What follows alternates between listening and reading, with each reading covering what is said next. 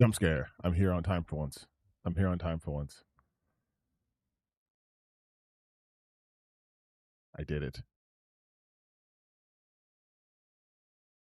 I feel like my camera's too far over. Let's move it over here. Right there. There we go. Wait, a little bit. Right. Oh, that's perfect. That is perfect. Oh, welcome to the not canceled stream. Um, not canceled in the sense that like I would do something that get me canceled, but I was not gonna stream, and then I did stream, which I'm currently streaming, and I wasn't gonna, but my plan altered, so now I can. There is a better way to say what I just said, but I'm not gonna do that. I'm not gonna do that.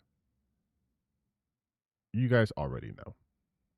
You guys already know. So welcome to a Saturday stream on August 8th, 2026, 8:23 p.m. You thought I'd take the night off? No. No nights off. Rise and grind, baby. Grind never stops. Um, insert other cliche sayings here. But the grind don't ever stop, baby, because the eternal will of capitalism demands I must produce, and keep producing until all of my value has been extracted, or something like that. I don't know. But we are here. We are here, and we are gonna have a good time. We're gonna have a good time today. We're gonna have a good time today. I promise. I promise to have a good time today. What are we doing today? I kind of thought since I didn't get to stream my gaming channel yesterday, we might do a little tiny bit of gaming. Maybe, maybe not. Nothing confirmed. But I know the Discord has been suggesting videos to react to, and I feel like this would be a good day. This would be a good day to check the Discord, see what they want me to react to it, all that fun stuff. All of that amazing fun stuff. We're having a fun day. You must hate Nintendo for calling out Trump on the. Did they call him out, or did they just like quietly and nicely ask him to stop doing it again? Because I do not think that was a call out. I do not think that was a call out at all. But like I said, we're gonna have a good day. We're gonna have a good, chill day. My blood pressure is not gonna rise. It's gonna be fine. Well, I'm gonna talk about one thing that'll get my blood pressure up, but then I promise no more me being upset about things on the internet. At least for like 30 minutes. But yeah, I just my tire is starting to bald. So I'm like, I gotta get that fixed. So I went to work and I was like, this doesn't sound right. And I checked my tire and it's like threading. I'm like, okay. I drive a lot for work, but I was like, okay, that's fair. I'm gonna go. So I was gonna go out tonight, but I'm like, I can't risk it. So after work, I came home and I basically immediately did this. It really keeps lagging. Get your game up. Get your get your numbers up, okay? You guys need to be up to date on everything I say. Everything I say is of the utmost importance. So this lagging business, no, not a fan. Not a fan at all. But yeah, that's basically what happened with me today. Just have to fix my car. Well, I'm going to fix my tires.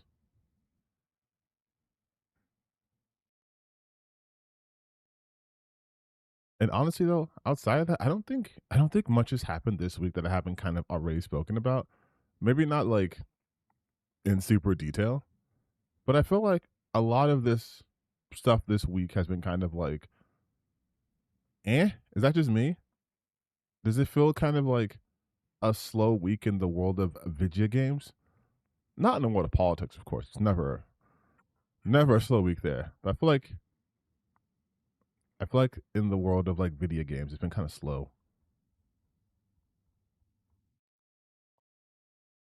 Which is why we'll have a chiller day. Well, we're definitely gonna react to some videos. I mean, you guys come here for the reactions. I know what you people want. I know what you sickos want. I see the data. I know what you stick stick freaks want. You want me to slowly die. You want me to slowly die on the internet, which is fair. There's the Asmon ban. Yeah, but I already talked about that. And like I said, unless that shit's perma, it's like, come on. Unless it's gonna be permaban, I don't care, man. It's such a I can't say I don't care because part of it's funny to me, but the other part of it is just like, okay, is he gonna come back better for this? No. Oh, there are a couple things I wanted to talk about though. There are a couple things I wanted to talk about. Um, both of one of them you saw, most likely, when I posted to my community page because I know you guys watch and see everything I do. We love that. We love that. We love that support. But for those of you who have no idea what I'm alluding to, I will get to it a little bit. Ooh, a tease? What? On a Saturday? Crazy. But what I do want to do first, what I always want to do first. Oh, and we're gonna do the crossword puzzles, okay? Because I felt like I wasn't giving my best last time, and it was late, and now I'm more awake. So you guys can see that I have a functioning brain. My brain actually works. But first things first, I want to guess the game. Just get into the mood. Just get into a guessing mood, a gaming mood. Because I'm kind of combining what I normally do on Fridays and today. It's like one thing. Because I was out Friday. I had sushi with my homie. And we were just commiserating over like, what was it, soju? I think we had like 2 bottles of soju or something different like that. Some milky like drink. And we were getting into it. But I want to guess some games. Let's do some game guessing. And then we'll get to the shit I'm actually going to talk about. This looks like Animal Crossing to me. Probably New Leaf. New Horizons. No. No, but it's not Animal Crossing at all.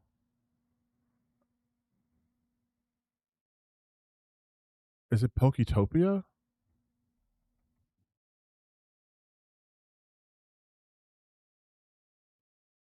Oh, Poketopia. No. Oh, this is like recent.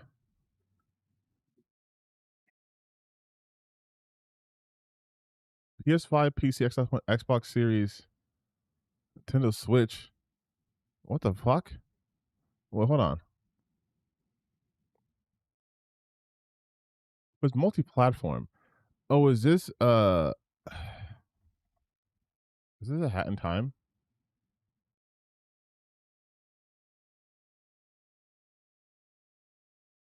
Farm Life Sim? Is this Power World?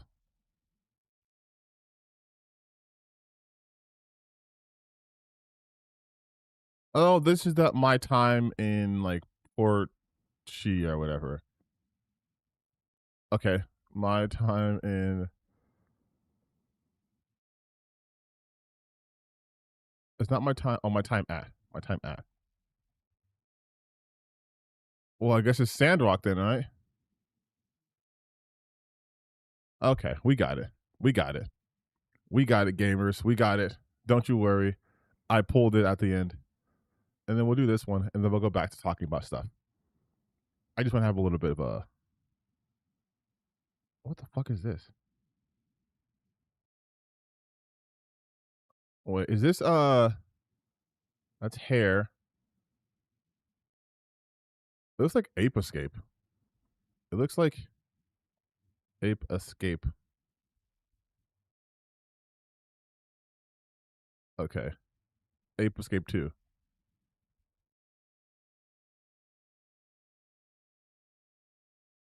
Damn. Remember when games used to be good? No, just remember when games used to be good and not woke? When you could capture apes and send them back over the border?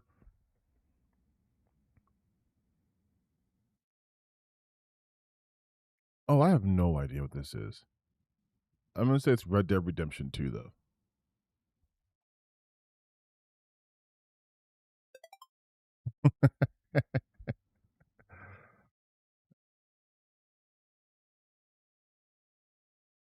I mean, it has a very distinct artwork. This is Faye from everyone's favorite game. Frey, sorry. Frey from Forspoken. This is actually a really good. This is a really good fucking render. Holy shit! I need to check this game out because I swear it was getting destroyed by a lot of gifters. I don't think it was as bad. Keywords: casual, petals, abstract. I'm gonna say flower. Let's fucking go. Let's fucking go. 2 for 2 on the first ones. Come on. Come on. Come on. You can be a little impressed. You can be a little impressed. You could be a little impressed, okay? Oh, this one's the bullshit one I don't like because it's just guessing. Like, what game just came out? You know what? Not just came. Let's do Marvel Spider-Man 2. I've been playing that game. Oh, it came out later. Nothing matched here. Nothing matches. Not third person, first person. How about Halo campaign evolved? Okay, Halo. I'll do token next. Is combat evolved? So not campaign evolved. So that's not okay. It's not this. I'll do token. Would token be on here already though? Yeah, I don't think Marvel token will be on here. Yeah, it's too recent. That's way too recent. Why don't we do a game that came out in 2025? You know, why don't we do Expedition 33? Let's see. Wait, the arrow means the game you selected was released later. Oh, so it wasn't released. Okay, so it was released. Wait, what came out?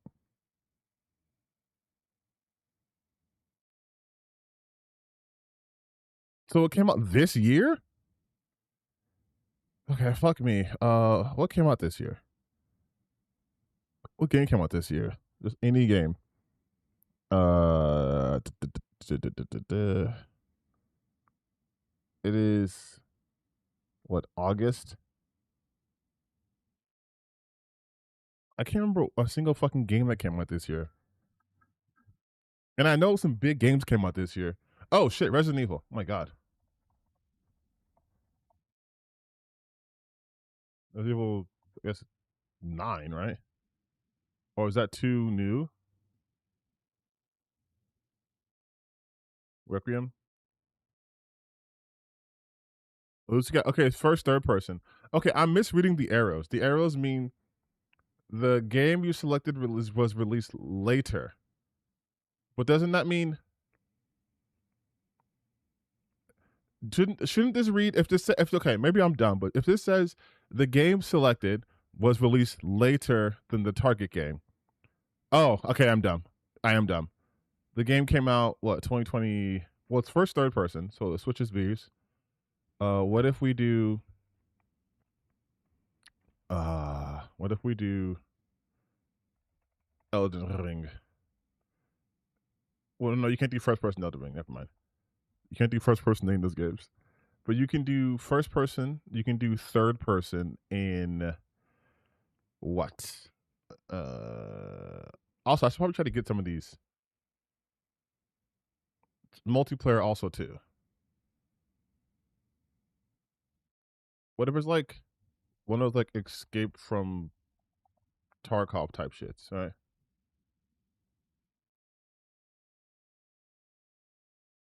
Oh, this is an old fucking game. Jesus Christ. Multiplayer game that's first and third person. What is fucking. I don't know this.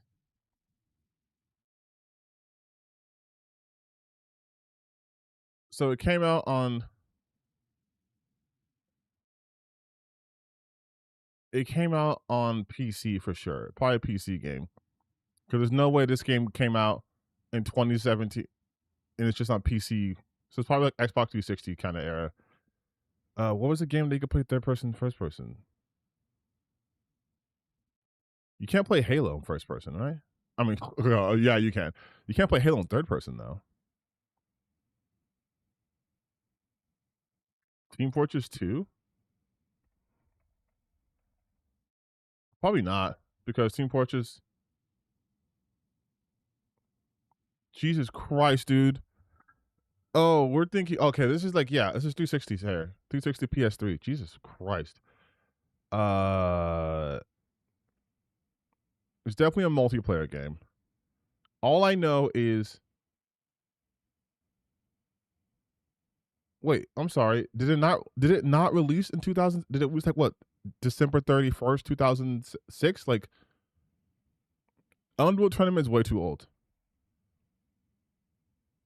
Army of Two? No, because I think Army of Two is EA, right? And that's not a publisher. This is why I fucking hate this one. This is why I fucking hate this one. It's so like random. Like I could do like, okay, I could fucking do. Give me a clue. Yeah, give me a clue. Oh, it's fucking multiplayer, single player, split screen. So it's a co-op game that's first person, third person. I feel like it's like not like Splatoon, because I know Splatoon did not come out on that fucking console or that year. But 2000, like what, 2006, 2007? Gears of War you can't play in first person. Trust me.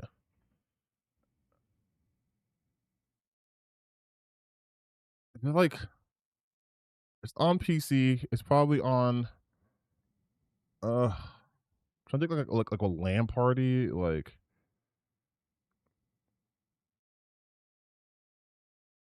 fuck it. Let's just do Unreal.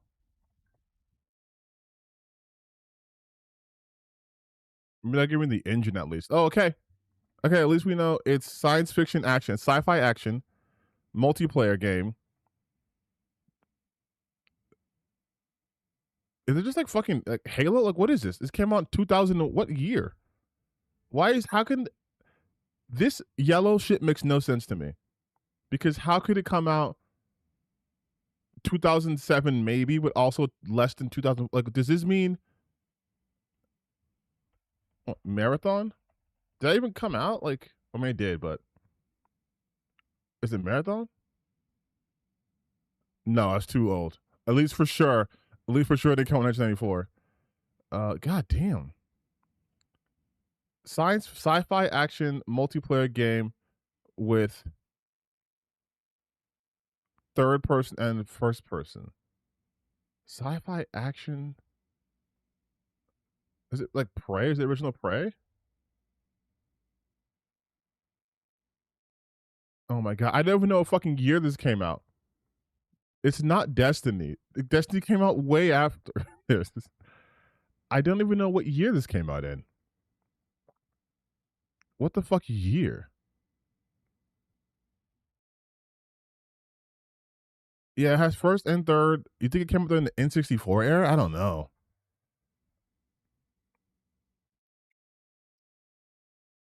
It has to be like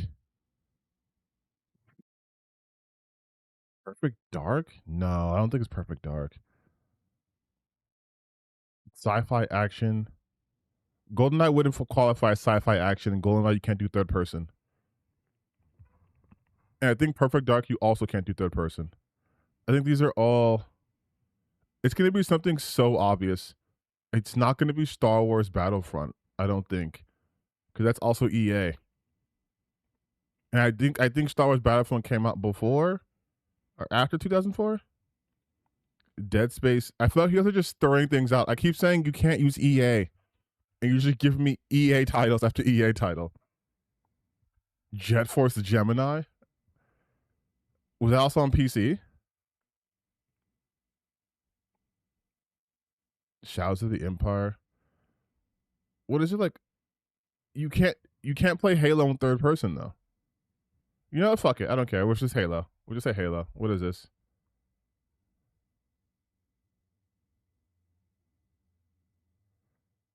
F-Zero GX? There is no fucking way. There's no fucking way I would have ever gotten that. From 2003?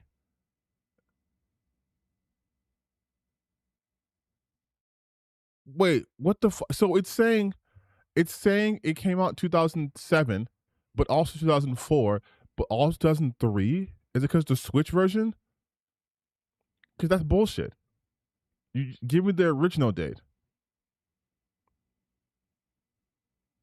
Yeah, why would this be sci-fi action? This is a fucking racing game.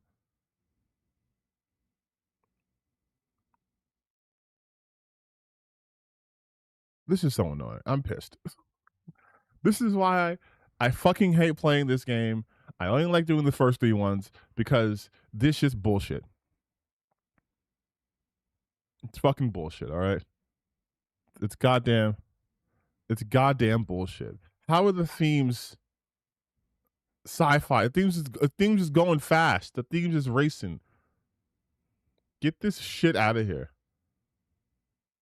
Can someone please get this bullshit out of here? Oh man. All right. Well, since my blood's boiling a little bit because I did that, we can just jump into the shit I wanted to talk about before we do like some reaction stuff because I know people want me to react to things. But I will get that ready. I will look at the reaction suggestions. I do check this out. So we'll see what we can watch from here.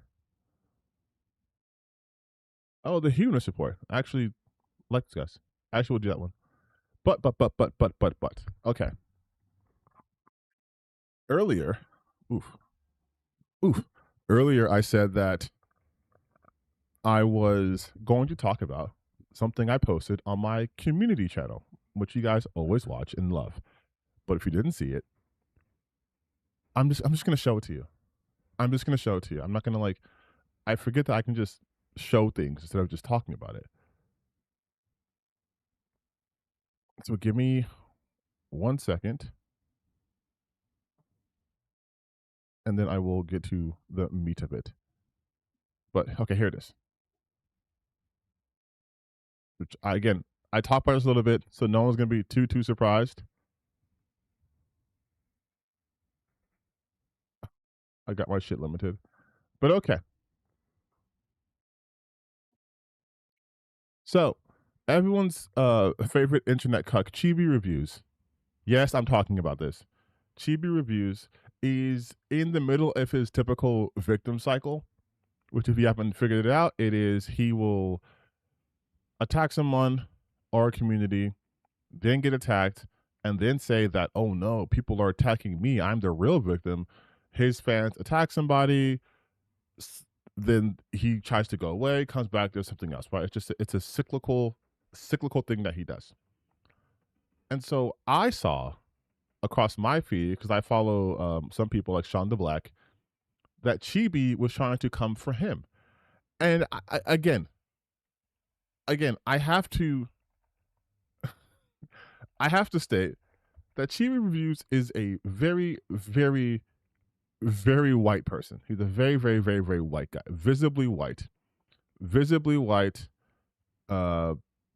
Just an absolute loser too. Like he got cucked. His girlfriend cheated on him. He might have had her when she was a lot younger. Who knows? But his girlfriend cheated on him. He went on the internet and told the entire internet about that. and then also added the fact that his friend said, "Yeah, we're gonna go with your cheating girlfriend and friend because you suck." That's who he is, right? He talks to people all the time. He like okay, for example, this is what he does, right? Like expose the pedo and the defenders that have slandered me for 2 years. He's not exposing anybody, right? He's a loser. He's also making this. Oh God, his content's so dog shit. But this is who Chibi is. This is what he does. This is what he does. I almost died, which he's used, by the way, before. He's used this exact thing before to try to garner sympathy. To try to garner sympathy. Right? He wants you to feel bad for him. What the fuck are these thumbnails? Terrible, terrible clickbaity thumbnails that honestly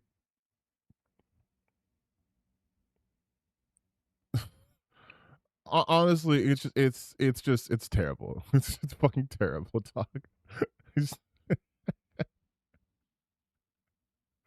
Like this okay, I'll give you guys a little hint.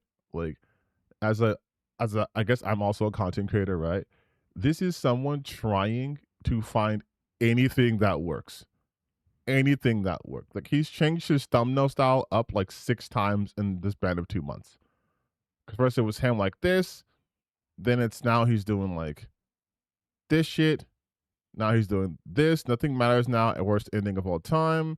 Using this shit. Like trying to milk a lot of things. And now he's switching over to using.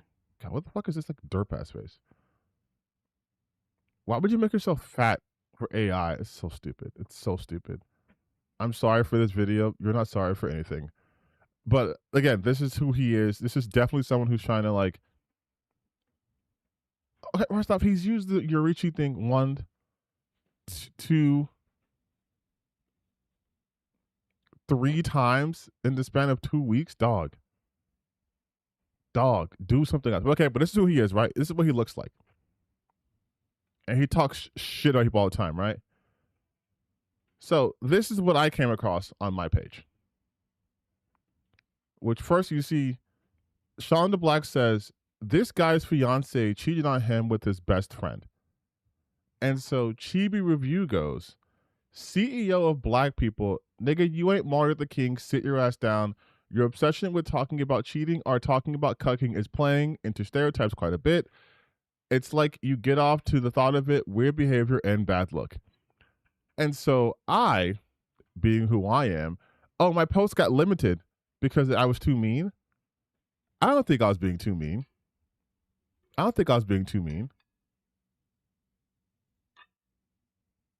And this is what it looks like, right? All I said was, oh, I know this cuck bitch not out here saying nigga like his no girl having noodle arm ass, facial hair has a restraining order against his face, gets folded by the sun, couldn't pull if he was turned to a magnet, allergic to shampoo looking ass, even has a hint of melanin. That's all I said. That's all I said. But this is the most obvious cry for attention. This is the most obvious, like, I'm falling off. What's happening? Oh, let me go be racist. Let me get my name back out there. Let me get my name back in the zeitgeist. Right? Because if we just type his name in,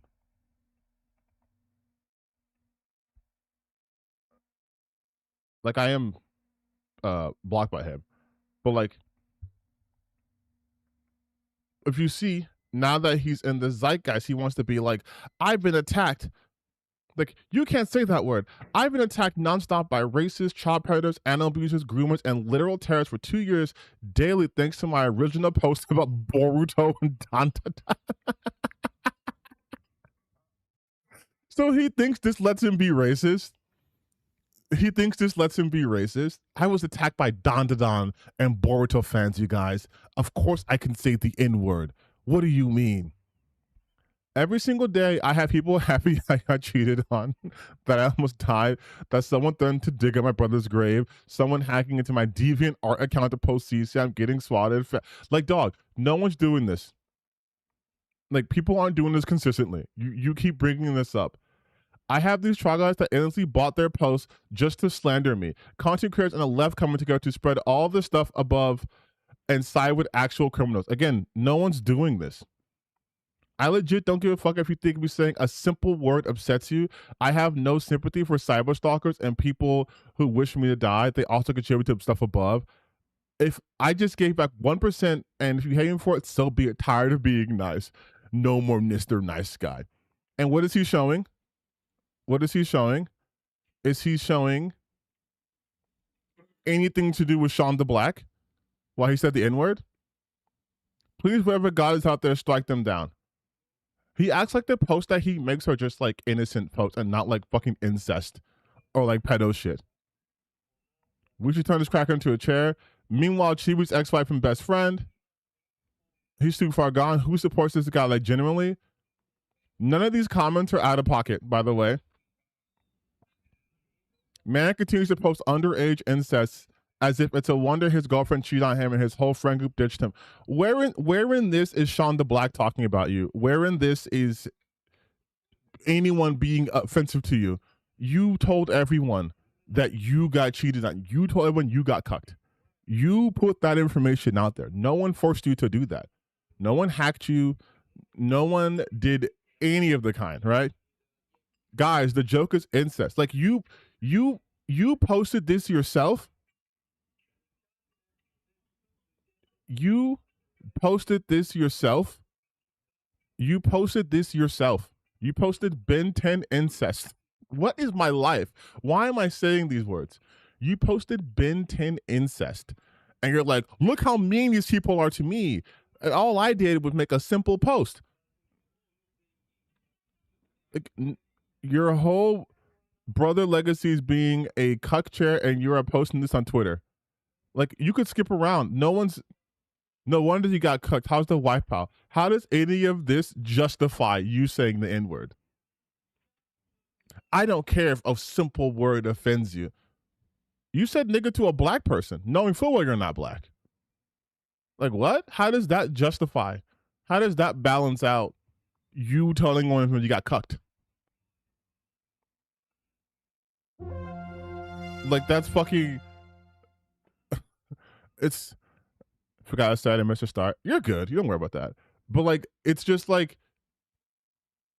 He's like, yeah, people are being mean to me, so I'm going to use a slur. I'm going to use a slur, you guys. Not gonna lie, as a black fan of yours for 8 years now, I have to see my way out. I tried to kind of turn a blind eye to all the drama, but I can't really anymore. I don't care that you said the word, but all it does is embolden the outwardly racist people in your community. Much luck. You're okay. I don't like when people do this shit. Don't hit me with it as a black person. Nigga, you are not black. Stop this. Stop this nonsense. Stop the charade. You are not black. Why would you be like, hey, as a black person, I have to see my way out? But I don't care that you said the word, but now it's going to embolden the outwardly racist people in your community. So you knew there was outwardly racist people in his community, and you think this is going to embolden them to be racist when they're already racist, but this is also the reason why you're leaving, but you also don't care if he's being racist? Like, what? What? Are you this dumb, man? I fuck with you, but this logic proves you're literally an idiot. You just said you are attacked by racist. Twin, you literally just showed you're willing to be racist if it wins you an argument, LMAO. If evil people hates you for doing good, that means you did the wrong thing, so don't give up. Don't give up doing what? Posting about Ben 10 incest? Like, this is the insane shit to me that these people always do. They always try to act as if whatever they have done is just this generic thing, but what's happening to them is objectively worse. Like, they never say what they posted or what they said. It's always like, why didn't he say it again? Why didn't he say nigga here again? Because he really got what he wanted. He got to be put into the drama cycle, right? So I guess kudos on that because I'm talking about it. But he really got what he wanted. He's not saying that shit again. Because there's no black person to say this to in this thread that's of any sort of known or renown. And B, he's pussy. Because now he's saying you can't say that word. What word? Nothing here justifies any of this. He said, I don't give a fuck if you think this simple word upsets you, and yet you wrote 1, 2, 3, 4, 5, 6 goddamn paragraphs about this, but you don't care. But again, he does this because this gets him attention. Because that's all he wants. Like here, Shonda Black responded, the crash shake gonna make her come back, little bro. And then he goes, okay, nigga, if you love cheating that much, don't need to share it with the world. And it's like, like, again, no one would have that information to use against you if you didn't wittingly post this on the internet as a video. I don't think I have to even scroll that far to find it, right? That was like 3 months ago?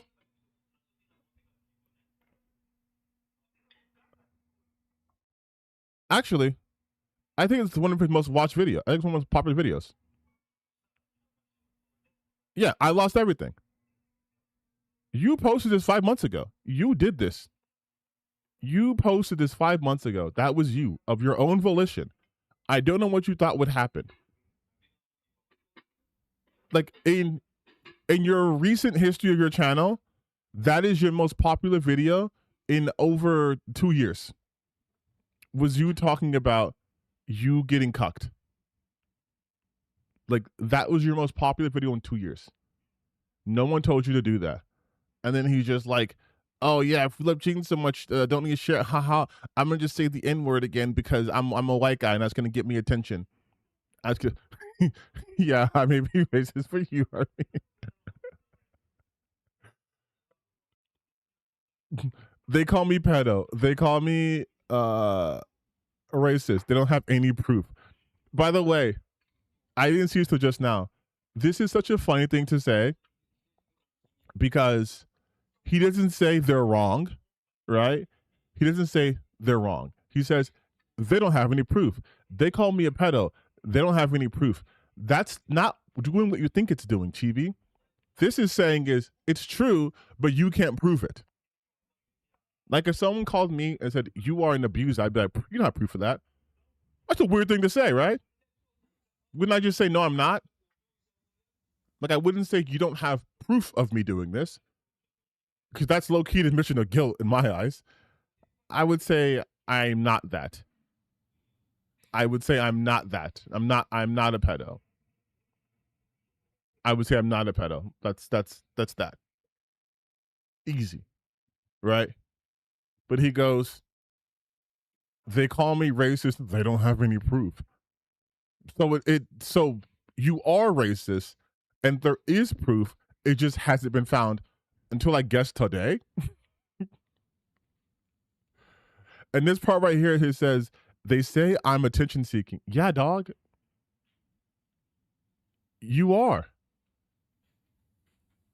Because if we follow the trail for this, all Shonda Black said is this guy's going to cheat on him. And of all the people that Chibi showed in his little video, he went after Shonda Black. I wonder why. Oh, so he could be racist towards him so I would get him attention. Again, if we go back to his own video that he posts his own owns, it's so strange to me. Like if you look at the things that he showed here, it's like look at all this assault, look at all these attacks I've been getting. None of this is from Sean. None of this is from Sean. None of this is people being racist towards him. None of them are being like aggressively evil to him. And he's tweeting about incest with fucking Ben 10, Ben and his sister Gwen. Our cousin, Ben and his cousin Gwen. Like he's talking about incest. Incest. Like this isn't incest. The joke is incest. That's the post here. Hear me out. That's the post here, right? It's gross. It's incest. But of all the people, someone wrote, when Patty Reviews pulls up your favorite series, Count Cuckular ran out of dicks to jerk off and now he's trying to start discourse. Of all these posts, he could have went after. Gets exposed for grooming. Someone called you a groomer. But of all the posts, he could have went after, who does he go after? Shonda Blacks. Doesn't even show Sean's post in his little collage of why he got attacked, right? And then what does he do? Goes to his profile and says, the CEO of Black People, I could use that. And look, I mentioned Martin Luther King. First off, dumbass, we call him Martin Luther the King, so you're not part of my community. But just so he could say the N-word. Just so he could say nigga. That's it. Just so he could say nigga. And then call someone a third worlder. Because he's trying to get on that Tectone, Asmongold, right-wing shit, which like, oh. And you know what's funny? All of this happens every time they lose a girl. When they get divorced, when they get cheated on, when they get cucked, they always turn to this. Tectone did the exact same shit. The exact same shit. The minute he lost Pikachu because he's an abusive piece of shit, suddenly he's like, oh, these women are whores, and they're sluts, and they're terrible, and they're awful. They're all whores and sluts. The second he got cheated on and got cucked and no one was on his side, he's like, well, look, you're a third worlder. Like, dog, like, you're into lolly shit. Like, look at this. Not sure how I feel about that. This guy's wilding for sure, but damn. Understandable. However, I will not apologize for the constant harassment and huge content creators thinking they get a free pass to slander me. They shouldn't throw stones. So you say the N-word? Like, that's what they always do. They go like, I'm not giving these guys a pass. You gave literally everyone else a pass besides the black person. But I'm not racist. Ooh, look at this hypocrisy. He got cucked way too hard. LMAO. So it's okay. It's okay for other people to get cucked and make fun of, even though he wasn't being cucked. But you, who admitted with no one telling you to that you were cucked, oh, that's too low. This warrants me calling you the N-word. Because how dare you bring this up?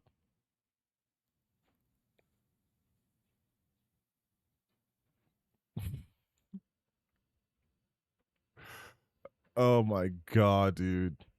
Third world. Mind you, and I cannot stress this enough. This was the response because someone made fun of him for posting about incest. This is incest. Was it your incest fetish that led you to groom a girl that was barely 18 in your late 20s or something else? Pack it up. Hush it. Dude got cheated on. So look, a lot of people in his own comment section.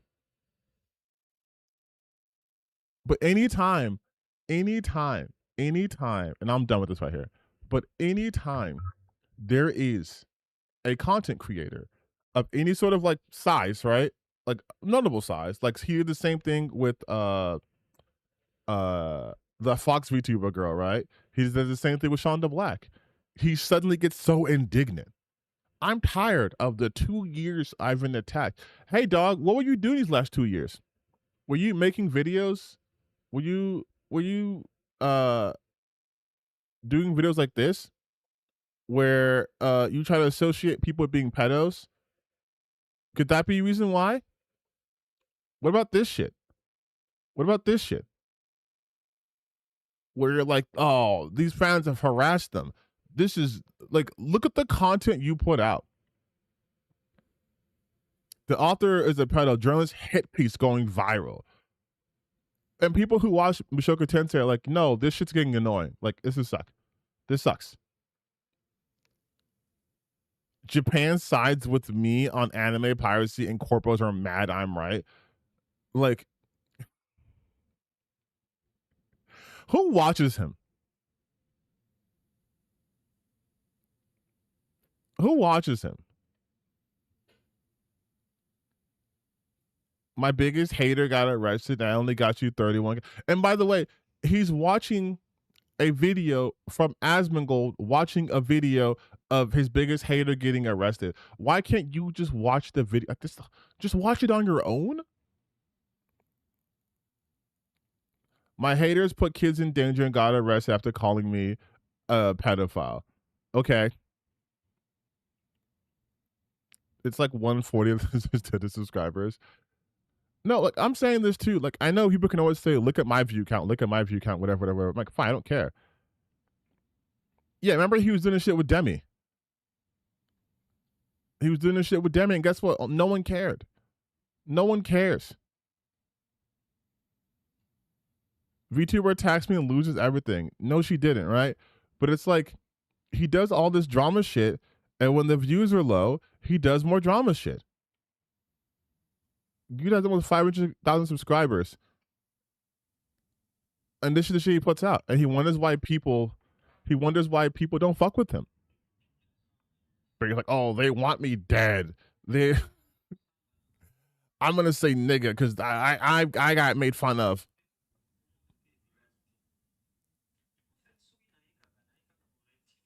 Like it's insane. Like he posted this. He posts this. This is what he does, and then he goes, everyone's out to get me. Everyone's out to get me. Everyone's out to get me. Everyone hates me. Everyone's my enemy.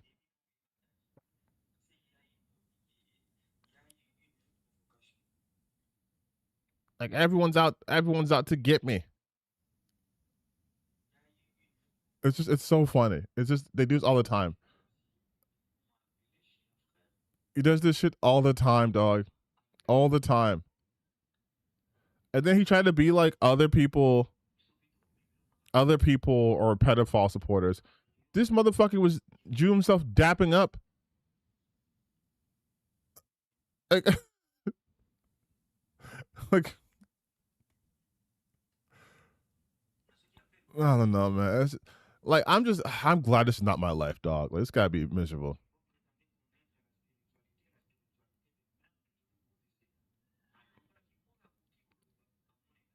Wait, when did I write this?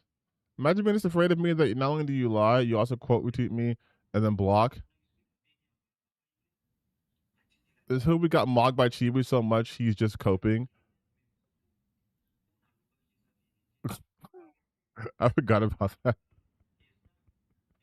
I forgot about that whole thing. I forgot about all this. But do you see how, I'm just going through here, do you see how most of this is just him drama farming? And then when people come at him, he's like, what? Huh? I know they're trying so hard to make hoodweep a thing. It's so funny. It's so funny because I'm like, just say nigga. Say hard R. That's what you want to say. Oh, these hoodweebs. These hoodweebs are making it so hard to enjoy things. I'm like, dog, if it wasn't for the hoodweebs, most people wouldn't think anime was cool. So there's that. But enough about someone being cucked. I want to talk about something slightly more serious. And that is the WNBA. Now, the WNBA has been around for like 30 years, right? And it was often the butt of many, many jokes. People were always talking shit about the WNBA. Like legitimately, like why would I watch this league? I'd rather watch high school boys play, or just go to the park and play, or this, and the third. Always in general, we disrespect women's sports in general, right? We do not give them the same sort of respect. We don't give them the same sort of attention that we give to the male sports. We don't. That's just objective truth, right? But recently, in the WNBA, there's been a huge a huge surge, I should say, sorry, a huge surge of interest in there, partly due to like Angel Reese and Caitlin Clark's rivalry coming into the WNBA. Also because of the current society we live in, where now everyone's like super transphobic. Transphobia is back on the menu, boys, and they want to attack every single trans person all the time, forever. And they will always use the defense of protecting women's sports, protecting girls and women from these predators, from these evil, angry men who want to get into the women's spaces, right? And this isn't a new phenomenon. It doesn't happen today. But I would say the inflection point, unfortunately, was Riley Gaines. You guys know Riley Gaines, right? She declared herself to be like the fastest swimmer around, and then she came in fifth place, and that's just been her entire identity now. The woman who just came in fifth place to a transgender swimmer, who also came in 5th place. But they want you to pretend, they want you to believe that in this reality, someone who's a trans woman has unbelievable advantages over cisgender women. That's been the meta they've been running. That anytime a trans person does anything, they're only succeeding due to their transness and nothing else, right? So you saw that with Riley Gaines. She's like, no. And then you started seeing them going after literal children, like kids. Get this guy out of here, you fly. Because someone get these flies out of here. Oh, that's my new vocal stem. But you see them doing this, right, where they were trying to go after, I believe it was like in like Utah, there was like one trans person in the entire state that was doing sports in like high school, and they're trying to get them banned. Luckily, that was not the outcome, because I think the governor was like, what the fuck? Why did we do this? Like, you're targeting one student in the entire state. No, we're not going to do that. But there are, and I want to stress this, I'm going to stress this, right? At the professional level, when it comes to like professional sports, like basketball or like tennis or whatever, especially for basketball though, there are no trans athletes competing in the professional level. There are none. There are no trans women in the WNBA. There's never been a trans woman in the WNBA. Most athletes at that level aren't trans. Either way, right? And I want that to be known and stated. The WNBA has been around for 30 years, and there's not a single time has a trans woman been like, I want to play WNBA. But very recently, Inez Cantor, also known as Inez Freedom, also known as fucking CIA FBI plant, also known as a loser, decided out of nowhere, like literally out of nowhere, that he is going to declare for the WNBA 2027 draft. And I know what they think they're doing with this. They want to see, any man could just come in and be like, I'm a woman, let me join. Even though, like I've stated, in the last 30 years, that has never been a thing. That has never happened. And if you guys have not seen him do this, even though it's cringe, I will show you guys his video, his little declaration, okay? Here we go. After careful consideration and reviewing the current eligibility guidelines, I'm officially declaring myself a WNBA prospect. If simply declaring who you are is all that's required, then I meet every single requirement necessary to compete in WNBA. My team and I have carefully examined the WNBA's eligibility criteria and governing frameworks surrounding self-identification and inclusion. Based on current guidelines, I can and am officially declaring my eligibility for the upcoming WNBA draft April 2027. I know my presence on the court will stir up strong opinions. I am definitely not here to mock, make fun of, or disrespect any community or personal choices. We will get to that. I am simply asking that the current rules be applied equally to everyone. The rules that represent the very values many WNBA players and coaches have publicly advocated for. My team are prepared to ensure these guidelines are applied equally, consistently, and without exception. And I look forward to the WNBA honoring its stated principles. And just real quick, I want to just check something real quick. If I just type in WNBA.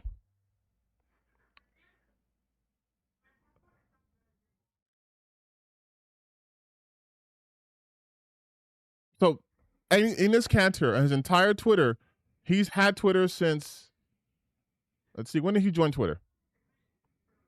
2011. Okay, so in 2011, he joined Twitter. He has spoken about the WNBA a grand total of 3 times.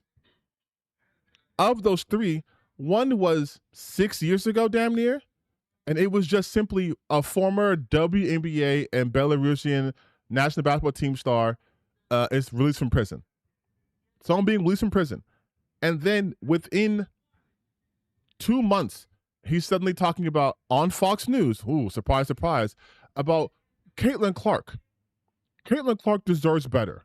She's the golden goose of WNBA. She's filled arena. She's boosted TV ratings. It's not just Caitlin Clark, baby. Look at Paige Buckers. Look at my girl Olivia. Olivia Miles is doing some crazy shit right now. It's more than just her. It's more than just her, right? She's not even the best player on her team. But these are the only recent posts he's made about WNBA. So him trying to talk about the sanctity of the sport. You've never seen him at a WNBA game. He doesn't talk about why you should watch the WNBA. He doesn't bring attention to the other players in the league. It's literally just Caitlin Clark. So if you're able to, read the room, read what's happening, Caitlin Clark is very much, because she does not say anything to the contrary strong enough, is very much the MAGA conservative darling. Why? Because she's a white woman in a black person sport not exceeding, but she's popular. And they've attached themselves to her. This whole right-wing movement has attached themselves to Caitlin Clark. Caitlin Clark gets fouled. We're literally launching a congressional hearing about how she's being treated. And I wish I was kidding when I said this. But Caitlin Clark, if you look at like the government, the letter they literally sent in 2026, 11 lawmakers led by Representative August Pfluger sent a letter to the WNBA commissioner demanding accountability for the physical play, unnecessary hostility directed at Caitlin Clark. Like literally had lawmakers in our government, Republican lawmakers, send a letter to the commissioner for WNBA to protect Caitlin Clark. Not Sabrina, right? Not Breonna Stewart. Not any of the white, not Kelsey Plum. Not any of the other white people in the WNBA. No, specifically Caitlin Clark, because Caitlin Clark is a useful tool in their culture war. They don't give a fuck. They don't give a fuck about women's sports. Okay, so going back to Enes Kanter, who again has only posted 3 times about the WNBA. Hell, I think at this point, hold on. I think at this point,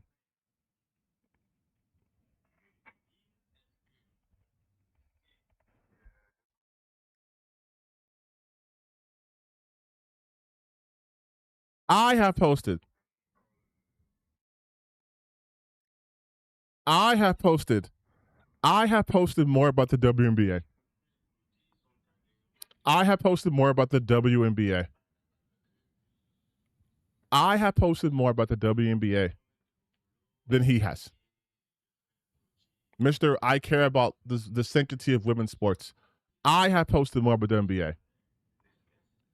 Me, June 2024. Suddenly everyone's expert how to grow in the WNBA. You know what's crazy? You always hear about women are overly emotional and men are rational and logical, yet grown-ass men have been losing their goddamn minds over the WNBA over one foul against Caitlin Clark. Literally had a GOP member send letter to the league. And there are multiple reports of Chicago Sky players being harassed in person by men. Caitlin Clark didn't fucking die. She's not hurt, fortunately. And she's playing tomorrow. WNBA is in the soft, but you men sure are. Jesus fucking Christ. I have spoken more. Why are these people so obsessed with the NBA players beating WNBA players? I have spoken more about the WNBA than he has. But again, let's hear it from his own words. By the way, let's just pull up this too real quick, just since we're here. Let's just talk about his just career.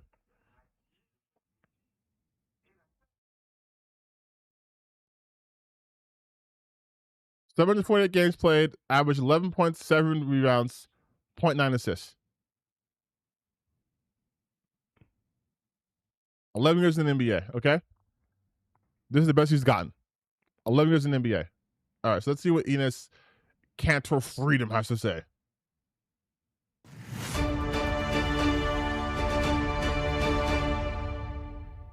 After careful consideration and reviewing the current eligibility guidelines, I am officially declaring myself a WNBA prospect.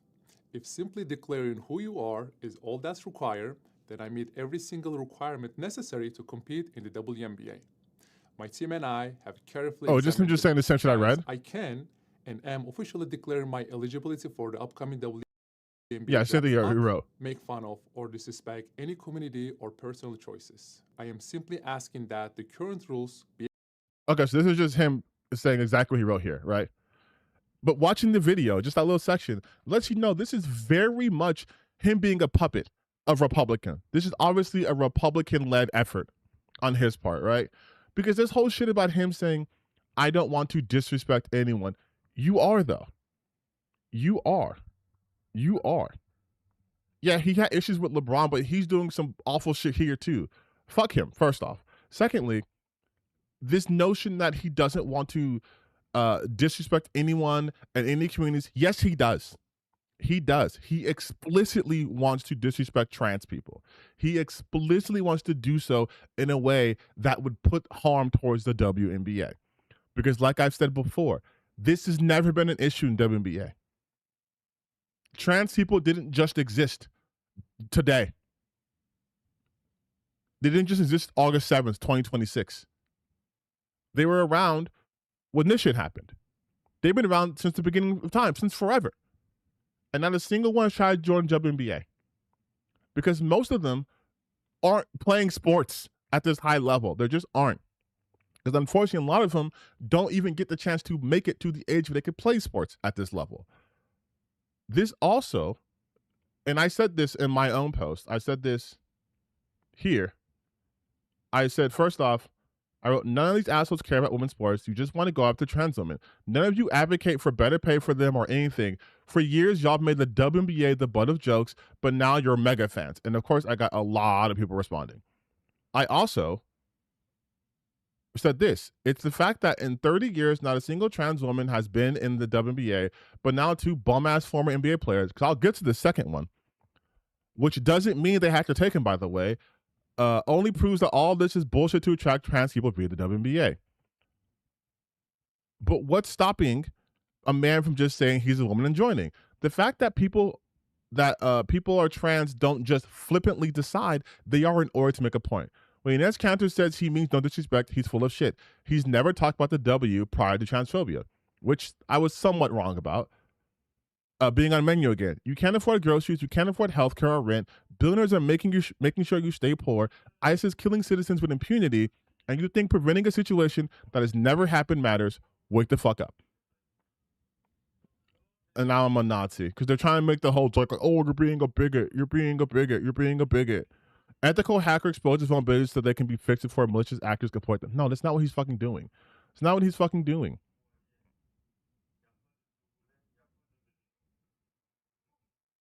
It's not what he's fucking doing, right? And I'm even getting a lot of shit for this post I made right here. And I've been talking about this for a couple of days now. Well, this is fucking stupid. He's not trans. And notice how no trans person's even done this. This is a made-up issue that conservatives won't let go of because they have to focus on real issues, like I mentioned before. It's just unfettered cruelty towards an extremely marginalized group. 300 responses. Surely this must be all good and everyone loves me because I'm right. And I'm not going to spare you. I'm going to spare you guys by not going through even the first couple of comments because it's disgusting stuff. But this is their true intent. Because now what's happening is if you talk about the WNBA on this website, it is nothing but this. It is nothing but this. It's nothing but this. And now the commissioner is announcing that the league is going to review like the league's taking this seriously, which they shouldn't. Which they shouldn't at all.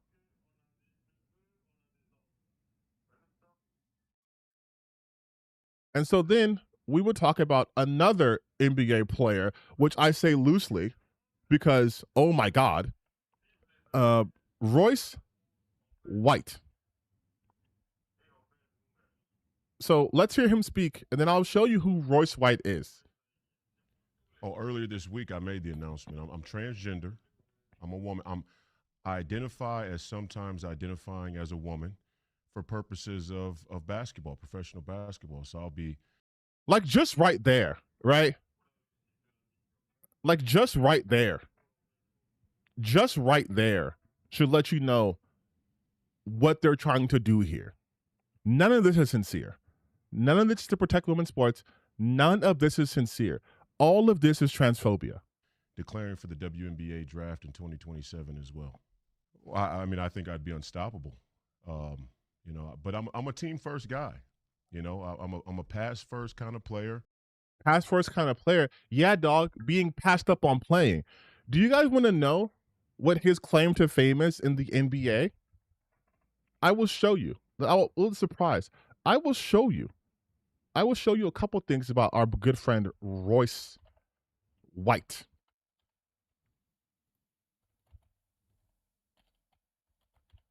So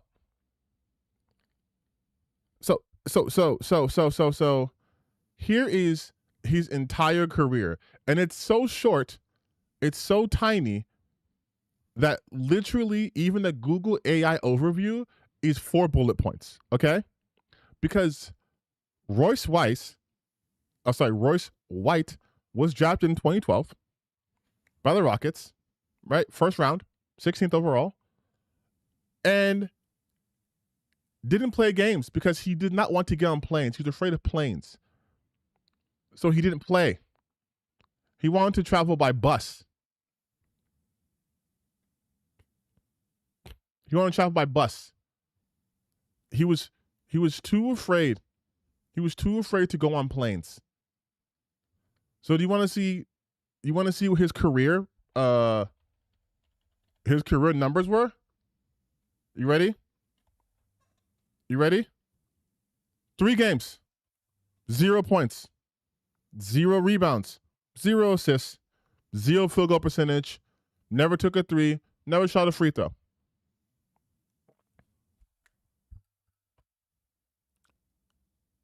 Minutes played, 3 minutes. That averages out to a minute a game, right? Me and Royce, I'm a little bit taller than he is. I'm an inch taller than him. At this point, I probably weigh more. Or maybe he weighs more now. But have I gotten drafted by the NBA? No, you got me. You got me. I've never been drafted by the NBA. But we have the same amount of points. We have the same amount of NBA points. Me, TTB in gaming, and Royce White have the same amount of points, 3-pointers, assists, and total rebounds in the NBA. And I never made it.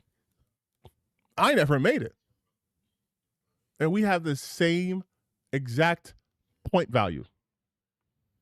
Big old goose egg gang. And he's like, I will dominate in WNBA. You couldn't dominate an airport. You couldn't get on a plane.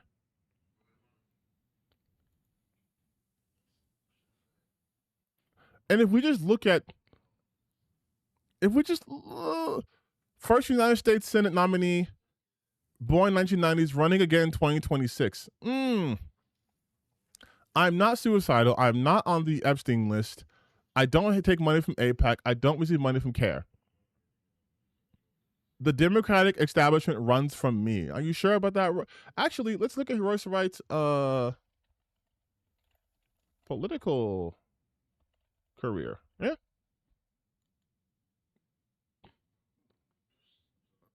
Let's look at political career. Oh, Wright is a far-right populist who has embraced conspiracy theories ranging from the origins of the coronavirus to the integrity of the 2020 presidential election and satanic influences in the federal government.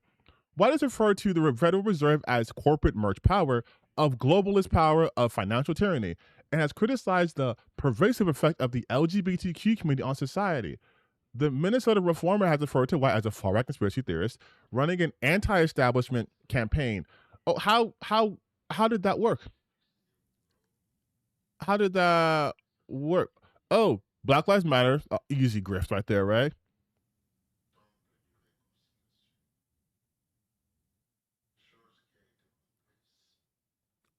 Wait, hold on. White led several protests in the wake of the murder of George Floyd. While these protests were described as Black Lives Matter protests and associated with that movement, White later stated on his website that he was never a part of the Black Lives Matter organization. Interesting. In 2022, he announced he won a Republican nomination for the United States House of Representatives against Ilhan Omar. Oof. His campaign was endorsed by Donald Trump advisor Steve Bannon, and he was on Alex Jones' show, while White lost to the Republican primary to Cicely Davis. Let's see his next campaign run. He's running for Senate in 2024. He tweeted a map of drinking fountains in Minneapolis, claiming it was a map of crimes. On his campaign website, White references his mental health struggles and also claims that mental illness in contemporary society was caused by materialism and declined spirituality. So when you weren't able to get on a plane because of your anxieties, which is a form of mental illness, is it because that was capitalism? That was materialism? Were you not spiritual enough to get on the plane, Royce?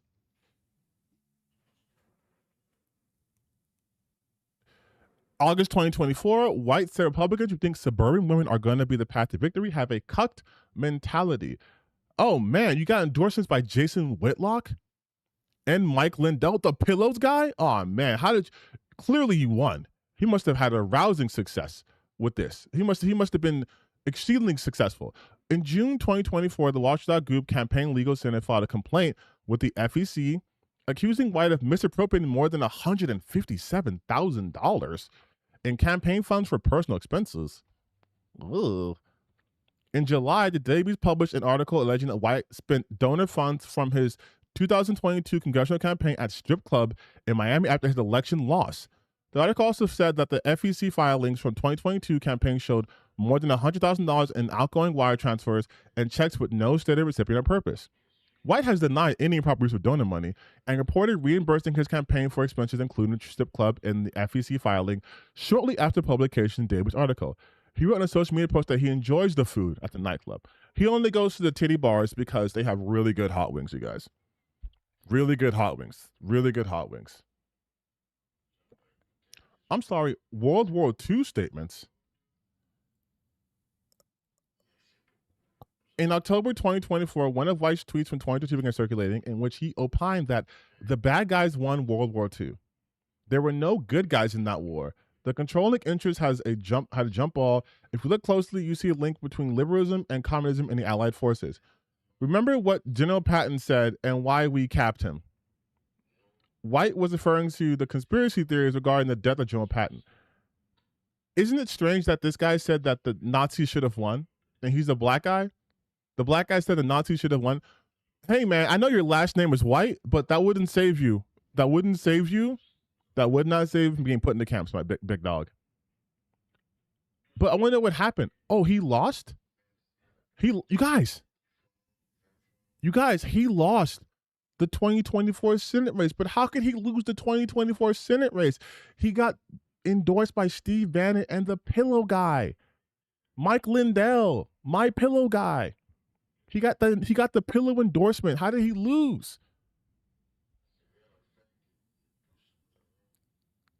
How did he lose? I don't understand. I don't understand how he could have lost. How did he lose every single time? He has a history of general anxiety disorder. He's making fun of people with mental illnesses. Dog, you have GAD. But let's go back. Let's go back now. Let's go back, right? Because I kind of went on a tangent right there. But again, he said he's the kind of player. I wouldn't qualify as a player. I do the little things. You know, I led my team in all 5 major stat categories at Iowa State University. So I do a little bit of everything. I'll do whatever the coach needs me to do. Except for get your ass on a plane, right? Like, right? Like, objectively. Coach said go on the plane. You said, I don't know about that. I don't know about that. It's also interesting that he mentioned his time in Iowa. Didn't you do something after Iowa? Wasn't there a league you got drafted into after you played college? How come you're not mentioning that? I'll do whatever the girls need me to do. You know what? I'm so happy you said that, Royce. I'm so happy you said that. Because you know what the girls needed him to do, you guys? You know what the girls needed him to do?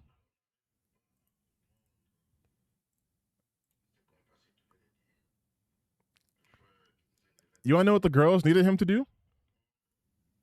Stay away. A restraining order was issued against White in February 2026, requiring him to stay away from his former wife and their son. Said restraining order is enforceable for 50 years.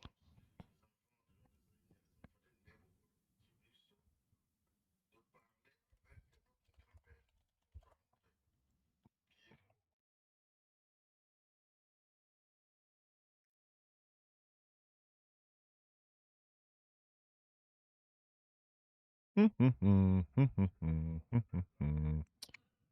Royce White abuse case judge issues 50-year order.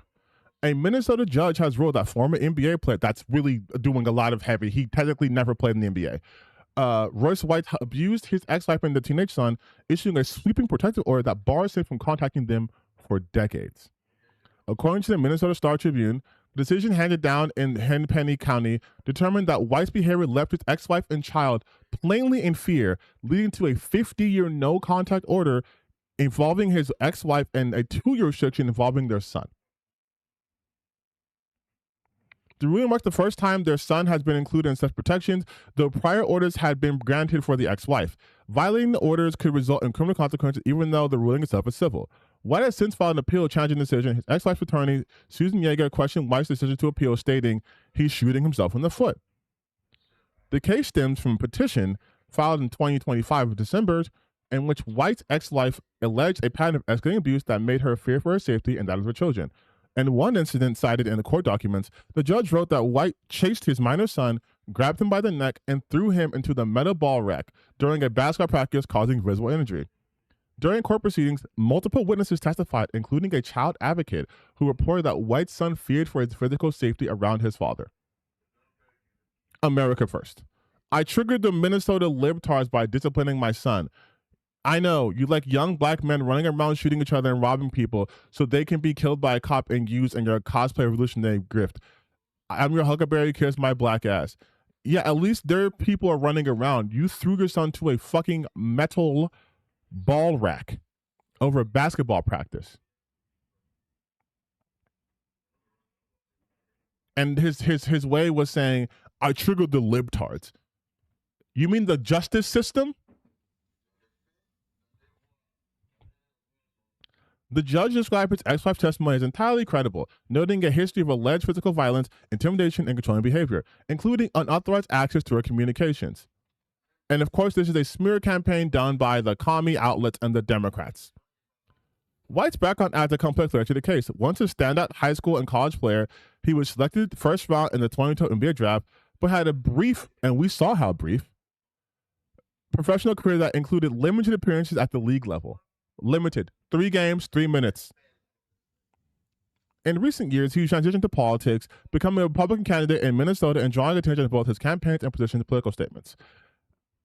So yeah, him saying he needs to he'll do whatever the girls want, only if a judge orders him to do so. I think the WNBA could come out and make a definitive statement about guys with a pair of balls playing in the women's association. But you know, hey, that'd be probably too much like right. So, and I don't want to be discriminated against. No, I want fair treatment.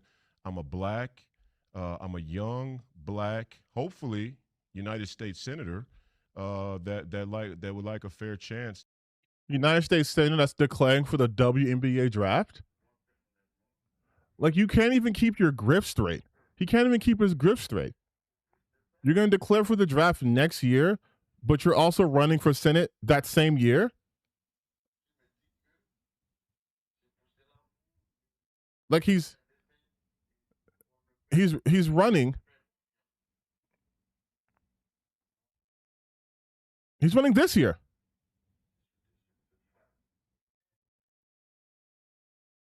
On February 14th, the day after Smith announced she would not run for a second full term, White affirmed he was running for the now vacant Senate seat.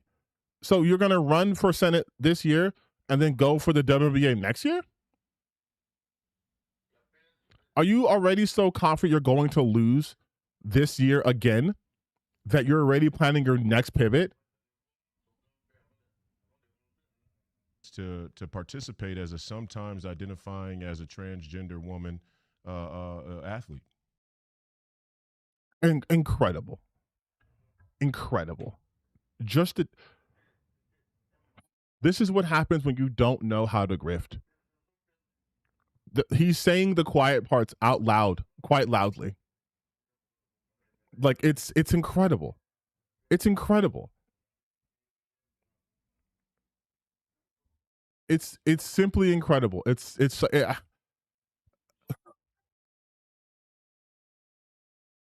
the Democrats put you certainty in exchange for everything. One of the things that, like, what do you want? Are you running to be? Your primary voting is in 3 days. Are you running to be Senate, or are you running? Are you going to join WNBA? How can any of your constituents trust the words you say when 1 minute you said you got their back and the next minute you're declaring for the WNBA? Amazing. That's a lot of, hey, Black trans lives matter, cis for sissy. Like, it's just, it's the thing too though is it is such an astroturf point, which is why Fox News is running hard with it, which every Republican, every conservative is running hard with it. But he does not even attempt to hide the grift. Again, let's do this. Let's do the test. Royce Wright. Let's see this big WNBA fan. Let's see. I'm declaring for WNBA. This is all. So again. Oh, at the very least, he has been on this particular grip since last year in November. But anything about the actual WNBA? No. Nothing about nothing about the league, nothing about WNBA, nothing. Everything is from November 25th, November 2025, and today. That's it. That's it. Nothing. Oh, of course, Caitlin Clark. Of course, Caitlin Clark. What a surprise. What a surprise that both Cantor. What a surprise that both Cantor and him both spoke about Caitlin Clark. What a surprise. No one else. Weird.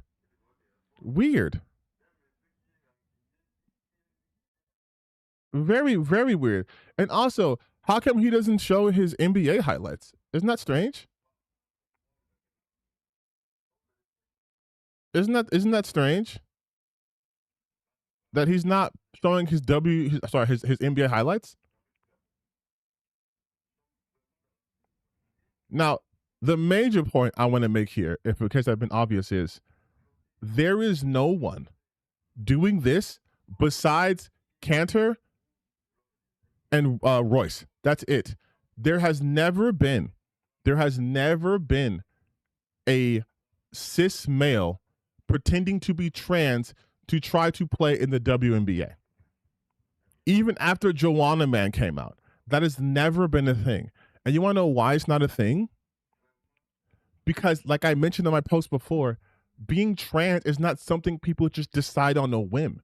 I know this dumbass doesn't know how to grift well, so he's like, I identify as sometimes being a woman with the express purpose of playing basketball, which all that means is you don't think you could hoop with men, which is strange as a person who was drafted in the NBA.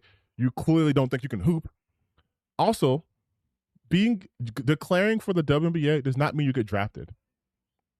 Because they're also using a French trans woman saying like it's happening all over, and she's not even in the top France women's league. She's like a D3 player, and she's like 36 years old, and she's like, I'm not going to be able to do that.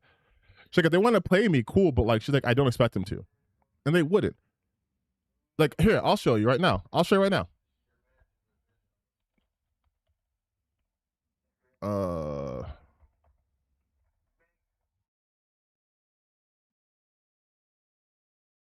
Her name was Julie Tetart. Here. Dominating French trans basketball play implores WNBA for a chance to play, won't say no. This is a misleading headline, by the way. Because what she wrote, she says, if they contact me, I won't say no, but you have to be realistic. I'm old, and they are far better players than me. Tetart told Outkick over Instagram direct messages on Monday. She plays in Monaco.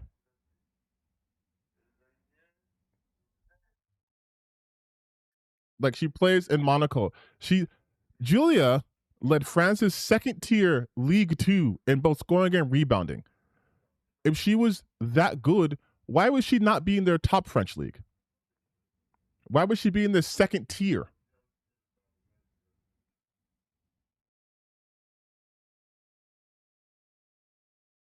Why would she be second tier?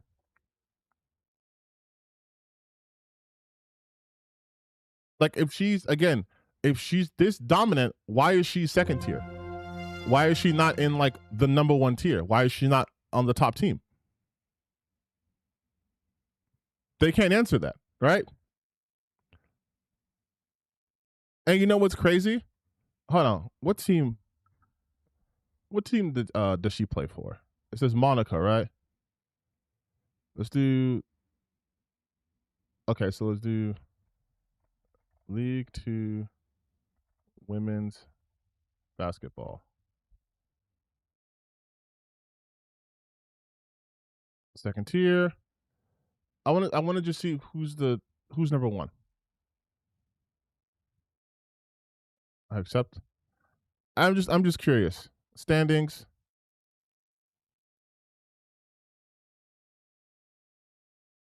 And Julia plays for what team?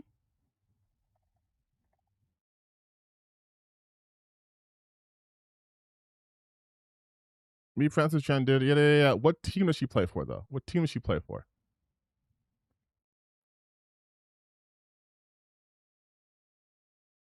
For League Feminine 2 side, Monaco. Okay. So according to this, if this is the Monaco team right here, they're in the 8th seed.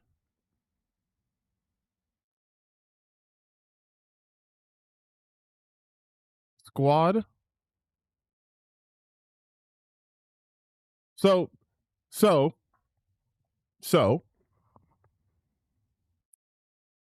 they're trying to say that the WNBA should bring Julie, because Julie,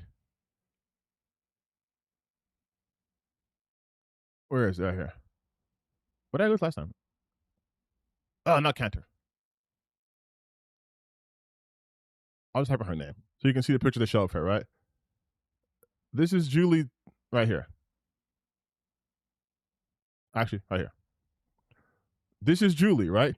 This is Julie. Averaging 20 points, 20 rebounds, right? Plays for the second tier, not the top teams, the second tier in France. Plays for Monaco. We confirmed. Monaco W. This is Julie. Why are they ranked 8th? They told me that they would be they would dominate. Why are they not number one team in their league, in the second tier league? Why are they not number one?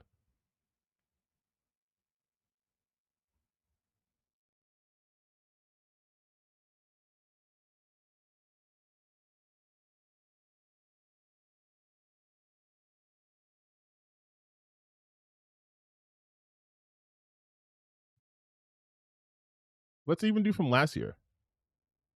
Did Monaco win last year?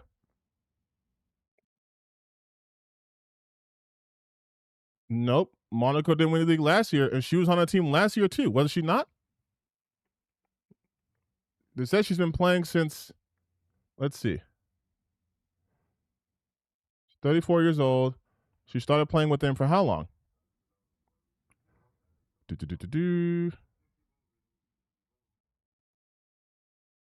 So she led them in scoring and rebounding 2025, 2026. But did they win?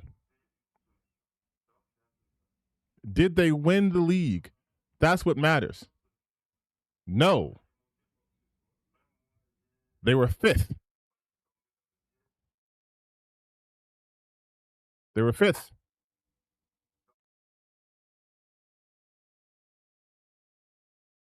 $42 points, 46 points.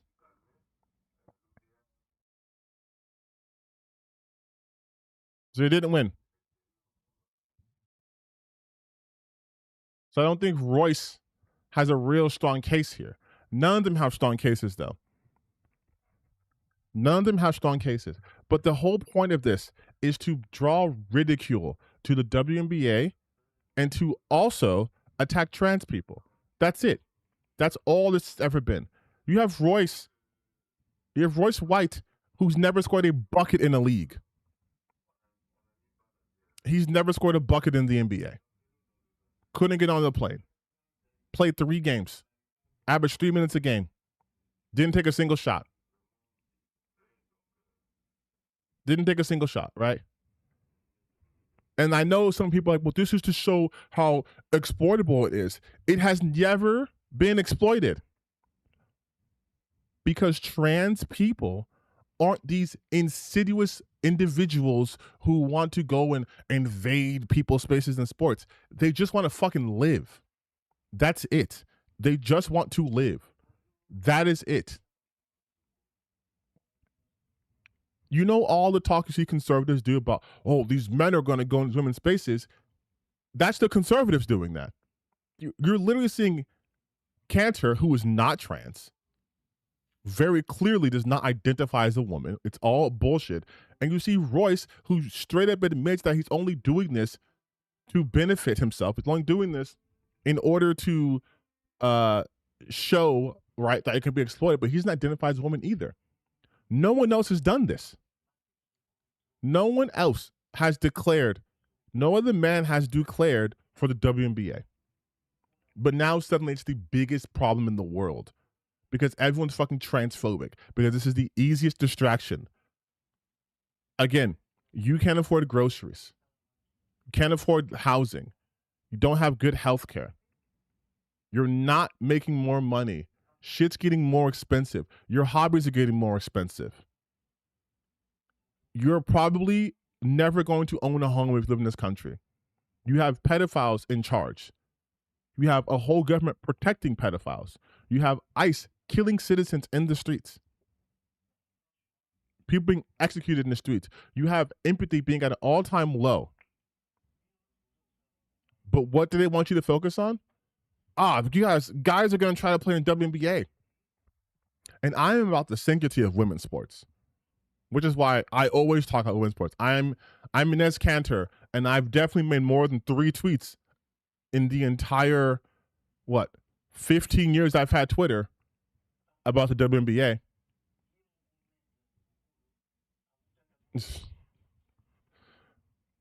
Like, this is, to me, this is the same level of idiocy as people complaining about billionaires being taxed when they have fucking popcorn ceilings. Like, dog, don't worry about that. Worry about what you can do, right? And again, just to really highlight how much of this is a fucking farce to these people. Here's Royce again. I identify as a sometimes identifying transgender woman. My wig is in the mail.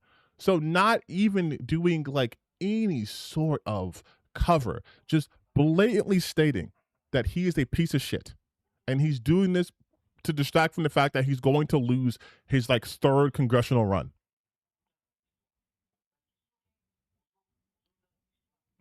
If only this coward had an irrational fear of grifting instead of flying. Dude, my transition cured my fear of flying. Like, it's so funny that this guy has a literal condition, general anxiety disorder, and he wants to do shit like this. Many men are already playing WNBA.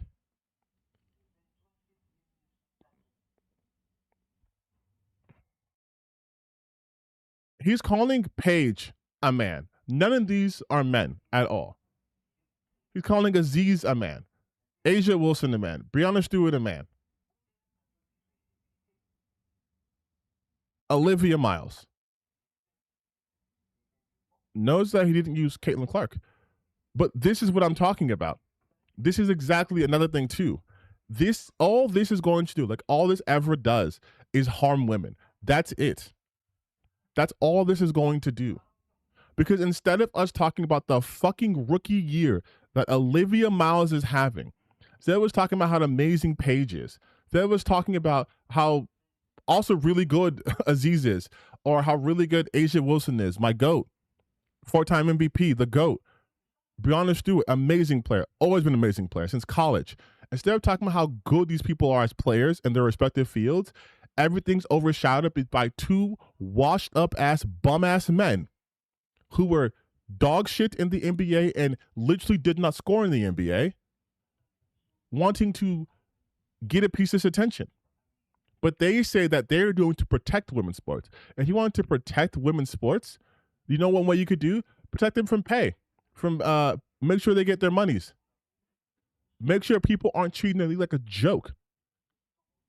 You guys are making it into a joke.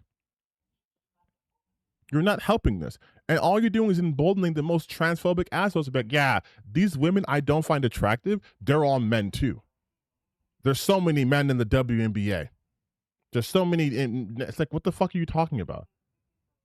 Brittany Griner, not a man.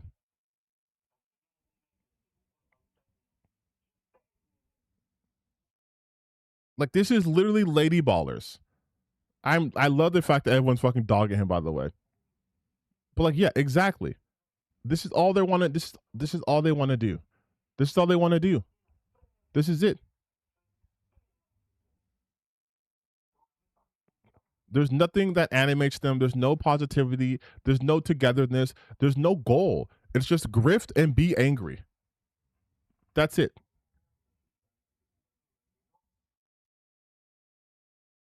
And oh, see, trans hate. Like, oh, they're trans. Oh my god. Like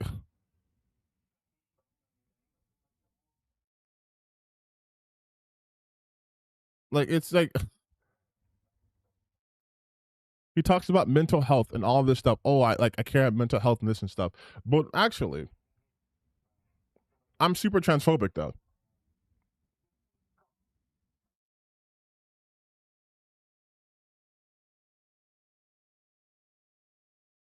Remember President Donald Trump done trail with Sweden and when ASAP Rocky was arrested? Sleeper Joe has very few cards to play in Brittany Griner negotiations.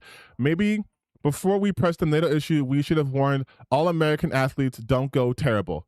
A Godspeed. WNBA players don't go to other countries because they pay triple the salary WNBA plays them. This is more about equal pay than political drama you always bring up. Shut the fuck up. Equal pay for WNBA players? Are you smoking meth? It's completely audience driven. So from are you smoking meth to actually, I respect the WNBA, and I think I respect them so much. They should let me, a man who wants to identify right now temporarily sometimes as woman, in order to play in this league. Like, get fucked, man.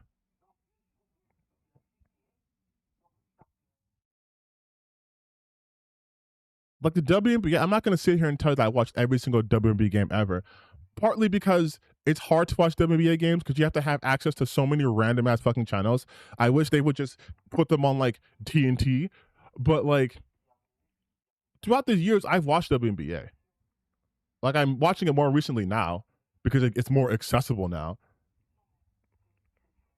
But like the WNBA, again, if you guys don't watch it, Olivia Miles is going nutty mode as a rookie. Like she's doing insane shit.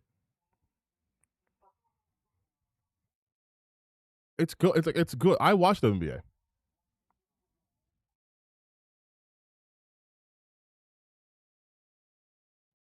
Even Seth Curry is talking about it because Dejanay Carrington got ejected because she fouled the shit out of Sophie. Which, by the way, I didn't even talk about Sophie's ass, but she's the kind of the one who was like the whole starter for this shit again. Her talking about trans people being in sport or whatever, and then she goes like, "Oh man, we don't talk about basketball anymore. We're just talking about this bullshit." And now people, okay, let's focus on basketball. You scored 2 points last game. You scored 3 points this game. You've scored 5 points in like 6 games. And they're like, WNBA a star guard for the Fever. I was like, star guard for the Fever? She's not even the 4th best person on her team. What the fuck are you talking about? You have Aaliyah Boston. I guess Clayton Clark too. Oh, Sophia's definitely doing the whole right wing thing. Kelsey Mitchell. Like, you have way better players on that team before you get to Sophie Cunningham, dog. You live in Indiana, Sophie's not. Of course she's not a fucking star. Of course she's not a fucking star. She got like her face done and then suddenly became like MAGA Barbie. And that's it.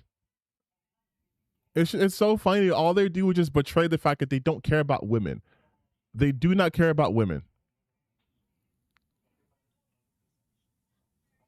And no one's going to draft them. No one's going to draft Cantor.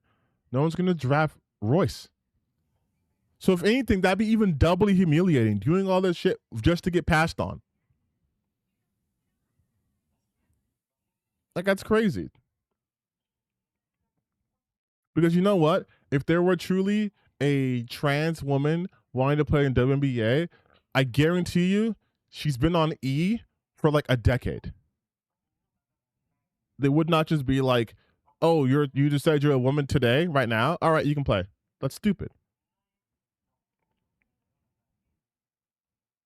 But again, they don't care about women, whether you're trans or cis. You are simply another tool to be used in their bullshit culture war. And I'm sick of this shit, man. Look, we have real problems. And motherfuckers want to be like, but the WNBA might maybe potentially have cis men in there. Hi, I'm a Republican. I hallucinated this situation. Let's focus on this. God damn.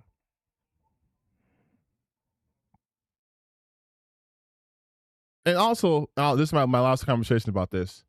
This is the person MAGA's leaning on. She's the most charitable person on his team. No, she has no trade value, dog. 3 points, 1 rebound, 2 steals. 2 points, 3 rebounds. You know what? Let's pull up her numbers. I'm in the mood. Let's pull up Sophie Cunningham. Let's just do career. Oh, her stats. Oh, okay. She's averaging 8 points a game. So her best year was with the Mercury. 12 points a game in 29 minutes. Let's just for comparison. Just for comparison. She's on the Fever, right? The Fever won today against the Sky. Let's see the. Can we see the stat line?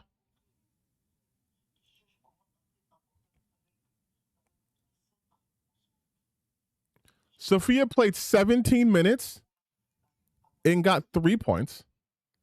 Lexi Hall, 19-5. Caitlin Clark, how many times did she shoot? Not too bad. Kelsey Mitchell, 36-27. Okay. She played 17 minutes, 3 points. That was today's game. If we just go through her career, just stay with me now.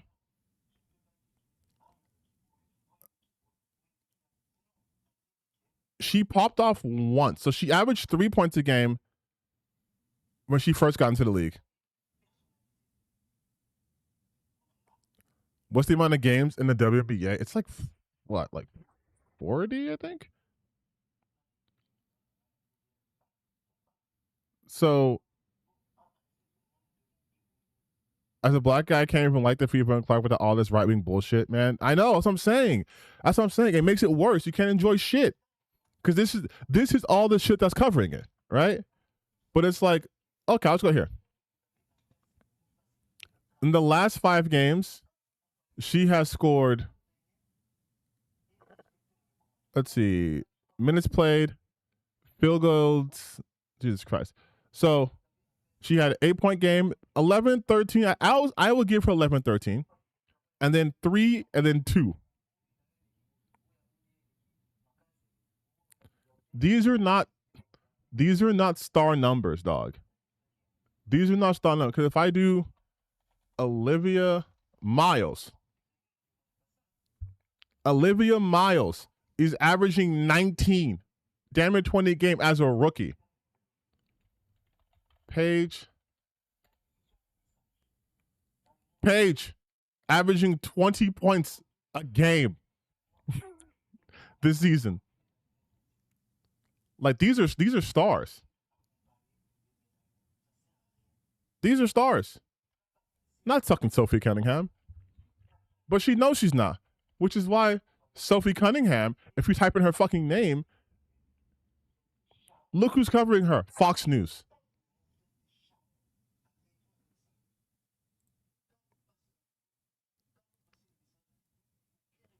Love her or hate her, Sophie Cunningham won't be ignored. On the court, she is. I love this part because she says, I said what I said, right? Remember she wrote this? Remember she said this? Right? She's like, I said what I said. She put on Instagram. She did this and she's like, I said what I said. I will never falter. I said what I said, right? Protect children. I don't just like anyone. I'm here to love, whatever. I said what I said. And then she talks about this. After saying I said what I said, then she goes, the WM media, all we would do is cover everything except basketball. After saying I said what I said. Actually, now I'm gonna go back to basketball. And then people are like, okay, we'll go back to basketball. And then we'll go Sophia Cunningham. We're going back to basketball. Sophia Cunningham scoring dip, draws, notes amid Fever wins. 28 minutes, 2 points. Negative 28 rating for the game. Fever won by 4. Like, like now we're focusing on basketball, right? Now we're focusing on basketball, right?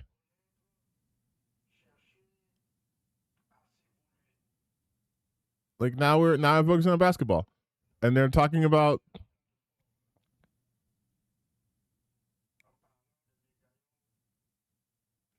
Sophia Cunningham scored 3 points in 17 minutes for Fever today. Thought I'd share these stats since she wants us to talk about basketball now. The month of August, 2 points a game. You're getting traded.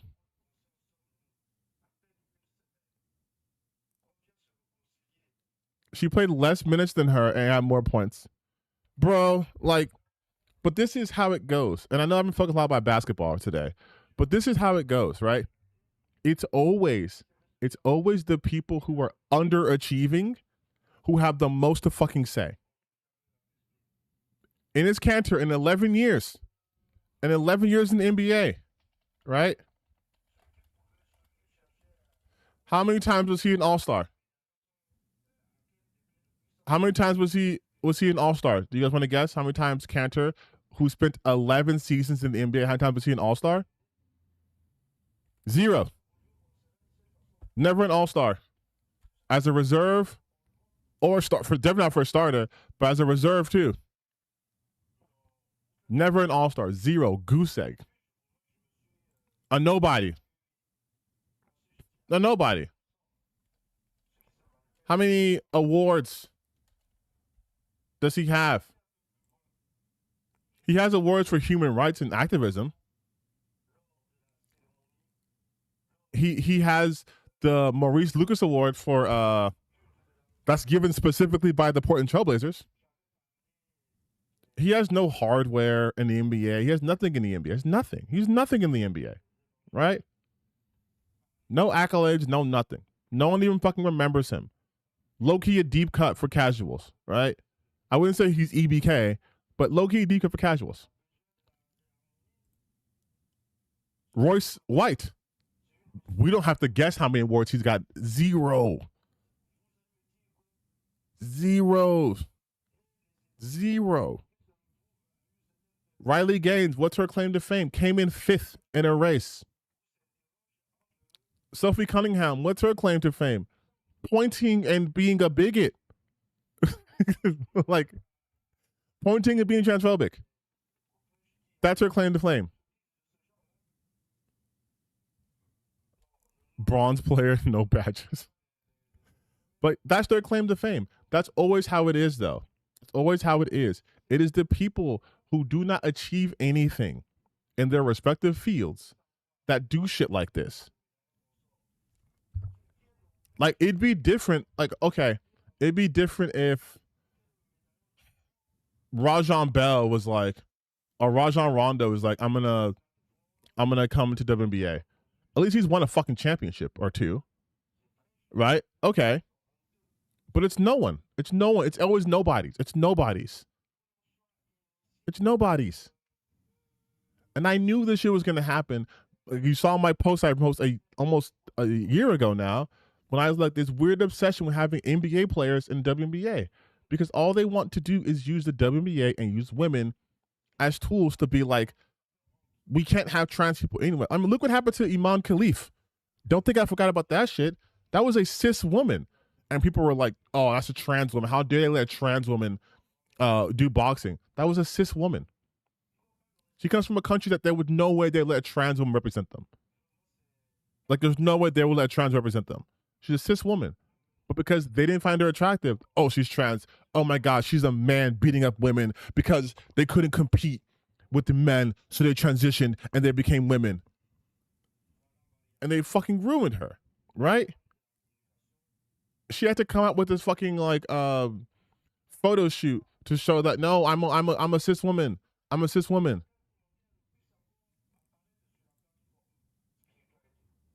Like, it was all of this bullshit because she was just better than them. She was just better than them. That's it. And they're like, no, because she's not attractive. She's not attractive.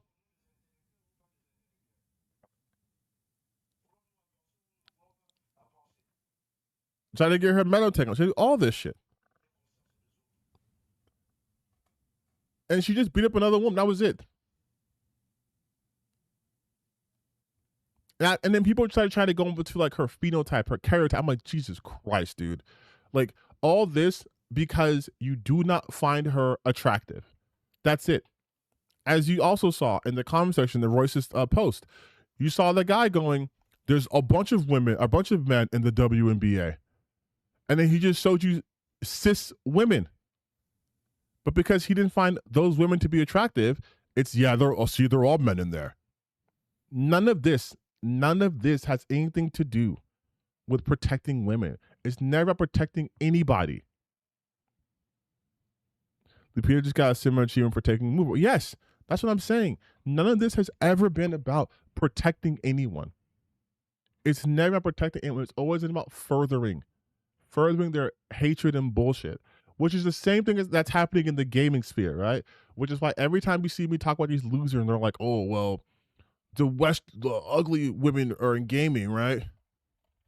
And it's because these trans activists trying to make everyone look worse, and they're woken up. I was like, dog, you not finding someone attractive means nothing other than you don't find them attractive.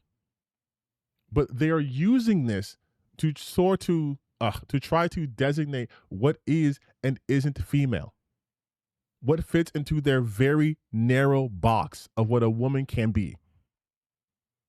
And of course they use the slippery slope where it's, well, no, it's just we just don't want men in women's bathrooms. We want men in women's sports. That doesn't happen. And then what do we move down to next? Well, okay, now we have to do genital inspections. You're a woman going to the bathroom. I think you're like a man. Show me your genitals. That's what was happening. And now it's basically the ugly laws. Like, you don't look like a woman that I think is attractive, therefore you're not a woman. Now you must prove that you're a woman to me. Like, now you're saying that fucking Paige Buchers is not a woman? What the fuck? Based off what?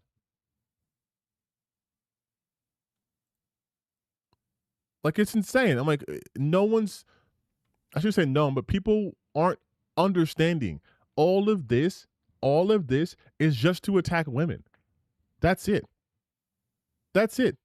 Because you guys know there are trans men who are like MMA fighters, right? No one ever talks about that. No one ever talks about them at all. No one talks about them.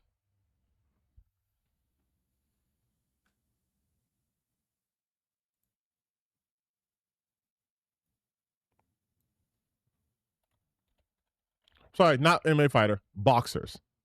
One of Patricio Manuel.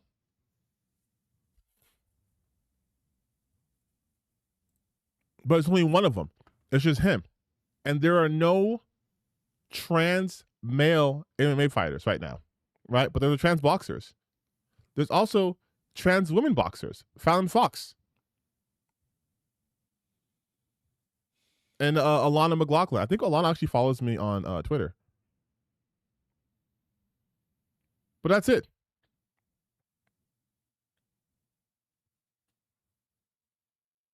That's it. And this person's doing fucking MMA. They're doing MMA.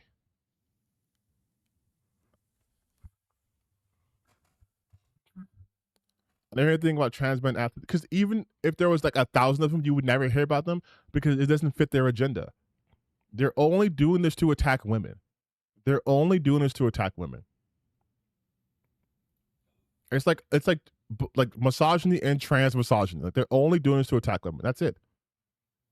That's why my post talking about how this is so stupid is getting literally thousands of people attention. Like right now I'm looking at it. It's getting thousands of people's attention. And all I said was, this is fucking stupid because it's made up. It's a made up problem. It's not real. And people were like upset at me for saying that. But if this was about men, if it was like, oh, there's too many trans men and trying to get into food, they wouldn't care. They wouldn't care. It's just being a bigot. Just being a bigot.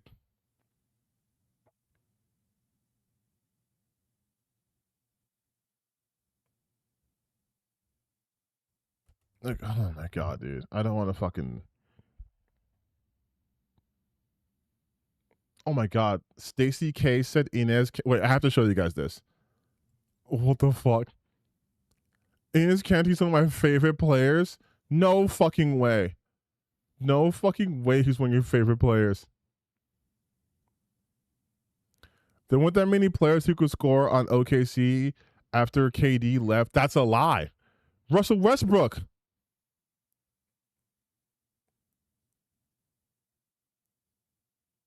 Russell Westbrook. What are you talking about? When did KD leave? Hold on. KD left. When did KD leave OKC? I think he left the Thunder, 2016? Yeah, okay. So, OKC roster 2016. 2017. I'm doing a lot of basketball today, I know. Carmelo Anthony could score. Okay. Paul George could score. Russell Westbrook could score. Nick Collison could score. Nah, I'm not giving you Enes Kanter. Nah. Ray Felton. Okay, no. But Carmelo Anthony, when he was on OKC, was getting what? Was getting 16 a game. He was getting 16 a game. When Paul George was on OKC, he was getting 21 and 20. Yeah, nah. That's cap. That's fucking cap. That's cap. That's cap. That's cap.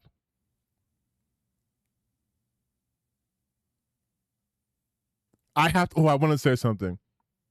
Thank you. He was in our top 3 scorers? No,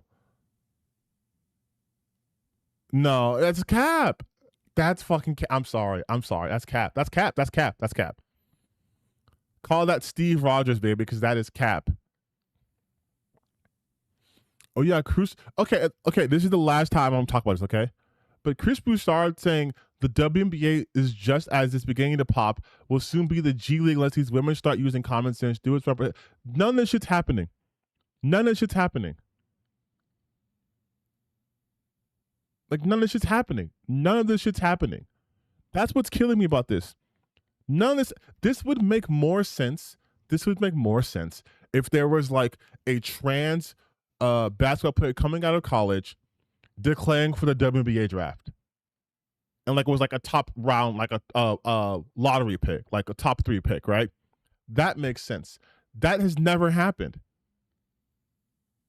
That's not even the situation what's happening. What's happening is they are trying to, once again, attack trans people. They're trying to prevent trans people who weren't even trying to be in the WNBA. And the thing is, too, if the WNBA acquiesces, ultimately nothing changes. But culturally, they're going to see, we did it. It's what's right. And now what? Are you now going to talk about the WNBA? Or are you not even your next target? Like, that's the thing, too. Like, there's no win condition here. Because they're just going to go to the next target. It's like, oh, well, WNBA is not letting trans people in there. They weren't in there. You know what I mean? Like, this would be like if I built like a Great Wall of some kind and I said, the Mongolians have not been able to invade. And it's like, I guess, but like, are Mongolians trying to invade your country? Has that been a thing in the last 100 years? Like, what do we, like, you're building up this wall. Well, you know, what if the Mongolians decide they want to take over California? Okay, have they? I guess the wall has kept out Mongolians, but I don't think Mongolians have tried to enter California to annex it. So, like, what are you doing?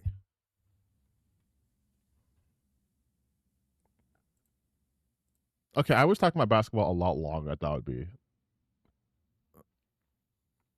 Just let you guys know your boy's a fan of hoops, okay? I don't care if it's women playing. I don't care if it's men playing. If it's good hoops, it's good hoops, baby. If it's good eats, it's good eats.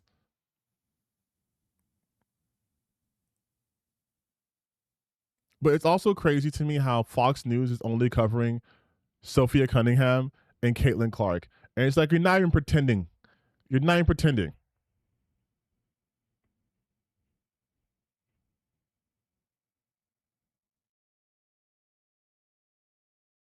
Like, that's crazy.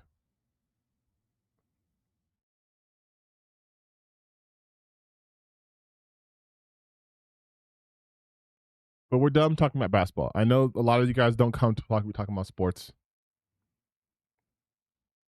I get it. This also has to lead into other things, right? Now, we're done talking about basketball. Basketball's done. Basketball's over. But we're still gonna rant and rage. It's the same energy complaining about women. Exactly. That's what I'm saying. It's the same. Thank you for your content. Do you feel like I, as a young man, get more knowledge from you? Thank you. I'm glad you feel like you get more knowledge from me. Because it's true. You guys do learn from me. I'm a very educational. I'm a very educational content creator. But no, it's just there's just so much bullshit out there, man. And yes, Matt, it is the same energy as when these people complain about there's too many ugly girls. Or why are these women so ugly in my video games? They're not hot anymore. It's like, yeah, it's the same shit. It is the same mentality. That's kind of what I've been harping on my channel lately. Well, these last couple of years. These people are one and the same.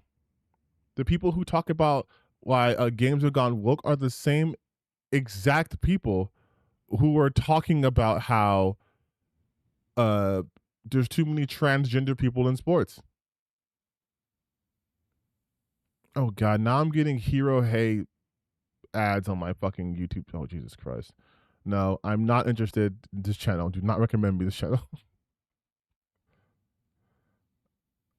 This is what happens. You're one of the only men who cover games I watch. You say to women because it seems like to me men cover games with descriptors. Honestly, understandable. understandable. If you can support female content creators, I say do it. I say do it. This space is already dominated by us. But I'm also glad that you added me to the rotation. But yeah, it's the same shit. It's the same shit, you guys. It's the same energy, which is why I'm always like, I hate these fucking grifters so much. They're everywhere. I feel like we had them contained at one point. And then it just got unattainable. Like it just went fucking everywhere. Everyone's grifting now. Entire political movements are just grifting. But I also like the fact that I feel like we're at a point now where everyone hates them. I think everyone hates them now too, which is what I love. Which is what I love.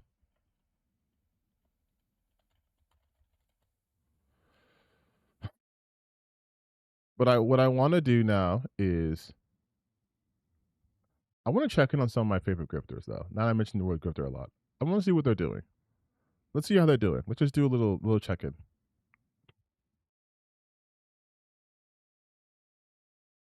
My goat synthetic man.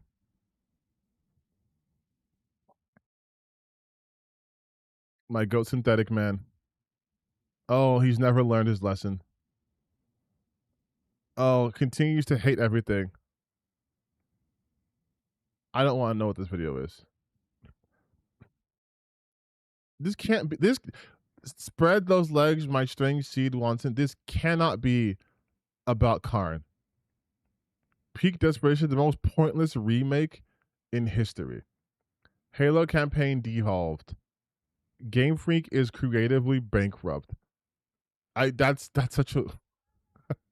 All right, so that's synthetic man. Let's see what who else?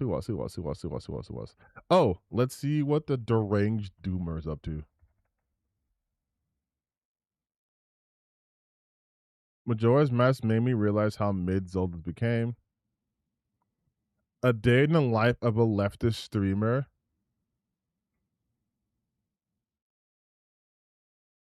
Oh my god, I feel like. Oh, he's trying to do comedy? Wait.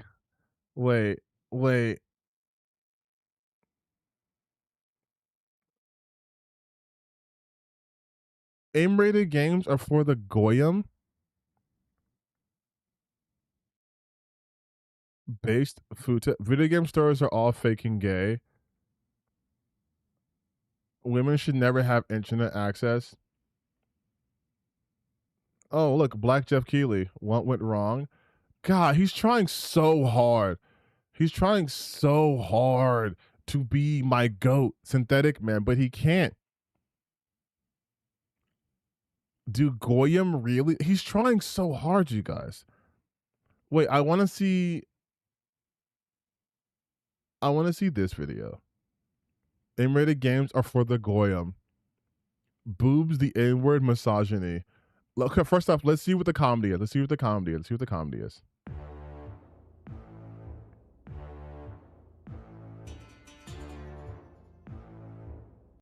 Immediate Hassan reference. Like, I always make sure to start my day as a leftist live streamer by checking the timeline. I make a few death threats to innocent people, encouraging my fans to dox them and ruin their lives because I felt truly threatened with my ability. Are any of these actual streamers though? To dox them and ruin their lives. Diddy Kid Toucher. Kill everyone who does not like me. I hope, which is hilarious to say this because this is the shit that like Ethan Klein's doing. This is the shit that Destiny's doing. Because I felt truly threatened with my billion-dollar mansion and my anti-brown poverty security system because, you know, that meme was just a little too mean. I kiss my leader Hassan again and slap on my favorite shirt and my favorite jewelry. Anyway, I take the time during breakfast to misunderstand basic information, then post about how white supremacy is literally killing me with every breath I take. That's just some racist statistics. Aborted. Okay, so this is so funny. I mean, not because he's being hilarious, but it's so pathetic. It's so pathetic. You guys get it? Leftists are actually capitalists. And they eat aborted baby blood. Which actually sounds like low-key metal as fuck. Meanwhile, I send a picture of my dick to one of my fans. I don't check her age because I know it could just convert to Islam if she's too young when they find out. This is some shit Destiny did. This is some shit like Sneeko did. And I set up all my DoorDash orders for the day as if they're my Dustin, personal here we chef go. and tip the lowest amount to the poor Nigerian I care so much about to deliver it. Because that's just how much I care about the working Another Hassan reference. We are 1 minute, 3 seconds in. This is the third Hassan reference. class. While I freshen up, I hop on call with the other leftist streamers and This is technically also a Hassan reference. You think C-Dog VA, you think Connor's a leftist streamer? You think Connor from Trash Taste is a leftist streamer? Okay. we look for our political opinions for the day. I feign caring about these people. You think Moist Critical and you think Ludwig and Moist Critical are leftist streamers?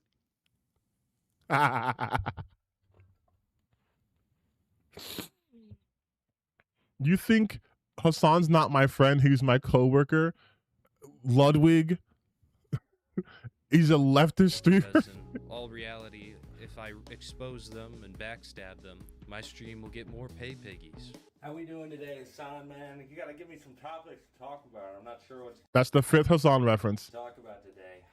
If you run right now, I'll fucking kill you. This is the Like, I'll sixth actually Hassan kill you, reference. Okay, in front of everyone. I don't think that's gonna work today. What about you, Ethan? Do you got something for me? If G Ethan is not a leftist. What are you? What is your definition? What is your definition of leftism? Because Ethan Klein is definitely not a leftist. Ethan Klein's a Zionist. Like what? What are we talking about? Jesus was here on a cross, I'd swear him. Come on, Vosh, you gotta have something to back me up with, right? Vosh. Vosh? Recognize this empirically correct fact that I am about to spit. It is possible for an adult and a child to have a sexual relationship. Like no one listens to Vosh and be like Vosh is the leftist. This is crazy. This is so crazy. You. This is so With insane. positive outcomes on the child as well.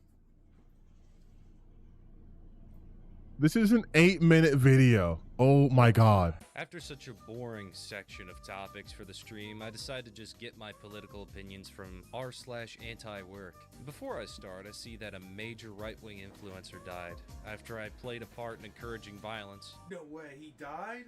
Oh, right!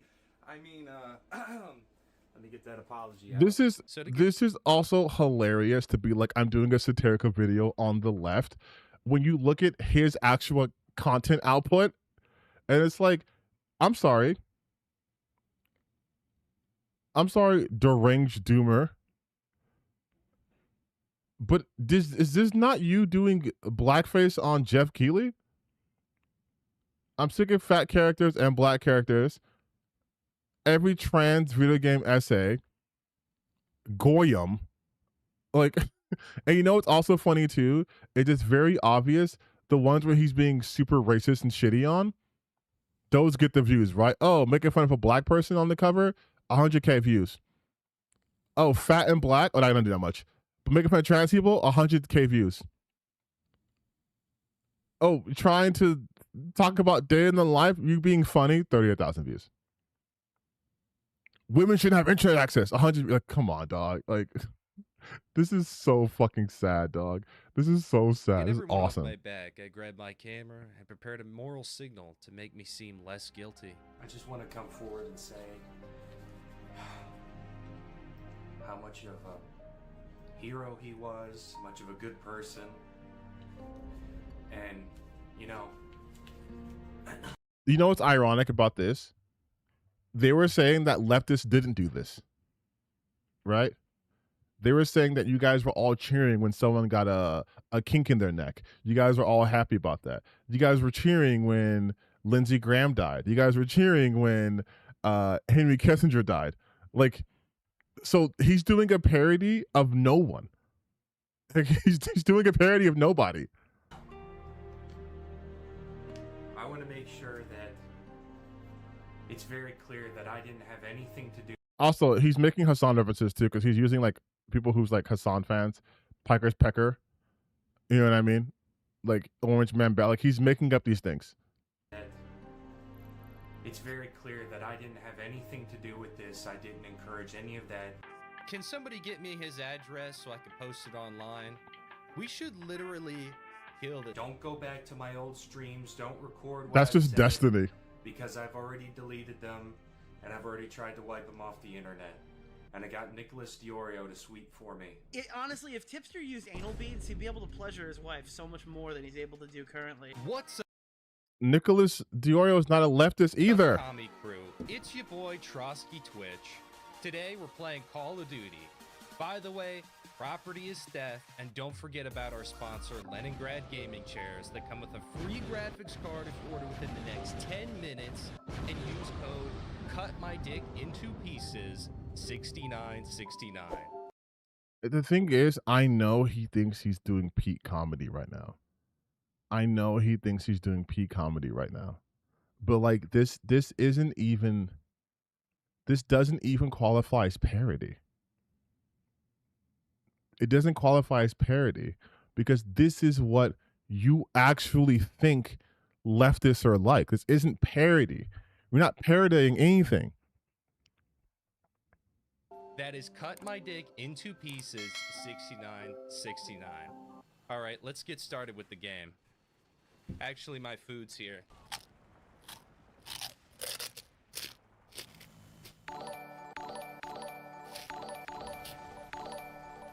Oh, this is pain, dude. This is pain. Yeah, famously, all people who are leftists get a ton of money. That's why I get $10,000 every video. I get $100,000 every stream. It's so obvious he just wants to talk about Hassan, who is obviously wealthy, but that wealth comes from people donating money to him. People like him enough to subscribe to him on Twitch and give him money. This isn't like a leftist thing though. Like it's because like, okay, so like when like a right-leaning content creator gets money like this, what is that now? Like, this is so stupid. Yeah, I think that's enough Call of Duty. Let's react to some videos. $400? Dude, come on. All right, dude, let's react to this this deranged doomer rightoid guy.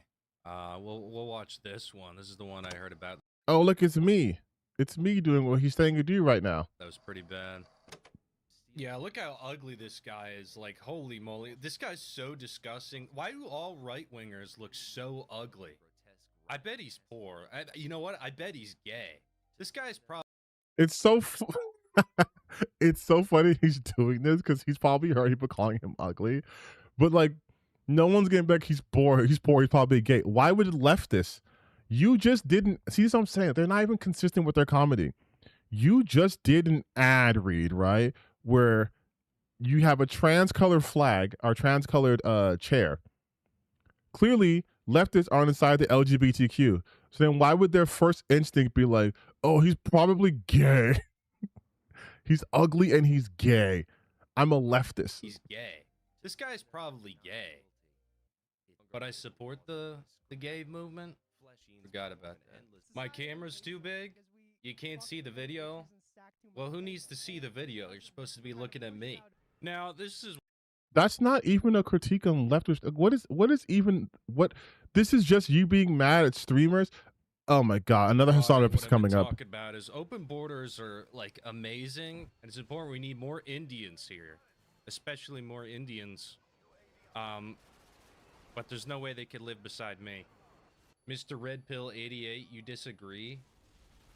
Mods, support anybody in chat who disagrees with me.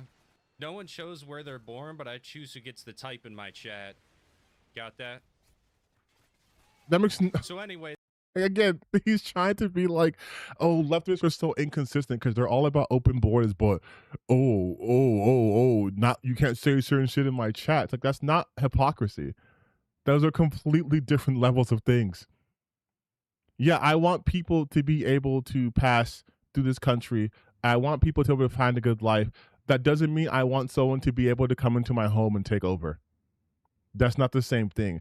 But that's the thing these guys always do. They go to these extremes and they're like, wait. So you're telling me you're okay with immigrants, whether they're undocumented or not, coming to your country, but you're not okay if they go inside your house and kill your family? It's like, no, odd, right? Strange how I wouldn't be okay with that.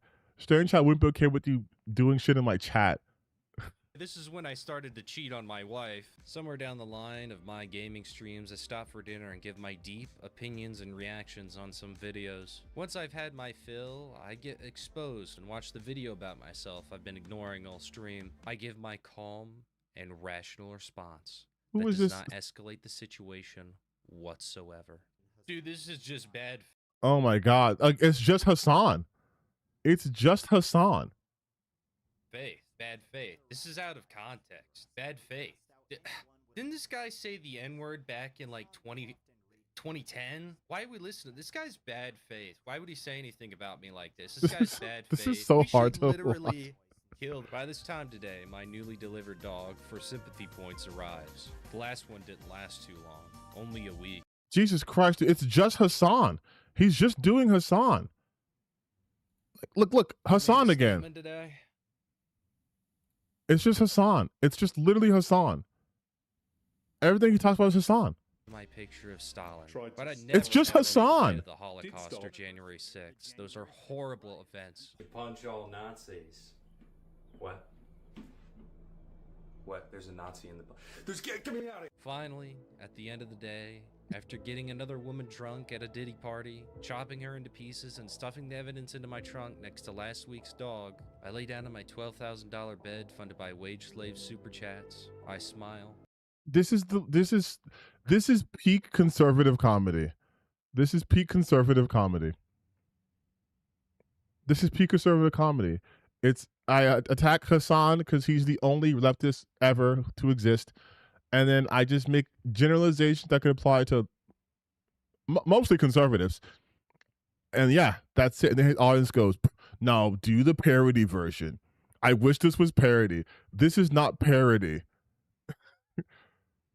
Dude, these people literally are responsible for YouTube becoming television 2.0 up to 2017. What the fuck are you talking about? Oh my God, dude. This is so funny. Fuck capitalism. It's broken system. You're ashamed of using it. Thank the amazing just life. Thank you for $400 dono. This right here. Do you think donating money to someone is the same as capitalism?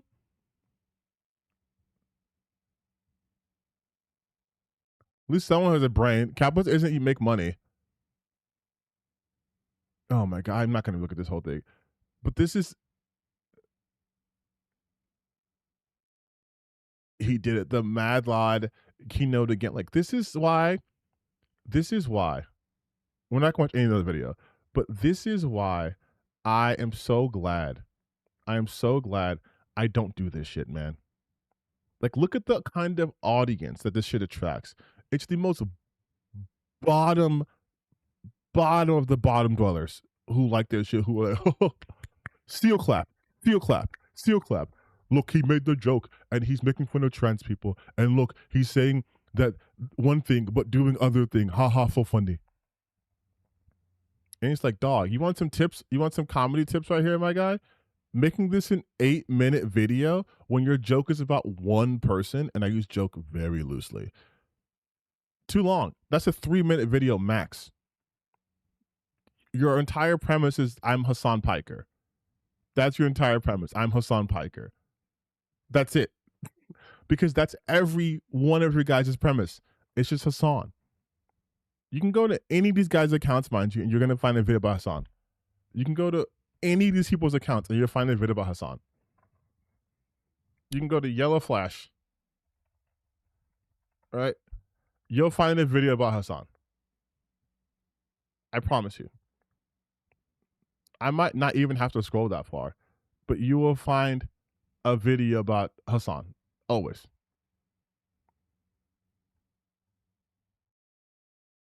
Because if there's one thing these people love to do, is not have original ideas, is not have original thoughts, is not have anything that hasn't been pre-approved by the woke, anti-woke hive mind.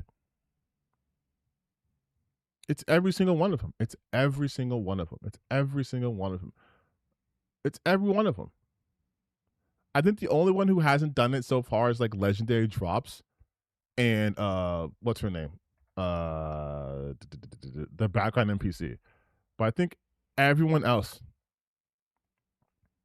has done a video about Hassan though. Like I don't think he'd even talk about Hassan.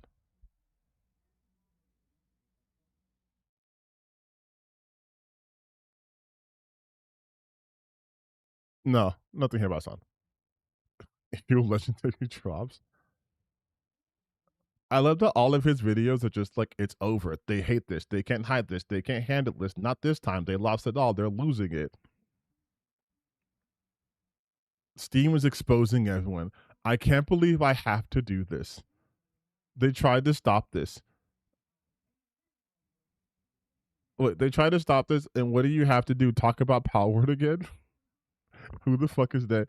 They're going broke, and they think you'd notice? Wait, who's going broke? Oh, I see. He's getting it. He's getting me. I'm falling for it. I'm falling for it, you guys. Not this time. Not this time. Dog, do you have any other fucking like way to title things? Why do I even put effort into like even like trying to title things fun? I'm gonna just keep using the same titles from here on out. I'm gonna just start using theys and its, and it's over. Like, what is this about? I can't believe I have to do this. You would think that one of the most popular games in the last frame rate here. game that has broken sales records, that has become the second most played game in Steam history twice now, that is still averaging higher player counts than the vast are you gonna mention Marathon?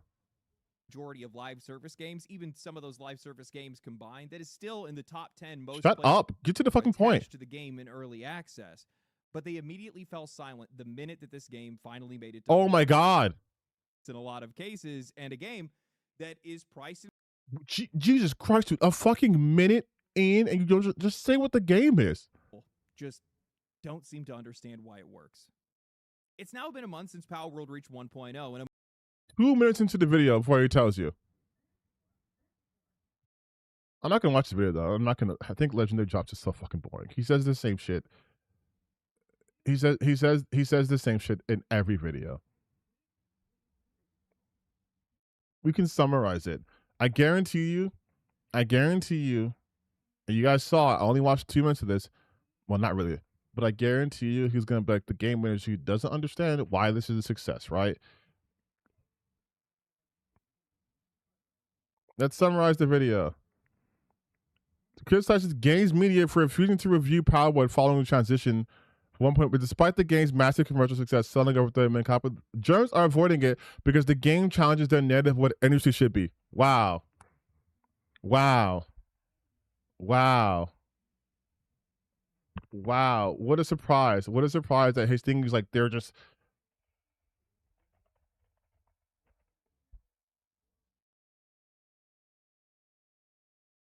Okay, let's look at Power. Let's look at the Metacritic for Power World. Let's see. Continue to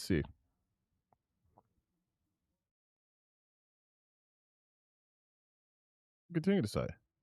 So this is when it initially came out. This is the one. This is released 2016, 2026, July 10th. That was a month ago.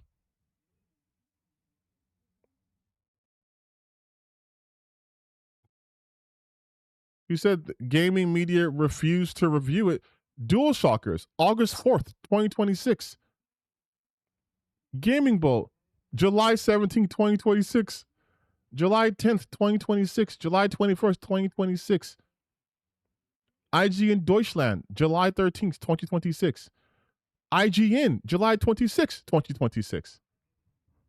When was the 1.0 release? Let's see. Power World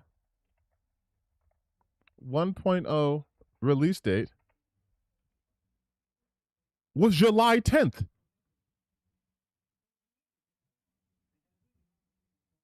What? This video of his came out a day ago.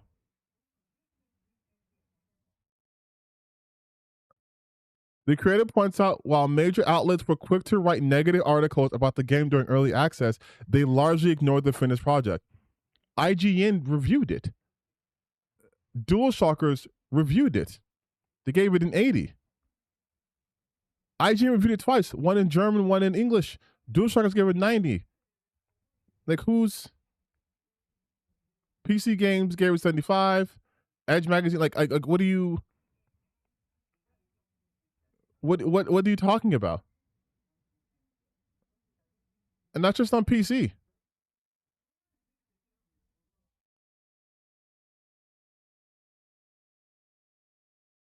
Push Square reviewed it on PS5. Like, what is he talking about? Legitimately, what are you talking about?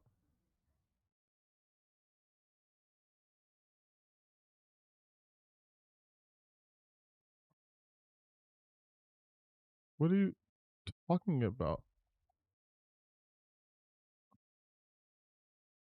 IGN reviewed it on release date. Like, why do you guys have... Oh my God. I'll do Power World IGN.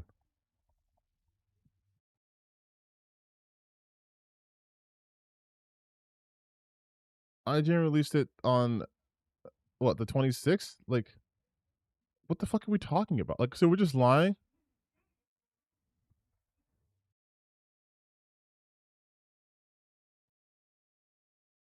Like, I don't understand.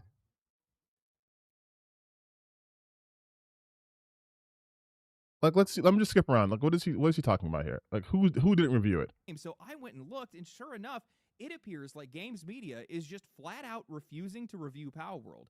A month after release, it only has 13 critic reviews on Metacritic, with only IGN and VGC being the only two major outlets that bothered to cover it. OpenCritic has 30 reviews, but only 9 of them are actually from 2026. The rest are from 2024. Nearly every what does that major matter? outlet was willing to review this game and score Power World during its early access when it was unfinished, but almost none of them returned to update those scores when this game finally reached 1.0. It reached 1.0 a month ago, dog. It reached 1.0 a fucking month ago. Like, who else does he want to recover this? That's the thing. Let's see. Polygon, let me see them quick. This is something that I find hilarious. These people always talk about how they do not like reviewers. They don't like the games media, and they don't find their reviews to be worth anything. So then why do they care so much if they're not talking about these games anymore, right? For all we know, Polygon might be doing a follow-up. And even if they don't, why do you care? Like, this is the shit I don't understand. I'm not going to watch the rest of this video because I don't care anymore. But I will use this as a talking point. This is why these people suck. This is why I think Legendary Johnson is one of the fucking worst ones. Because all he ever does is take the opposite stance of whatever he thinks the games media is doing. If the games media doesn't like Crimson Desert, even though they do, well, he loves Crimson Desert. If the games media likes a game, it's a terrible bad game. It's woke and it's garbage. Oh, they're not reviewing this game because it's too successful. It goes against their agenda. It goes against their agenda because games media has an agenda against good games, I guess. Like, he doesn't hold any consistency. You don't like the fact that these people are bought and paid for and they're shills and all these things. And yet when they don't review a game, you're mad. When they do review a game, you're mad. They reviewed Mixtape because it's a shorter game to play. Nah, this is bullshit. So the same people who you think it's bullshit to review mixtape and give it all these good scores, you're mad they're not reviewing Power World? Why? They can't be trusted. They can't be trusted. And that's just all his content. They're losing it. Like, watch, it's probably still going to be about games. It's probably still going to be about the fucking game industry. It's probably still going to be about games media is just not able to cope with this. The game's had success, reaching over 900,000 players occurring on Steam, placing among the most played games of type in history. Like hip hop and innovation, state of the fandom.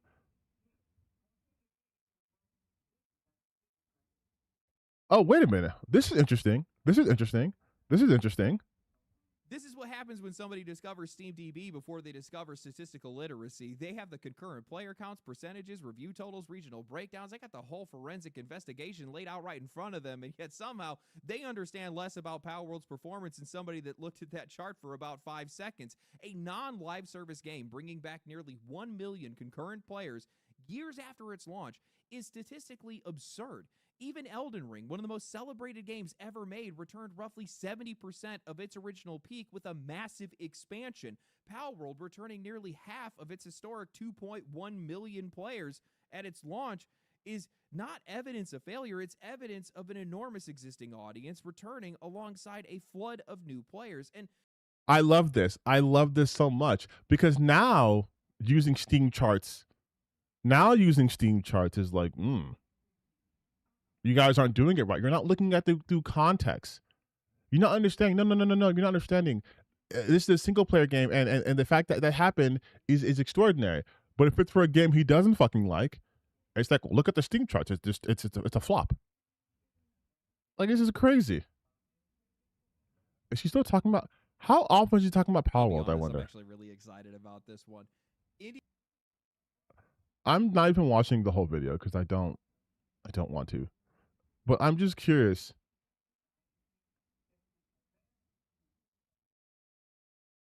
In shot. Okay, never mind. Everything though he does, it's so blatant too though. It's so blatant.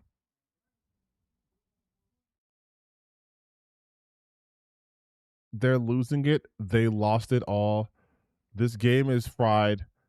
Steam was exposing everyone. This is still Power World. You made 2 Power World videos in 5 days. I think this is the one about the unions and stuff. They can't hide. Not this time. This game is so fried. Wait, I wonder if he's gonna mention about the modern audience. Hold on. I wonder if he's gonna talk about like management at least, or if this is just gonna be a it's woke, that's why it's bad. Let me see the critiques. The developers do not understand why the original game was successful, leading them to add useless garbage and unnecessary changes that feel out of touch with the core audience. Oh, okay, so just developers. It's just developers. Is it just developers? You're talking about the developers? Itself, despite all of the just heaps of useless added garbage that they threw on top of it, and changes that are honestly pretty offensive in some cases. Changes, mind you, that feel like they came from people that genuinely hold a grudge against both the original and the audience. Oh my God, what it even is. So today, I'm sick of it. Okay. We get into the real problem with not only Halo, but almost every single franchise that has gone on this long. The original games were made because somebody wanted to make them. Bungie had an idea, they had a vision, and then Halo existed because they thought it should exist. Now, Halo exists because Microsoft owns Halo. The people that made it are gone. The reason it existed is gone, but the name is still worth money. So, Jesus Christ, that was a bunch of nothing. I can't do this. I'm not mentally prepared to watch another guy talk for fucking 3 hours about nothing. The reason why Halo exists is because the people wanted to create something, but now it doesn't exist because those people are gone, but it exists because Microsoft wants it to exist. Like, he's a know-nothing. One of these days, I'll probably do like a bigger video on him, but like, it's just like, He's a know nothing. They're all know nothings though. They don't know anything. None of these people know anything ever, and it's annoying now. Not just now, but it's just super fucking annoying. Every time they get up and they talk, they always blame developers. They always blame developers and game media and journalists, and they never talk about like things from a corporate side. They'll give it lip service. They'll be like, oh, well, corporate. They never go into detail. It's always like, these developers that lack creativity. Like, no, they don't. No, they don't. You don't know. You don't know what happened. It's like my last stream. We were talking about Hero Hey. He's talking about how, oh, these developers suddenly are fighting for our cause, but before they won, it's like, you don't know that. None of you guys know anything. Halo exists because of Apple. Yeah, because it was supposed to be like, well, I think like a sequel to Marathon, and they ended up making Halo. Halo didn't exist because they had an idea for Halo, and now it still exists because Microsoft owns the title. It still exists because they still have ideas. They still have ideas. And maybe it wasn't implemented correctly. There's some bug. That's because of management. It's not because they ran out of ideas. That's the thing too, like, is the Guts banner a form of irony? That Guts banner, that's from I do think people who use like Guts a lot from Berserk don't understand the themes of Berserk at all. It's, to me, it's the same people who keep showing off their brand of sacrifice. And I'm like, that's not, shouldn't want to have that actually. And like be like, I'm a real Berserk fan. I have like, that's weird. But like every time these fucking grifters talk about the game industry, they talk about it as if they are authorities on it, but they have absolutely no understanding what's actually happening. They never do. That's why they get so mad when people in the industry actually tell them what's going on. When they're actually like, hey, this is what's happening. This is what this means. These are what these terms mean. This is what's happening. Like, oh no, you're just a shill. You're just a shill. You don't get it. And it's like, you want to know why Power World's very popular? It's because it is a competitor to Pokemon. Pokemon series has gone pretty stagnant. People want something different. They got something different. It's easy to explain. To be like, oh, they weren't ready for this. They couldn't handle this. They didn't know this would happen. And it's like, they're silencing you guys because they don't want you guys to see. It's like, dog, it's a simple thing to understand. I wanted a certain thing. I didn't get it from the company I usually get it from. Someone else fulfilled that need. That's it. That's it. And it runs almost as well as the thing I liked a lot, so I'm going to play it. Simple as that. Like, it's not that hard of a concept to understand. But for some godforsaken reason, they want to act as if like, no, the industry is not understanding. This is a wake-up call. Which is my favorite, by the way. My favorite type of video when they go like, this is a wake-up call for the gaming industry. This is the wake-up call for the gaming industry. This is the wake-up call for the movie industry. You guys don't get it. It's the wake-up call. It's they want me dead. My favorites are, they want me dead. They don't want this to exist. This is a wake-up call. And then some form of like, this is crashing and burning. They crash and burn. This is the crashing and burning. They don't want this game that they made to exist. That's so stupid. But I'll tell you who doesn't want something to exist and what's over. Discs. And you know who doesn't want them to exist? Grand Theft Auto 6. What a fantastic transition. I know. How does he do it? How does he bring the heat week after week after week after week? Almost 3 hours into this. How does he do it? It's because he's built different. Him being me, hi, I'm built different. Sometimes incorrectly. But yes, this is courtesy of Dexerto. But GTA 6 boss says, this don't really make sense as PlayStation ditches them too. Take-Two boss Strauss Zelnick says this don't make any sense for consumers, and Grand Theft Auto 6 pre-orders are exceptional. Back on June 25th, Rockstar Games and Take-Two finally answered the question that Grand Theft Auto 6 fans have been asking about GTA 6. What's it going to cost? Base price will be $79.99 with the Ultimate Edition, which again, if you saw my video, this is basically the full game. It's $100. But you know who doesn't like this? Today's sponsor, GTA 6. This is the backlash. Okay. This is a topic that came up during Take-Two's earnings calls on August 7th, saying it's where the world is going now. So in certain instances, especially for the big game, discs just, and note I said discs, don't really make sense for the consumer, Take-Two boss said.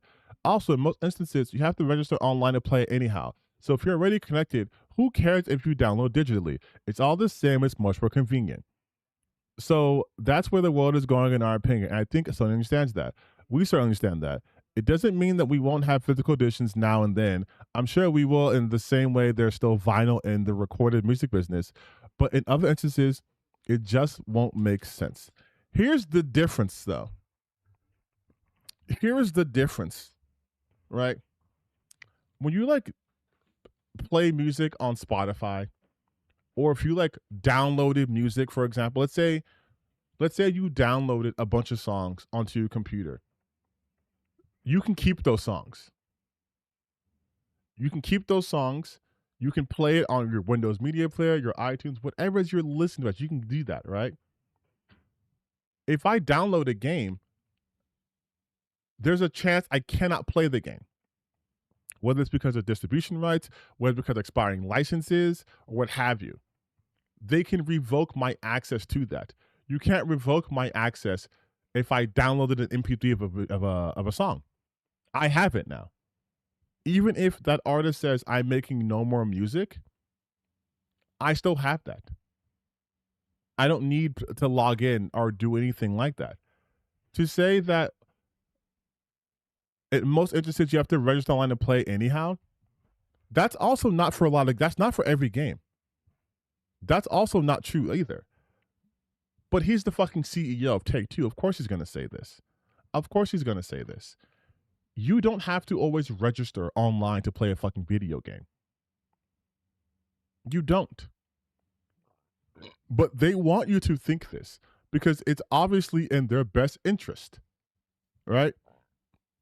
Pre-orders are exceptional. No one has everything like this before. I Take-Two or the industry. To be clear, we haven't sold one unit. You can cancel a pre-order. We are realistic and cautious. This is bullshit too. Like, shut the fuck up. Shut the fuck up. I hate this so much. I hate this so goddamn much. I am actively, I'm going to go big face. I'm low-key being serious here. I am actively praying that this flops. I know it won't. Hear me out. I know. Listen to me. I know GTA 6 would never be a flop. I know GTA 6 is going to make the most money a game has ever made. I know this. But I hope to God it flops. Just so all of this playing in your face shit can be seen as something to never, ever do again. They are telling you, listen, we're making so much fucking money from this. We're making money from this. You people are cattle. So we're going to just do this. I, as a gamer, I do not fucking care about the year-over-year profits. I don't give a fuck about the revenue this company generates. I don't care. I do not care. What I do care about are the conditions that the employees work under, right? I care about the developers and the conditions they work under because if they have bad conditions and management, it often leads to an inferior product, aka the games I love so much. But I don't give a fuck if Sony only makes $3 billion instead of fucking $4 billion. I don't care. I'm not a stockholder. But these GTA fans are all apparently on the board. They're all on Rockstar's board. Because anytime Rockstar says any of this shit, there's just a deluge of people going, well, yeah, of course. Listen, you guys, the game cost The game cost $2 billion to make. It cost $2 billion. Of course, they should charge us $8 million. Of course, they should charge us $16 trillion. Like it's like you're not gonna own anything. You're not gonna own anything. And the worst part is all the people online that are like, no disc, no buy, we know you're gonna buy it. Like, be for real. You're gonna buy GTA 6. You're gonna buy GTA 6. And they know that. Which is why, like I stated before, they're not even pretending to be like, we're on the side of the gamers. They're not even going to pretend to do that shit anymore. They are just going to tell you, you will own nothing. Welcome to techno feudalism. You're renting forever. You will own nothing. You gave me $100 for a game I could yank from you at any given moment. We're not going to even put the veneer of, we would never do that. We love, but nah, fuck you. I got your money. We got so much money from pre-orders, dog. It's the most money we've ever seen. No one's ever seen this much money, he says. Our pre-orders are exceptional. No one has seen anything like this before at Take-Two or the industry. To be clear, we haven't sold one unit. And to be honest, if I was a filthy capitalist, I would do the same shit. Because gamers are fucking cattle. Especially for Rockstar games. All this raw energy they have when it comes to like I'll put it this way, I bet you if Rockstar says, oh, we use AI 90% of our shit, people would be like, well, of course they did. It's a good way to cut on overhead. They should keep doing this. It's a good thing. GTA should cost 100. As a matter of fact, I want to make a data center just for GTA games from now on. Like it's. Oh, here's the best part. Here's the best part about all this thing too here, right? You want to talk about playing your faces? Let's listen to Jason Schreier real quick. Right now, Take-Two is only talking about GTA 6 in terms of the single-player portion, which will not presumably have recurring revenue. I don't think they're putting microtransactions in the single-player game, and not GTA Online. They have not talked at all, and they are not planning to talk anytime soon about what the new GTA Online will look like and what that recurring spend will look like, which reportedly, according to some leaked numbers, the current version of GTA Online, the one that is associated with Grand Theft Auto 5, brings in about $500 million per year. $500 million per year, 13 years after it launched, which is just an unfathomable amount of money. So this next one, all bets are off. Imagine if different companies said, no, that's what I'm saying. That's what I'm saying, though. Like, I think Dell's still in the chat. So remember, you can correct me if I'm wrong. But all this talk you hear about gamers talking about how these companies are corrupt. Hell, you heard how Legendary Jobs was talking about how these people are not creative. They're bankrupt with this and this and the third, right? Rockstar is taking 13 years to release GTA 6, right? Because GTA 5 is making the money hand over fist. Hand over fist. So let's say they're not taking the full 13 years. Let's say it's been the last like 8 years they've spent developing. And this game costs reportedly something north of $1 billion to make. That is not a sustainable practice. And sure, maybe only GTA can do that.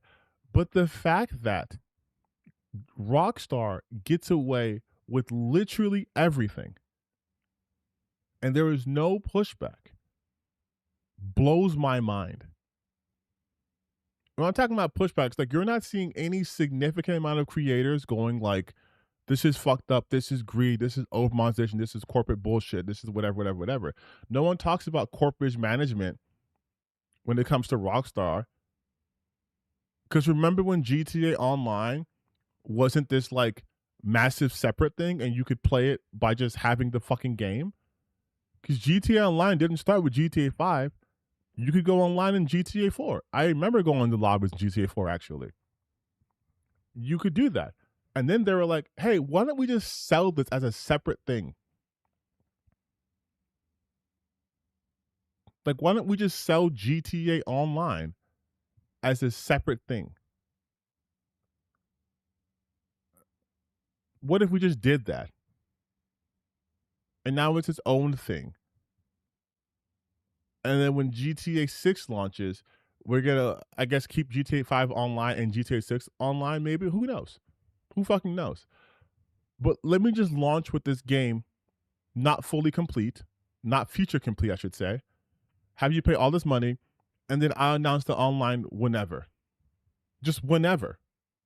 If it was anyone else, in fact, Gears of War, just for its beta. Obviously, I know Gears of War is not GTA, but Gears of War is still a very popular franchise.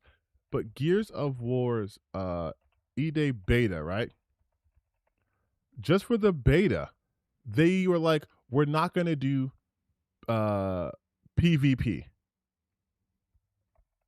We're not going to have PvP. We're not going to have PvP. We're not going to have PvP. We're not going to have PvP, right? And then people were like, they're like, they're like, oh, wait, no, we want PvP. And they're like, oh, okay, I guess we're gonna add PvP. This is just for the beta. This is for the E-Day beta.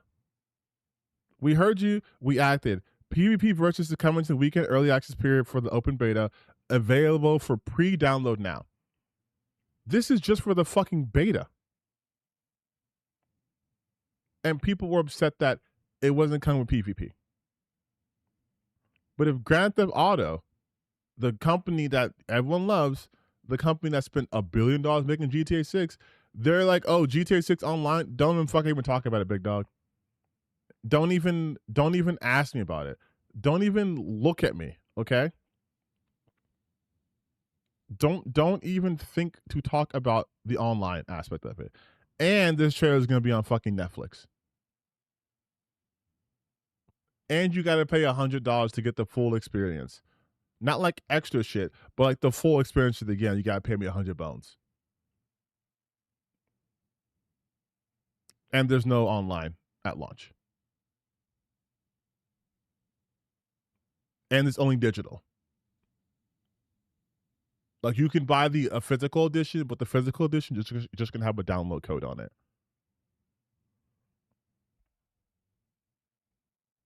And I'm just like, this is.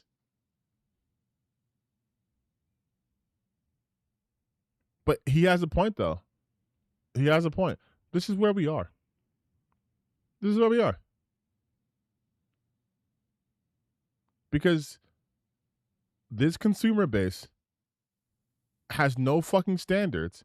They get more upset. I have seen more videos of people upset that a character they couldn't jerk off to than the actual practice is happening. And again, if you're looking at this as a filthy, dirty capitalist, this is the best outcome. This is the best. Think of it like this, big dog. Think of it like this. You are a CEO of a gaming company. You decide your next popular game, what you're going to do is all the things that people loved about it, you're going to charge them out the ass for it. Or you're going to completely gut it because you don't fucking care. And the game comes out and doesn't sell well. Well, I got my bonus. Let's fire these developers and my investors will be happy. Profit goes up. Same CEO. You release a game. Holy shit, it's doing numbers. Oh my God. I am in EA and this is Battlefield 6 and we are doing so good that we beat Call of Duty. We're the #1 selling game of like 2024. We've made more money on this game than we've ever had. Holy shit. This development team did a really good job. Okay, fire them. Right? Fire them and make our money. Oh, the game is bad? But what are the gamers saying? Oh, the gamers aren't blaming our poor management or our executive decisions. They're saying the game is bad because it's a trans character? Oh, so not only do I get to make all this money, but I get none of the blame?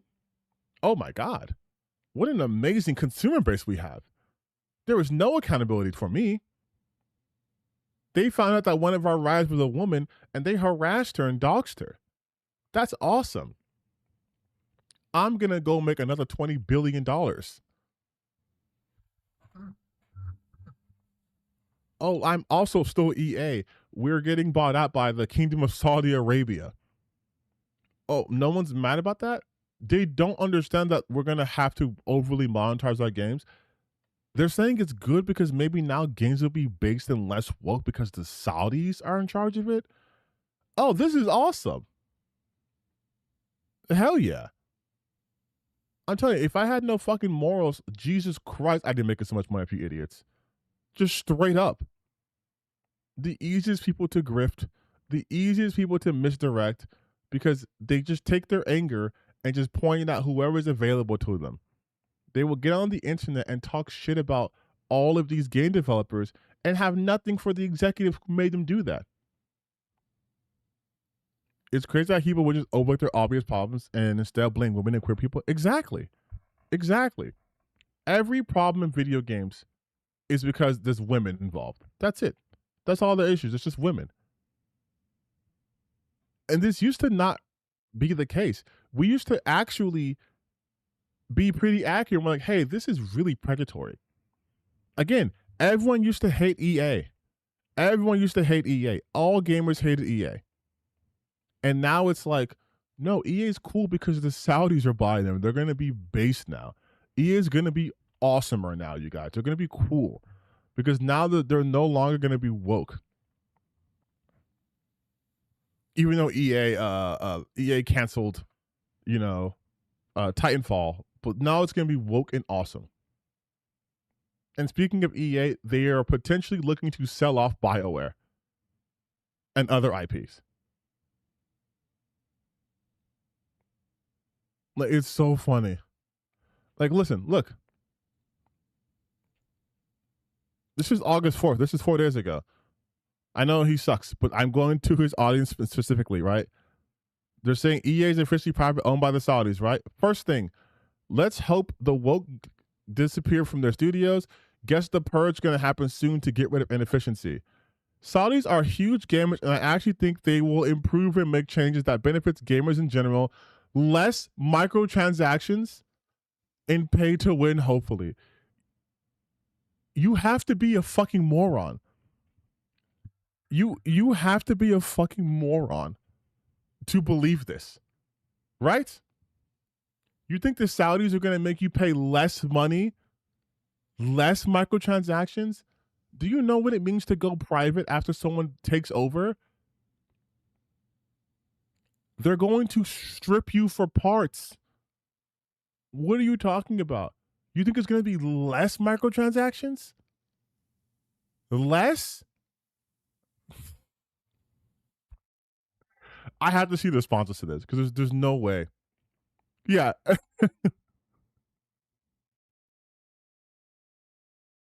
Oh my God.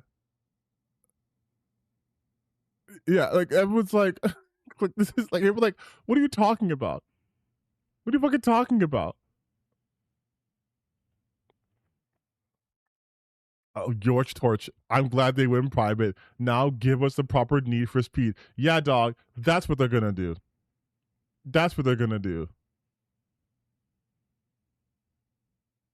And the only reason why this guy's not playing EA games because they're gonna have a pro-Islamic tent. No, they're not. Like, that's so stupid. Like, it's so funny people think that also. Oh, I love how dumb just certain gamers are, man. They're like, oh, now that the Saudis own, they're gonna add Allah Akbar in instead of saying EA Sports is in the game, it's gonna say Inshallah. Like, no, dummy. Like, they're not. They want money. They want money. They're going to keep it the same and have more microtransactions because that gives them more money. Like, this is God damn, dude. Like, oh my God, this is gonna be honestly, this is so funny. This is so funny. This is so funny. This is good. Maybe Madden or in general, next NFL games can be produced by way better companies. Like, oh my God. Oh my god, dude. Maybe now EA Sports NHL will port NHL games to PC. This is so fun. You guys don't understand how hard it is sometimes. You guys really don't understand how hard it is sometimes to be like, I have faith in the gaming community. Why would you think this would happen? Why do you think this would be a good thing to happen? I can tell you why. Because they do not understand things at the larger scope. They're so focused on video games because they think nothing will impact them. And then you find out that within like moments of being bought out, they're going to cut $700 million in worth in operating costs, which means tons of people are going to lose their jobs, which means all the games you said you want them to make, they're not gonna, because that requires people.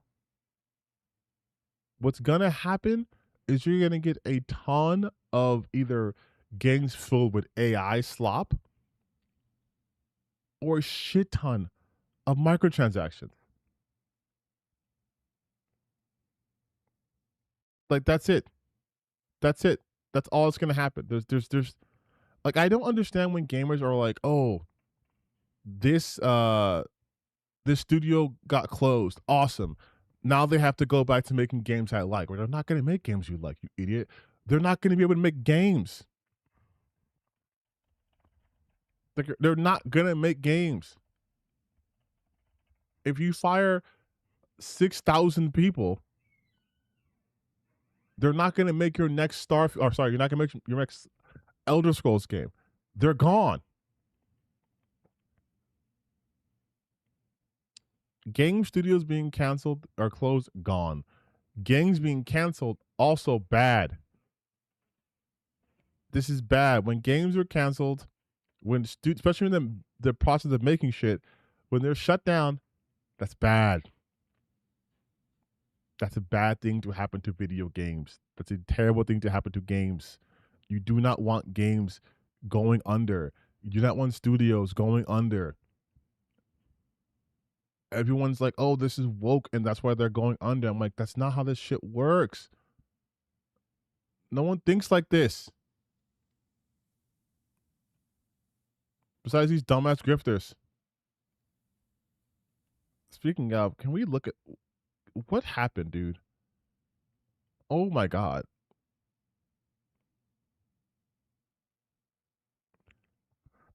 Listen, I'm not a graphics artist guy, right? My thumbnails I make in Canva. But there's no way you see these thumbnails and you're like, I want to click on this. This intrigues me.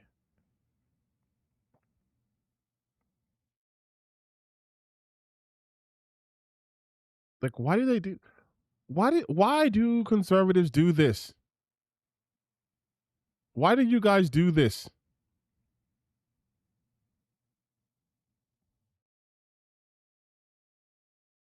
Like, I don't get this. I don't get this.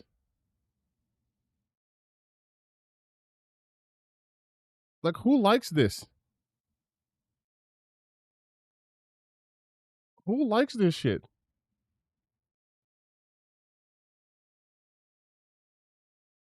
I hear he's honestly getting annoyed by the fact that he has AI thumbnails that scripts to AI now. They probably are. Like, look at this. Look at this. We know for a fact this dumbass loves AI. Loves AI. What about Profits? Marathon's death spiral gets worse. Jesus Christ, dude. Evil as fuck. Jason Schreier's past comes back to haunt him. Hold up. How much did Netflix play for GTA? Like, again, like, this looks Liar Schreier. Like, this is so sad. God damn.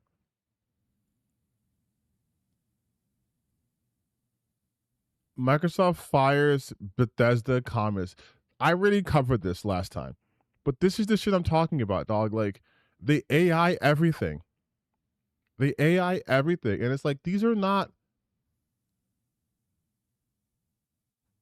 Listen, all I'm saying, dog, if you got like 100 and almost 40K, you're pulling these numbers, reevaluate. Reevaluate. But oh my god, this. So you said that these are all AI scripts. Let me see something. Who is consuming this? People who. I don't know, man. I don't fucking know. Like, this looks so ugly. But let me just see. Okay, PlayStation shills demand you pay them more. PlayStation's major. Let's just short it. Okay, this is 17 minutes. Let's just see this one. All right, ladies and gentlemen, it is time to talk about PlayStation. I know, like, you guys are like, no way, we're talking about PlayStation. When have we ever done that? Well, so these are just stream highlights, right? About PlayStation for a multitude of reasons. So I don't think he's doing scripted videos anymore. I think he's just doing. These are just stream highlights. Guys, we're gonna talk about Halo Camp. Wait. We got to talk about PlayStation, man. There is a lot going on, man, because apparently there is some sort of a new blackout or something that is being threatened. To answer your question, I don't think many people are watching this, to be honest. 112,000 subscribers, 14K views? I don't think a lot of people are watching this. Well, let's see. I think he probably... Yeah, all of these are just stream highlights. This video... Wait, we just lined this stuff Steam now? It's time to talk about Epic Games CEO Tim Sweeney. I know. You're probably tired of hearing about this guy, and truthfully, I am a little bit too. However, it seems like he just cannot get Steam out of his mind. He can never get Steam out of his mind. The funny thing is... Yeah, this is a weird... Like, listen, I know my stuff doesn't always pop. I get that. I know that happens in general. Not everyone's going to get, like, a bunch of views on their videos, even if they have a high subscriber count. But it is just a strange sub-to-view ratio, dog.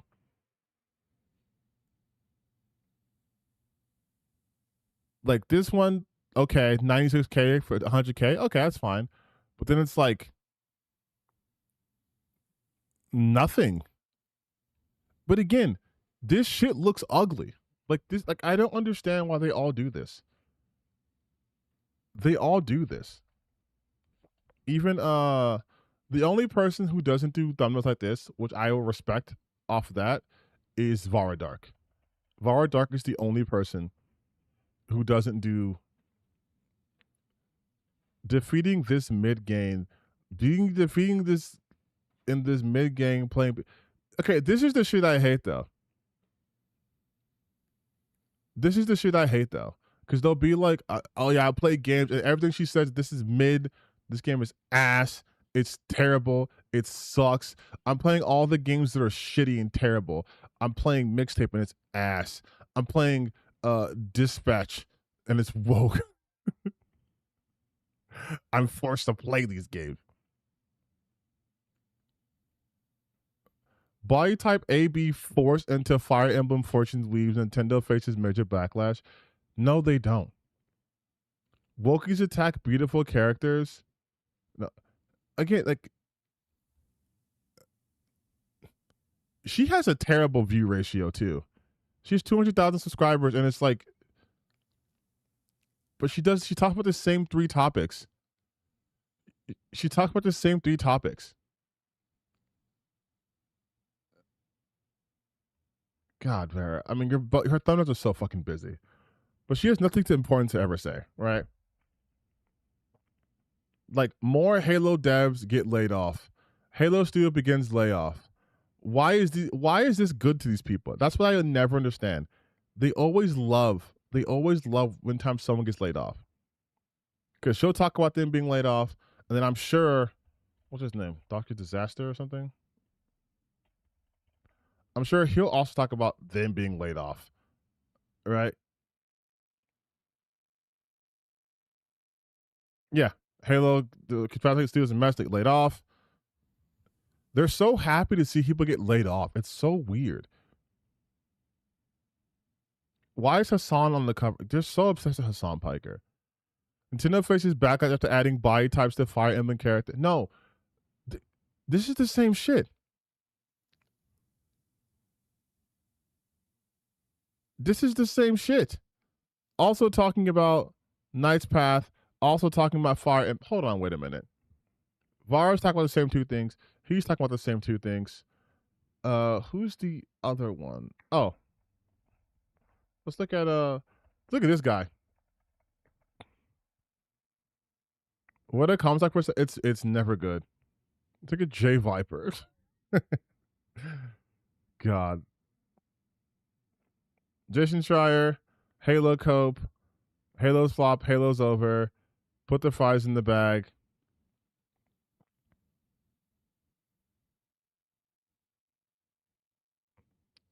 It's so crazy. He's telling people to like put the fries in the bag, and it's like, dog, you barely get.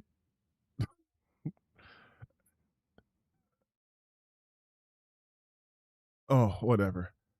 Actually, I do want to see the kind of comments that he gets on his videos. Your foster parents are gamers, aren't Oh, guys, it's immediate AI. Oh my god, dude. His views are insanely low sometimes. Oh, Jay's? Yeah. Because he fucking has no motion. He has no motion. Everything's AI with this dude, right? The 2025 Gaming Awards, 600 views. He had one viewer that had like, I think like 13K, and then everything else is like 193, 195, 519, 3,000, 107. Like he averages hundreds of views. Hundreds. Like hundreds. You're more often to 75 views. You're more often to see him have like a couple of hundred, even a couple of thousand. Yeah, he has 61,000 subscribers. It's crazy. But like your foster parents are this shit, these kind of comments they get, it's like the Terminator 2 spoof of the beginning was hilarious. And this is the level.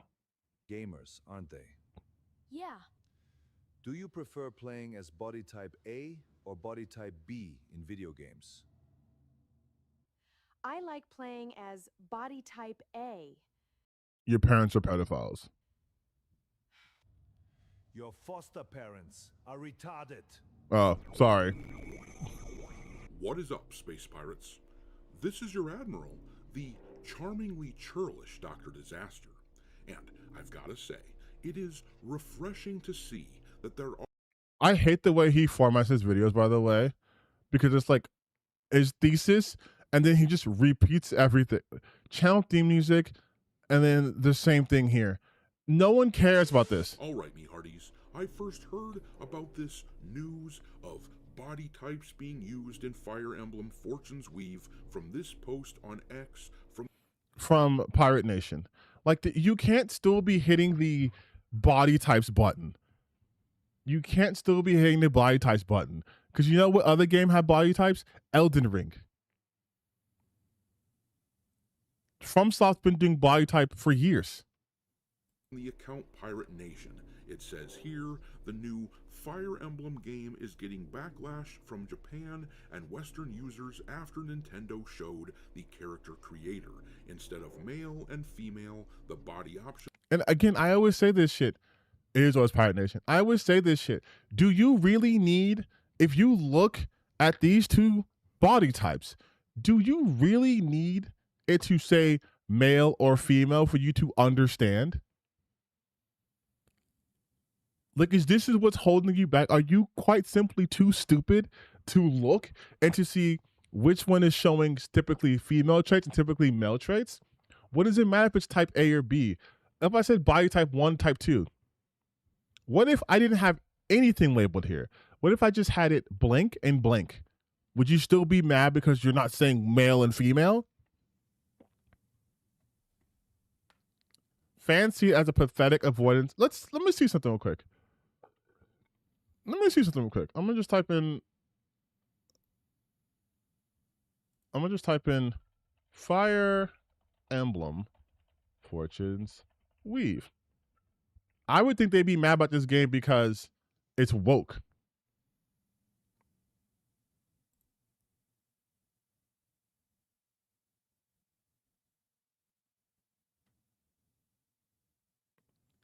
Oh, 1 loser, 2 losers.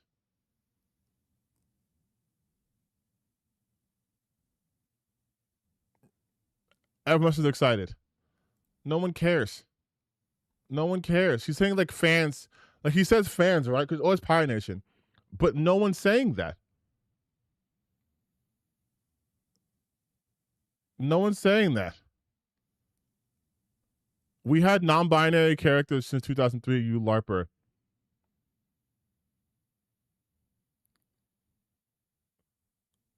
Like where are the fans who are offended by this? Where are the Fire Emblem fans who are offended by this? Again, Elden Ring, like I said, did the same thing. He won't even show you. Oh, the fans are saying this is a outrage. Western fans and Japanese fans are both mad. No, they're not. I'm going to be completely honest with you. Okay? No one who plays Fire Emblem is going to be upset over pronouns or gender identities, okay? Because they're playing Fire Emblem. You want to look at the demographic who play Fire Emblem? I guarantee you it's fully with people who use pronouns. Like they don't even know the Nintendo audience. Are labeled Type A. He's just reading it off of, right? Freedom. This is still a binary choice, and these two character options are still clearly male and female in every way but their names. This person here replied to this post saying, "Don't make me tap the sign again," and then they have the meme where the character explains, "You can choose your avatar body type A." Oh, of course he's using fucking not Akira, dog. And type B, there are no male and female, and then the other character asks, "Why can't I take off type B's top?" And the first character answers, "Because type B is female." But then this clown here responded to that post in a way that makes it hard to believe that this isn't a parody, but this jackass replied, "Because type B has body parts that are not socially acceptable." Oh my god, are you using AI for this dumb chud voice you're making up? To walk around being exposed with. Damn straw men making chuds. This person's 100% correct, though. This person's 100% correct, though.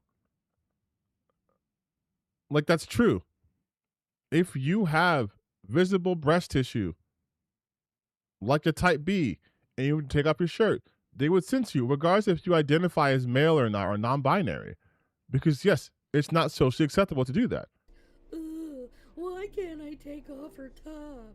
And I would just like to point out that this moron refers to it as her top, playing right into the obvious binary that has served humanity perfectly well for thousands of years, right up until some... This is such a non-issue. This is such a non-issue that he's using this fucking loser from goddamn Lords of the Fallen, the CEO from Lords of the Fallen. These are non-issues. You're making shit up to be mad about. No one cares. Like, God, these people are just the same. They're just the same no matter what. No matter who you go to, it's the same fucking complaints. We are making up things to be upset about. We're making up things to be upset about now. That's it. We're just mad about the life. It's Fire fucking Emblem, dog. It's Fire Emblem.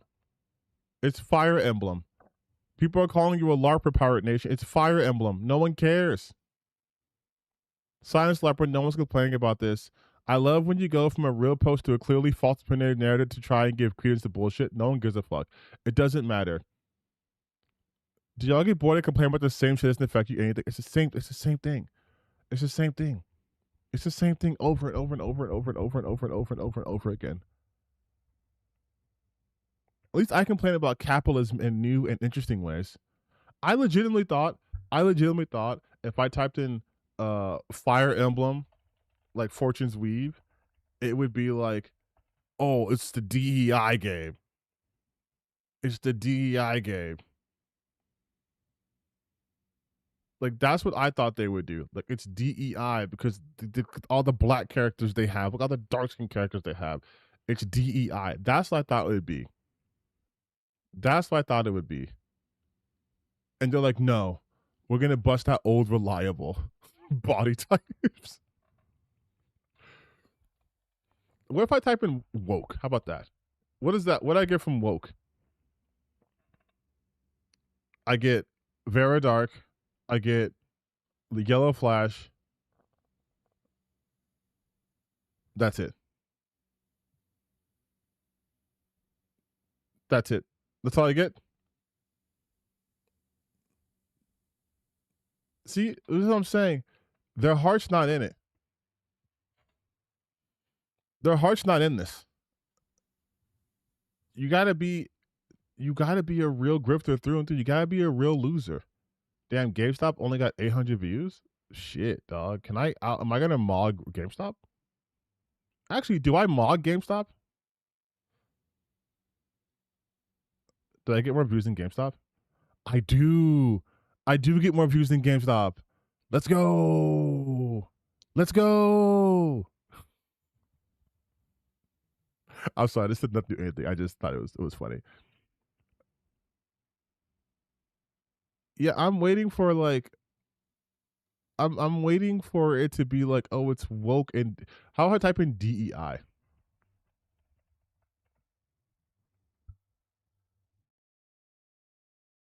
Damn, nothing?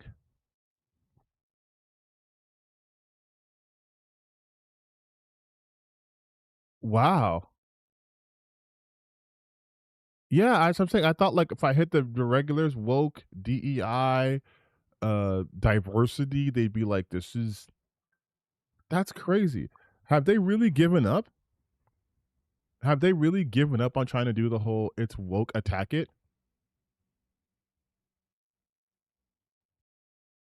Because if so, then damn. Fire Emblem safe. Also, who wants to bet if I click on this Veridoc video that she's oh never mind. I was gonna say that she's gonna use Pirate Nation's tweet. I think if she ever did her own research, like actually looked up her own sources and stuff, I think her brain would explode. It's so funny how they have to go to like safe people. You know, I've never watched the Yellow Flash video actually. I know he recently was getting into it with Birdman, but what is let's see what he's about. I like how the thumbnail is smash the patriarchy. I'm sure that won't play into anything happening in this video. Let's see what this guy's about.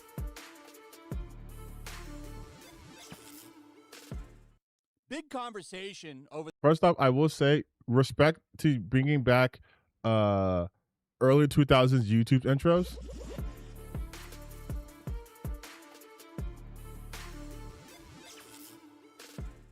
Respect to the YouTube intro. Over the past couple of days on the internet has been about what's going on with these Western game studios, what they've done to Halo. I mean, the Halo stuff is. He sounds so whiny. What they've done to Halo is insane. You literally had the studio hiring people that hated the franchise, just riddled with developmental problems. All kinds of stuff. I've went over it in length. He's just rambling. Then you've also have the Bethesda situation with these devs that are getting fired and begging for their jobs back, and they want player support, but then players got to see the people working there in detail, literally people with hammer and sickle tattoos on their neck, and the internet don't watch him. Too late. Them getting fired, and now Nintendo. The internet didn't celebrate them getting fired. What are you talking about? Has been brought into the conversation thanks to their new Fire Emblem game that's coming out soon. There was a recent reveal going over character creation, and guess There's so what? many pauses. They're using the Type A and Type B body type instead of just saying male and female. You know. Oh yeah. Most normal people use male and female, and you've got this small. I feel like he's drunk. % of the population that's just confused on who they are and want you to use whatever weird pronoun. I'm not a male or a female. Most people don't even want to bother with that stuff. They find it ridiculous. What's happening here, dog? Ridiculous. that we Jesus have to Christ. use type A, type B, all this Is he stupid legit drunk? nonsense to make a small portion of the population happy. And it has destroyed games. Starfield is a really Yeah, using type A and type B has destroyed games. I can't think of a single game. I can't think of a single game.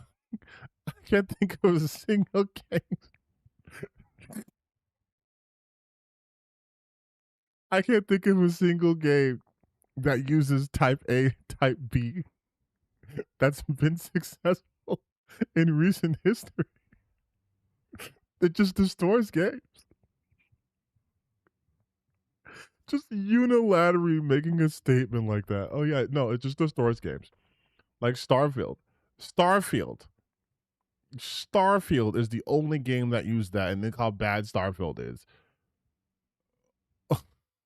Good God, dude. Oh, this is comedy. great example of that. Remember the effing pronouns rant that Az did? Well, he was right. And more people talk about that than Starfield itself. I would argue that that rant did damage to the game. Got a lot of people aware of the nonsense. And now Fire Emblem. What? That's so fucking stupid. That's so stupid. This is like saying, oh, well, no one remembers the pool I was at, but everyone remembers I shit myself at the pool. Like, this is like if the quartering was like, people talk more about me shitting myself at the Walmart than the actual Walmart. It's like, is that what you want? Is that what you think is the win here? Is that what you think is the win here? Is kind of in a similar position. If you go and just take a Jesus Christ. Is Pirate Nation literally the only fucking Twitter account they utilize? Like, I know the grifters love to use, well, they usually use that Park Place app. I think that Park Place fell out of favor with them. Or like Cosmic Book Use. But is this the only account they use? Is this the only account they use? And I know the type A, type B has been used by Fire Emblem before. A tour around the internet, you'll see a lot of conversation around this. Now, to be fair, we don't know. Madam Savvy, why can't I put flesh lumps on A? It's almost like this is a nonsensical dress-up that offers no degree of freedom and simply performance. See, this is how you know Madam Savvy and her like are fucking fake gamers. Because this isn't how character creation ever works. Ever.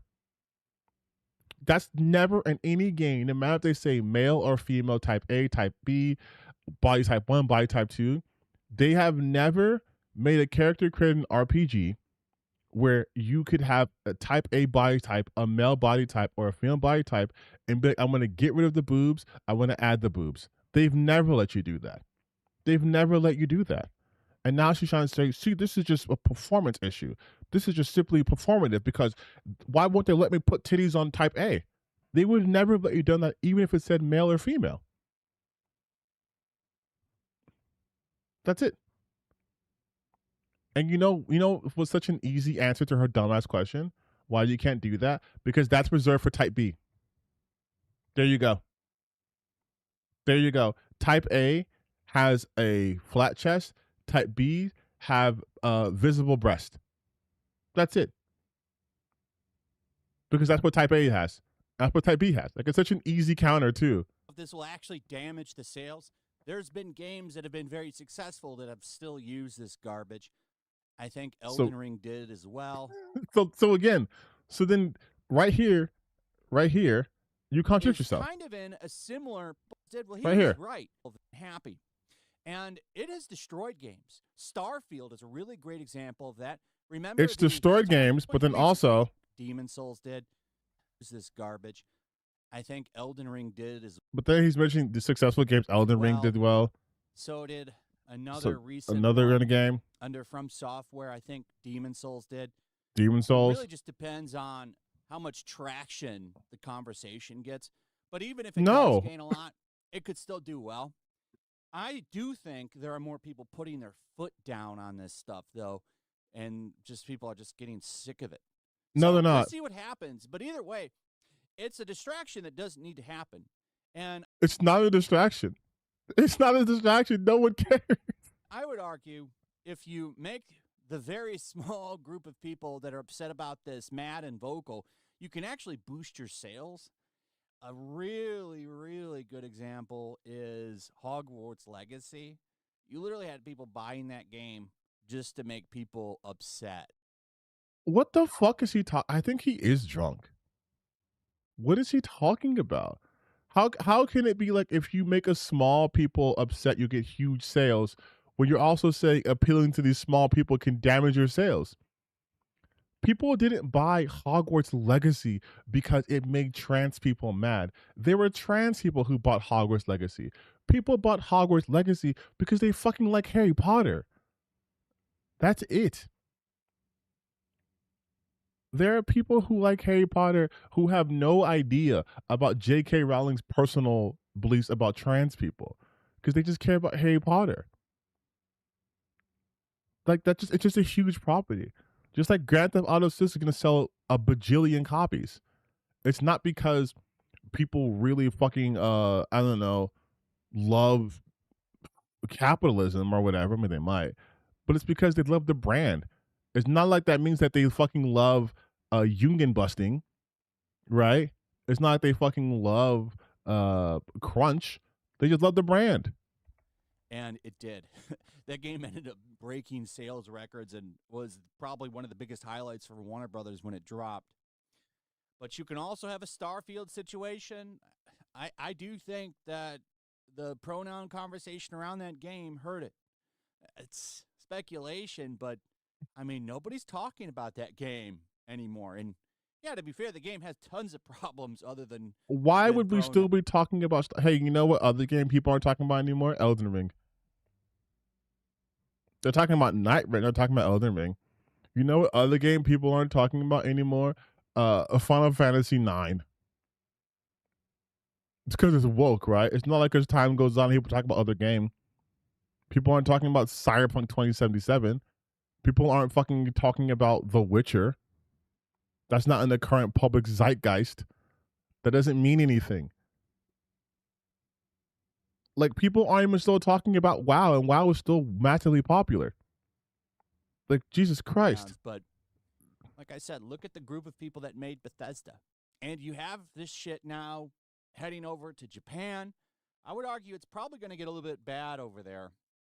But here's what's going on. So a new Fire Emblem game is getting backlash from Japan and Western users. Wait, he did all that talk, and now he's talking. No, I'm skipping this part. He's drunk, right? Because most people, the majority of people, have no issues with who they are. It's just this fringe group of always leftist weirdos with clown makeup on and weird hair colors and. There are trans right-wingers. What are you talking about? What are you talking about? Off rip, one of the most prolific right-wing trans content creators, Blair White. Also, Caitlyn Jenner. He's got to be drunk. Multiple nose piercings, just like all the people that work at Bethesda. So if you take a look on just about a lot of these posts, you'll see people saying from, eye roll to cringe, from I'm still going to get it, to I'm not buying a Switch 2 now. I saw a post talking about a guy said he was going to put in $500 or something to get this game and a Switch 2. Probably, I would imagine, a bundle that they're more than likely. What is the point he's trying to make here? He's like, yeah, I've seen people say they're going to still buy it.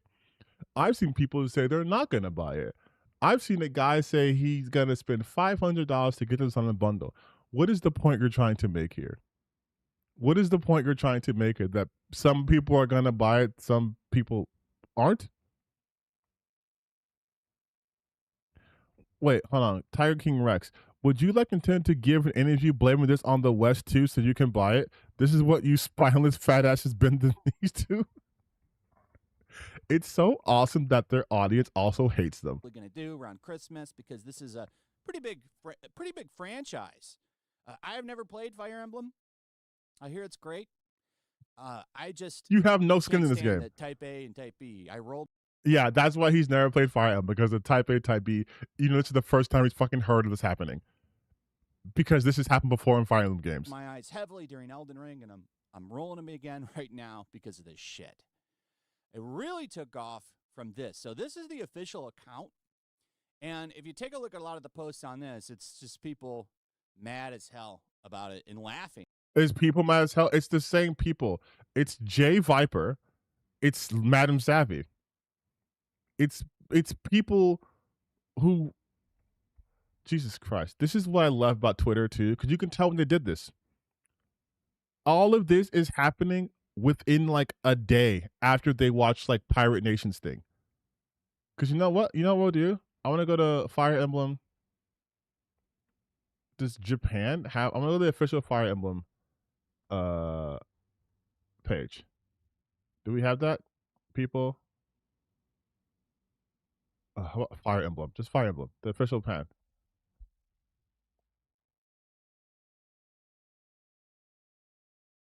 Okay. So let's see. August 5th, right?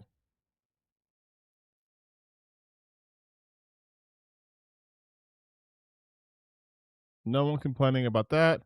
Let's go down further. Let's go down to where they have the one, this one here, right?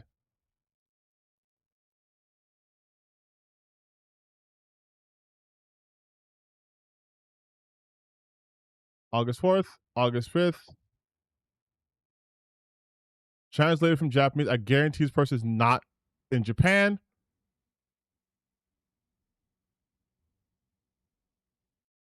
This is a retweet. These are retweets. These are retweets. Where are you located, big guy?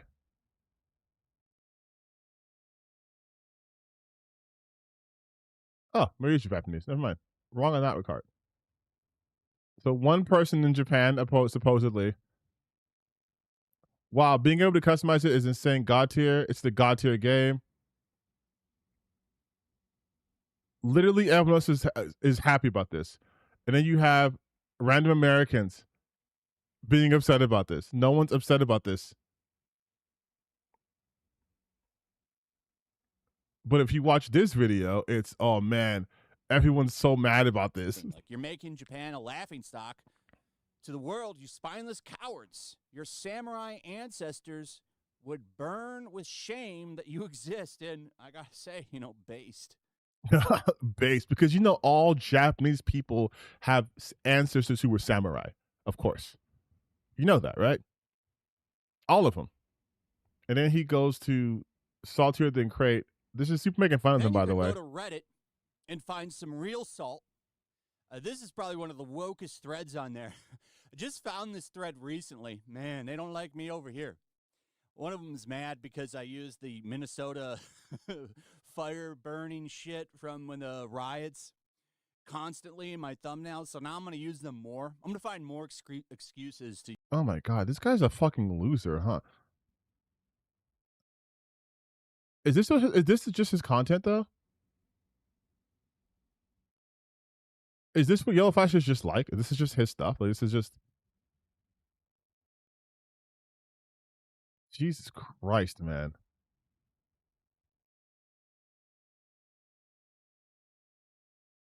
Oh my God.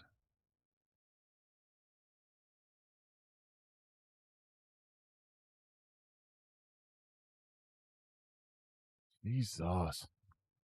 Jesus. So many of these people are just terrible at what they fucking do. Like, my God, man.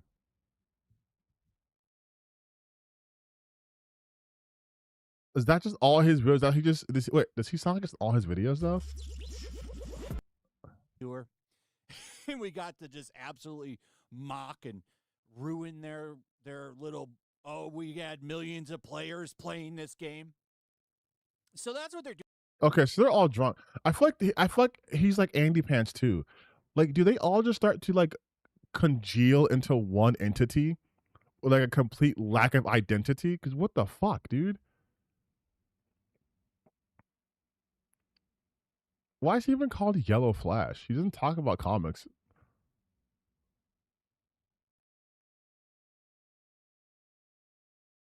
He doesn't talk about comics or anything like that.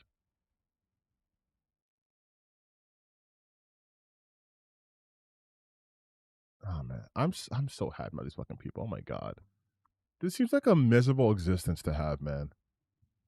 Like these people they seem devoid like of joy, like just completely incapable of experiencing anything coming close to joy. He had a comic book of his own. Oh, then it probably definitely flopped. There's a real like tangible energy to people who are like failed creatives. You know what I mean? Like you can just tell that everything they do is through hatred and vitriol because they are not successful. Like the level of hate they have for things, like this is because you thought you could do this also and you couldn't. And so now you're mad about everyone who is doing it.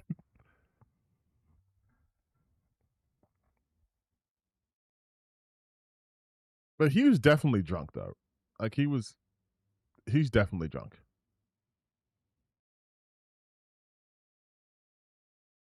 How to rebuild. Who is Disparu? Do you guys know who that guy is? Do you guys know who this is?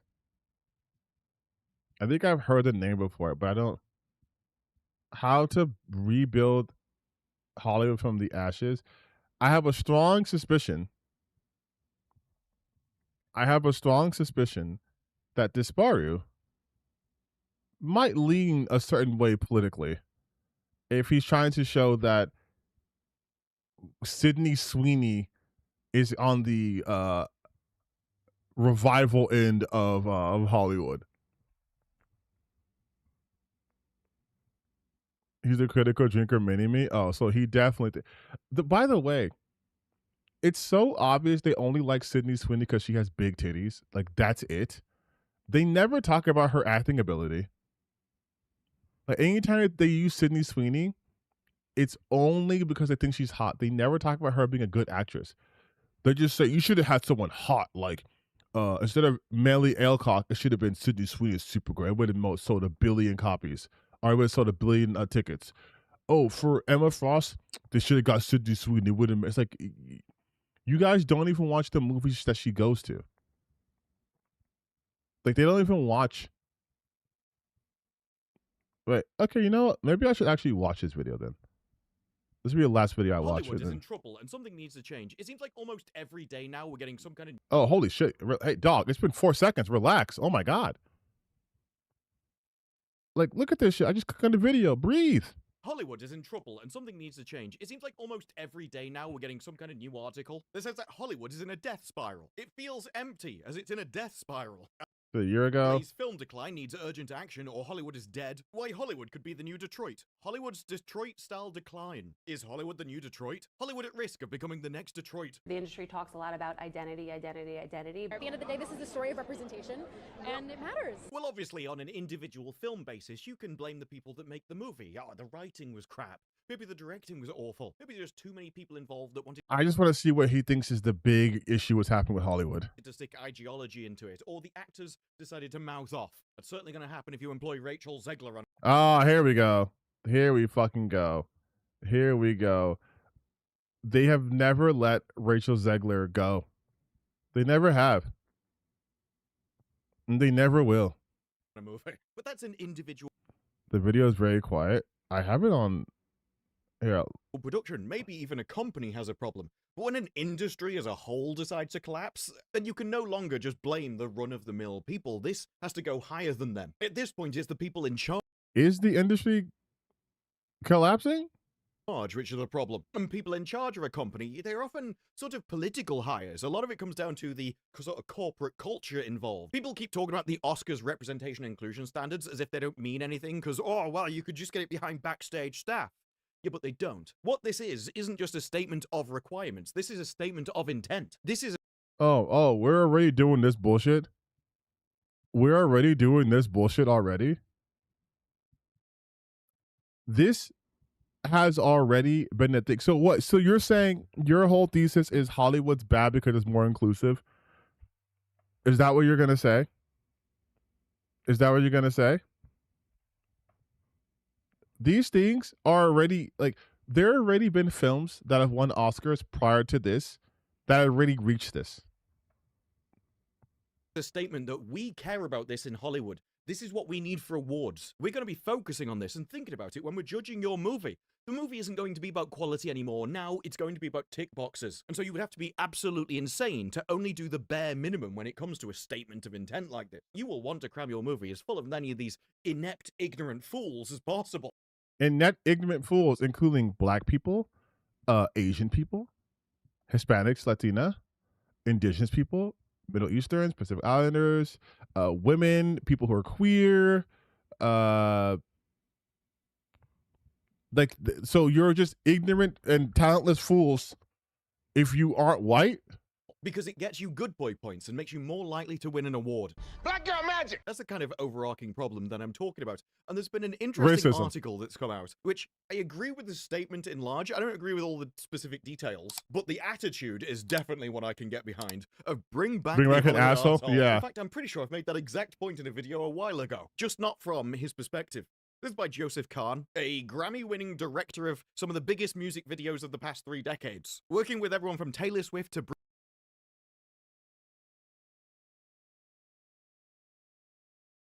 All right, I'm gonna just say it. What the fuck does a Grammy-winning director know about, like, winning a fucking Oscar? This guy's I mean, I'm not saying people who can't do music videos can't transition to do, like, actual, like, movies, but, like, his biggest claim to fame is winning a Grammy for music videos. I wouldn't say he has the best perspective when it comes to what makes film. Britney Spears, and a guy who wants the Hollywood suits back. Anyone who's been watching my videos for a while will know I've brought this up before, that I actually like the money men. I like the executive. It's the artist's job to be, like, creative and weird. And it's an executive's job to go, no. They're like, look, I know you want to put a trans, black, quadriplegic, cerebral palsy model. This has nothing to do with anything. As Iron Man in the next movie. But see, as Iron Man, but that would never happen. You want to know why it never happened? Because they cast Robert Downey Jr. as Iron Man. They cast Robert Downey Jr. as Iron Man. And then they cast Robert Downey Jr. as a character who should be Romani. So, like, once again, they create these hypothetical situations that have never come to pass. This is someone who is a model. First off, it's not like they're making her a model because she's all these things. They're saying she's the first transgender quadriplegic cerebral palsy model to attend the Met Gala. She's already a model. She's already a model. She's not the Met Gala now.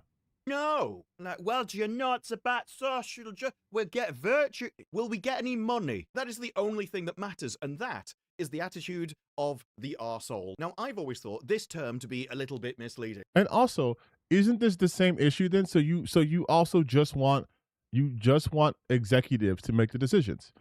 So okay then, next time executives make a decision, I don't want you to fucking complain. I don't want you guys to say this feels like a movie or game done by committee. This is the shit you wanted. Because you kind of have to say, who defines it, right? And in today's day and age, an arsehole is just someone who says something you don't like. Because society is all about sugarcoating feelings, about sugarcoating reality and the truth, buffering people from reality so they can feel better about themselves, when they shouldn't. Because if you tell them they're horrible and disgusting, they might actually improve. Or if you tell I feel like that's not true because I'm sure you've been called horrible and disgusting, and this does not look like an improvement at all to me. and they're perfect, they won't. This is why people in Hollywood should be told they're incompetent. Hey, Bob, if you're in the audience, go f yourself. And your example is using Elon Musk? You're using Elon Musk as the guy who's right? The guy who lost like all advertisers on Twitter? This is the guy you want to use as the guy who's right of what he should be doing, telling people what to do and he's been wrong about everything? This is the guy you want to use?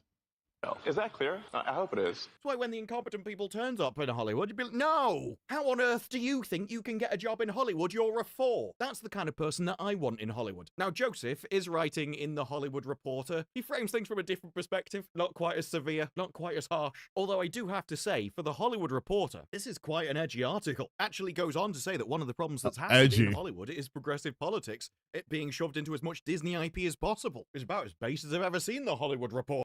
Oh, so big. Hey, what movie just made $1 billion? What movie just made $1 billion? What happened? What movie just made $1 billion? The Odyssey. The Odyssey made $1 billion. Didn't the Odyssey also have Lupita Nyong'o? Right? Wasn't she also in the Odyssey? Wasn't Elliot Page? Wasn't Elliot Page also in the Odyssey? Wasn't Travis Scott also in the Odyssey? Wasn't Zendaya, wasn't she also in the Odyssey?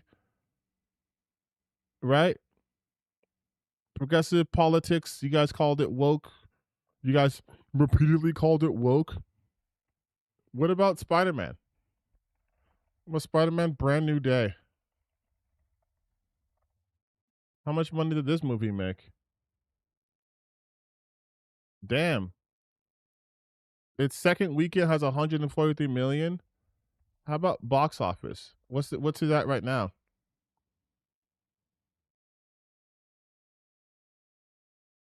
Whoa, it beat Avengers? Oh shit. Did it make $1 billion?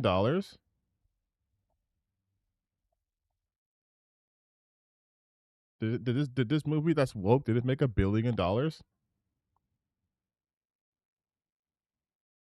Wow. This movie with $1 billion that has a trans actor in it, isn't that woke?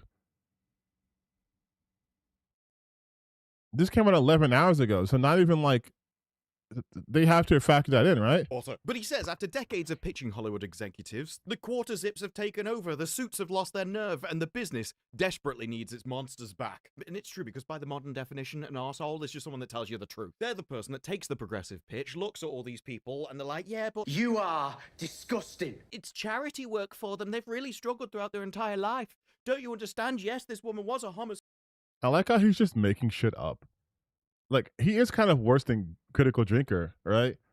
His videos are mercifully short, but he's just making up scenarios that don't exist. Lunatic her entire life who reveled in evil and pain, but she had a horrible childhood. And the guy's like, make sure she gets what she deserves in the end. I don't care that she doesn't have any dangly bits. She gets punished along with everybody else. That is what Hollywood needs. Hollywood needs women to get killed in movies. Hollywood needs more women getting killed in movies. And he's trying to say basically that only men get tortured in film. Only men get their just desserts. Women never. So we need to bring that back.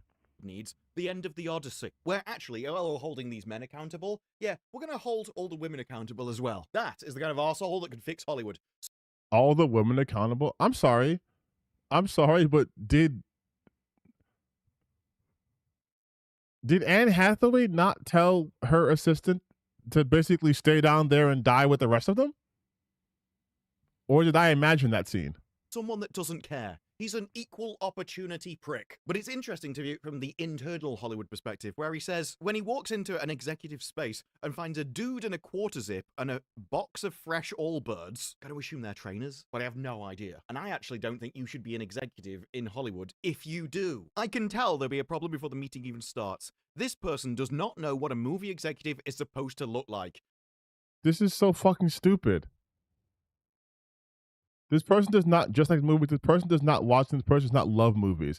I've been in his rooms before. After another viral music video, another festival hit, I'm back in the office with some, dog, you're making fucking music videos, though. You also don't know what it's like to fucking make an actual movie. Does not dress like the movies, does not watch the movies. This person does not love the movies. These youth, bro. What are you gonna do? Which is an interesting point, that if you grew up watching movies about movie executives, you'd imitate them. I'm not sure I agree with that. I actually think That's it's a something more stupid basic. point. Like, one of the things which is missing in movies at the moment is masculinity and heroism. It is the justice-based morality. Now, part of that entire philosophy is the idea of standards, that you actually have standards that everyone else needs to meet, otherwise you remove them. To me... What the fuck? These guys always talk about, well, there's no masculinity in films anymore, and they never talk about what they fucking mean. It's always just like, oh, well, films aren't masculine. By masculine, but they have standards. What? That's not what masculinity means. That's what the suit says in the corporate industry. It means that you care. It means that you want to uphold the standards which are there. Now, everyone knows Hollywood, party place, right? But I'm English, I'm not against that. In fact, a lot of the idea of Englishness is sort of, when you're outside, there's a way you should behave. There's a way you should portray yourself. Now, what you do behind closed doors, that's your business. But when you go out into public, there is something that you should do. And that is the idea of heroism as a whole. The hero acts because nobody else will, because there is nobody else that can. He does the right thing because it's what he should. Okay, again, so then Spider-Man, right? Like, Spider-Man did the right thing. He even, I won't go spoilers, but he did the right thing. He does the right thing. $1 billion transactor in there. So what are we talking about? And I think that's the same with any corporate thing. It's a standard that has to be kept to show that you care about your job. Wearing sort of quarter zips and stuff just means you're lazy. You don't want to be an executive. You don't want to be in the corporate structure. You see yourself as like one of the boys, one of the artists. I'm not stuffy like those other blokes. I want to be the cool uncle. And that can't make good heroic masculine movies. But what the fuck does that? That makes no sense. That makes no sense. Because I wear a quarter zip, I can't make good masculine movies? Because I don't care? Maybe I care enough to the point where I know I don't have to dress in a fucking literal suit. Like, it's so funny that he shows Elon Musk in this clip right here. Does this look like a billionaire? Which one would you say is the billionaire? The guy in the suit or the guy wearing a shitty jacket and overly shiny shoes? Which one's the billionaire, you guys? Which one looks like he cares about making money at the world? I think it's like an economic forum. Which one looks like they care about making money? Like, it's insane to me.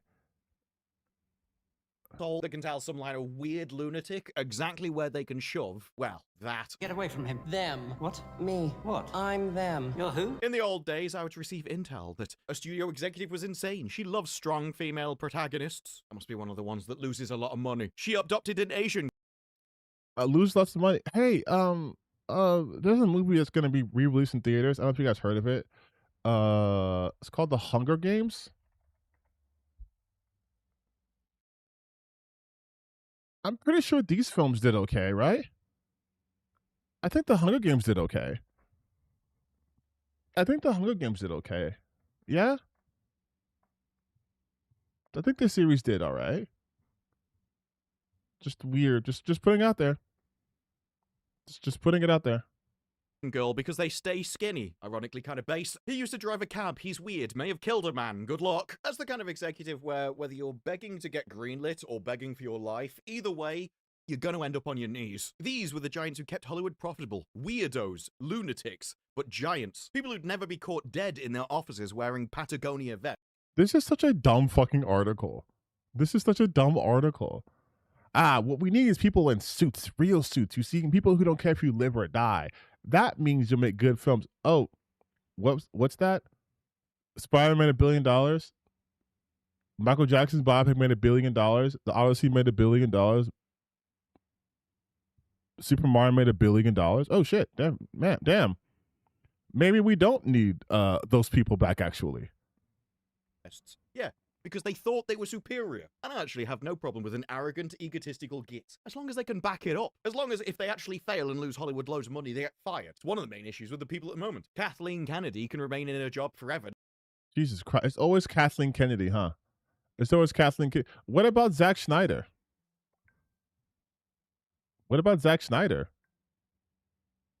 He lost Warner Brothers money, right? Nothing for him? Just Kathleen Kennedy? No matter how much money she loses. Executives deal with artists, and artists learn from movies. What about Kevin Feige? is what executives are supposed to look like. I don't really think the artist's perception of the executive matters because the executive shouldn't care. So I don't need you to like me. I just need you to do what you're told. If you won't do what you're told, you're fired. This is one of the perks of the Hollywood arsehole. He doesn't need to care what his letters think of him. He's the one with the money and the power. Get on with it, you filth. Rid the universe of your filth. These men were monsters. Magnificent. Jesus They Christ. understood that the suit Again, got David Zaslav. Like, what the fuck? vanity. The suit was the point. Armor, uniform, threat, all at once. It made artists fear you, which was useful, because artists are children with tax problems. That is a great turn of phrase. You show up at a quarter zip and wonder why you lack aura. It really doesn't matter if an executive has aura. The executive would wear a suit because he wants you to know that he's better than you. But he actually doesn't care if you know. None of this, none of what he's saying, none of what that John guy's saying has anything to do with the point they're trying to make. If we had guys in literal suits, movies would be better. How? Oh, because the actors would be afraid of them, and they have aura. You're going to do as you're told anyway, or there will be consequences. And also, to be like the executive, people still listen to executives. To be like, oh, well, now that he has a suit, now he knows what he's doing because he has a suit. Like, this is telling someone, like, this is like telling someone to trust a guy because he's wearing a suit. He can't be a con man. He must know what he's talking about. He's wearing a suit, you guys. No one who's wearing a suit has ever been wrong about anything ever. The suit isn't a fake threat. The suit is the outward symbol of the internal product. He wouldn't care if he had order because you don't matter. You are going to do as you're told, or he will get someone else who will. It's more the attitude that the suit represents which is needed. The suit just kind of naturally comes along with it. The costume matters because the job matters. Many executives want to present themselves as a casual, implying they have the souls of artists they work with, but having a soul is not your job. That's your assistant's job. Your job is to make. I'm sorry. What's his name? Joseph Kane? Has he fucking made a movie? Like, what is this? What's his name? Joseph Kane, or I think it was John Kane. What was his name? Okay, you know what? I can just look at the video. I can look at the video. I'm 8 minutes in.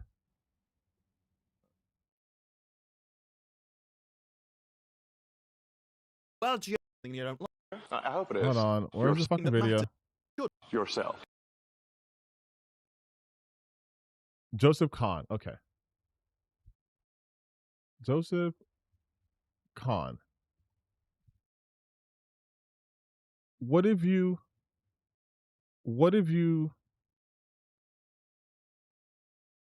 directed? Let's see.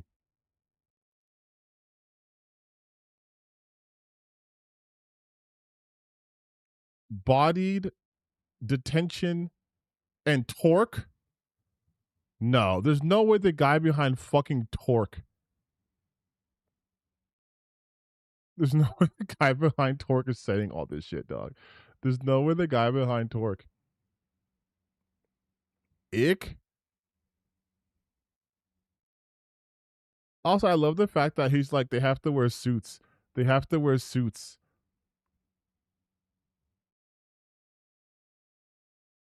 Oh, it looks like he has the soul of an artist, you guys. Where's his suit? He's the director. He should know. He has the power. Why is he not in a suit? This is the fucking guy who made Torque. You guys remember Torque, right? Dark comedy. It was not a fucking dark comedy. It was not a dark comedy. And he made Ick. And he's talking about wait, what is it? Awards has he won? He won, I think, awards like for movies and shit. Nominee for Best Music Video, Grammy Awards, Best Music Video. He's won that twice. Eminem Without Me, and then Best Music Video for Taylor Swift Bad Blood. He won AFI Fest for Bodied.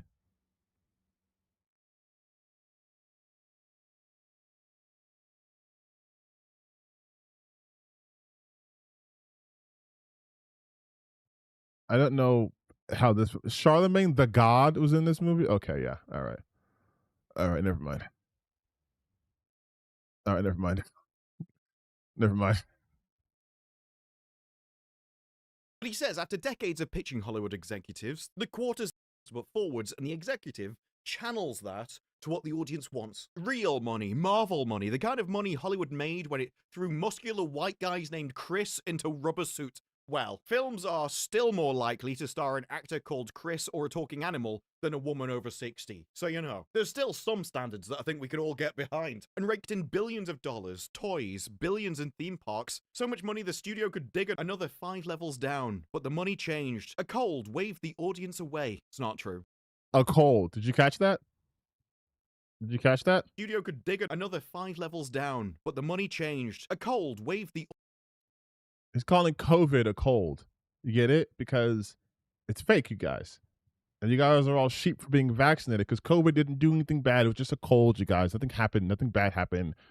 People weren't dying en masse for COVID. Audience away. It's not true. Spider-Man's just proved it's not true. You can argue that a... What are you fucking talking about? He's saying in the past, this is true. Spider-Man does not disprove this. Spider-Man Brand New Day is in a post-COVID, like post-COVID. This is literally talking about COVID waved the audience away because people weren't going out to theaters. That is true. But the money changed. A cold waved the audience away. It's not true. Spider-Man's just proved it's not true. You can argue that a cold broke the habit. It meant that people weren't constantly going to the cinema every week, and so now you had to give them a reason to go. But it didn't stop them going to the cinema. It may have allowed for ideological changes within Hollywood. It may have, for that time, shut down the industry and hurt the industry that way to lower productions. Then there was the strike, which lowered productions. There may have been sort of the cogs in the machine. This is so fucking stupid. Yes, COVID had a significant change. COVID had a significant impact on people's livelihood, on people's day-to-day shit. People didn't go out in crowded places. Things were closed down. Like what he's like, nothing really. It's because of the ideological shift. And it's, bro, what the fuck are you talking about? Being a problem because of it, but I don't think it did anything to the audience. The thing goes that it gave way to streaming, where success was no longer counted in tickets sold, but subscribers.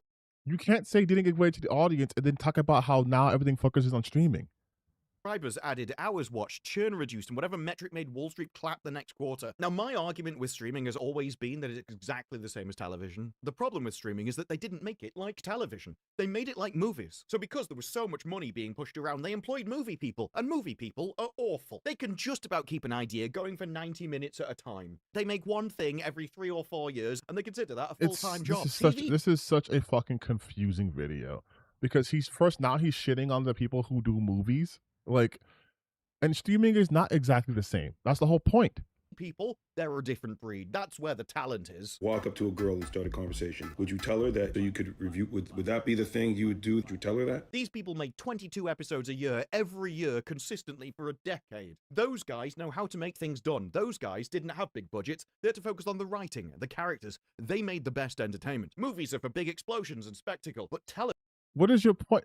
Okay. Television is for entertainment. Stories, plot, character development. And so when that's also for fucking movies. That's just storytelling. You can't be like movies are for explosions, but TV shows are for story. Movies have to have a story too.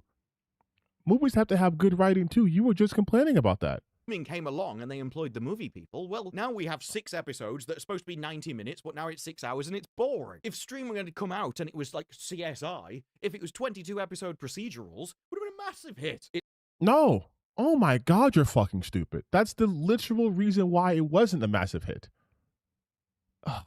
Like, what are we doing here? Some of the biggest shows on streamings were like 10 to 12 episodes max.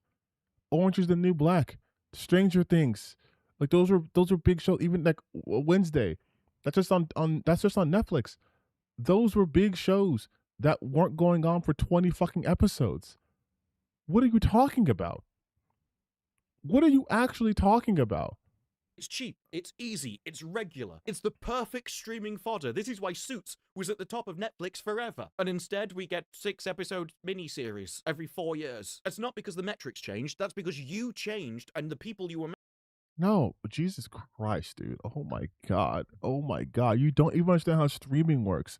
Streaming needs to have a plethora of shows to people to choose from because it's not based off of advertisement. Meaning, they can't just have one show for 22 episodes. They have to have multiple things happen to keep people interested because they can binge all of these shows in one sitting. That was how streaming started. Netflix got into streaming. It was binge culture at first, right? And then when COVID hit, that kicked up. People started watching the backlogs of things. That's why you had people watching Suits to be number one for a bit. But Suits isn't number one for fucking ever because people get bored. They need a constant source. That's the difference.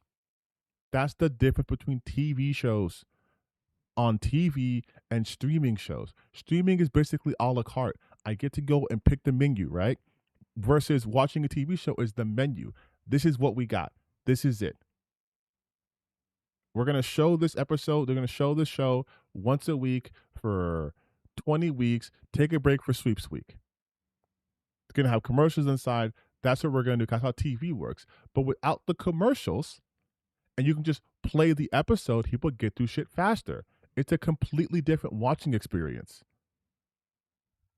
Like, Jesus fucking Christ, man. At least know what you're talking about. Making it changed, rather than just sticking with obviously streaming is about TV, not movies. The streaming boom became a streaming necessity. Money got weird. Studios were no longer making movies for audiences. They were making content for platforms, libraries for algorithms, and growth stores for investors. I actually think that's cope. I think that's rearranging the deck chairs on the Titanic. I think actually when we're talking about content instead, that was rather the progressive attitude that he'll get in. Progressive attitude. So he's just calling it progressive to make content? What? No, this is the article. What's the point of reading this article if you're like, I agree with the assholes, but I disagree with everything else when this is objectively what happened? It's not like movies were doing great and then 2019 happened and it was just a cold and then suddenly we started shifting towards digital releases. Why do you think movies come out on digital a month later so they can put them on their respective streaming services so they can get more revenue from subscriptions than in films? Because one, this is basically the live service model, okay? Movies, production companies, studios are now doing the live service model.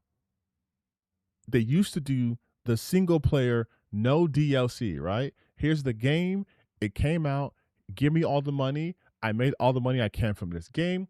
Okay. Then they started doing we're going to put it out on digital so I can get the DLC money, right? Or put it on TV, DLC money for like kickbacks, part of studio deals, right? Because studio deals used to include putting shit on TV. You would get money for that too on the back end. That's why lots of movies didn't have to make a ton of money in theaters. They made their money off the back end. Some movies off of merchandise sales, some movies off of video rentals or purchasing videos or even getting the rights bought to display on TV.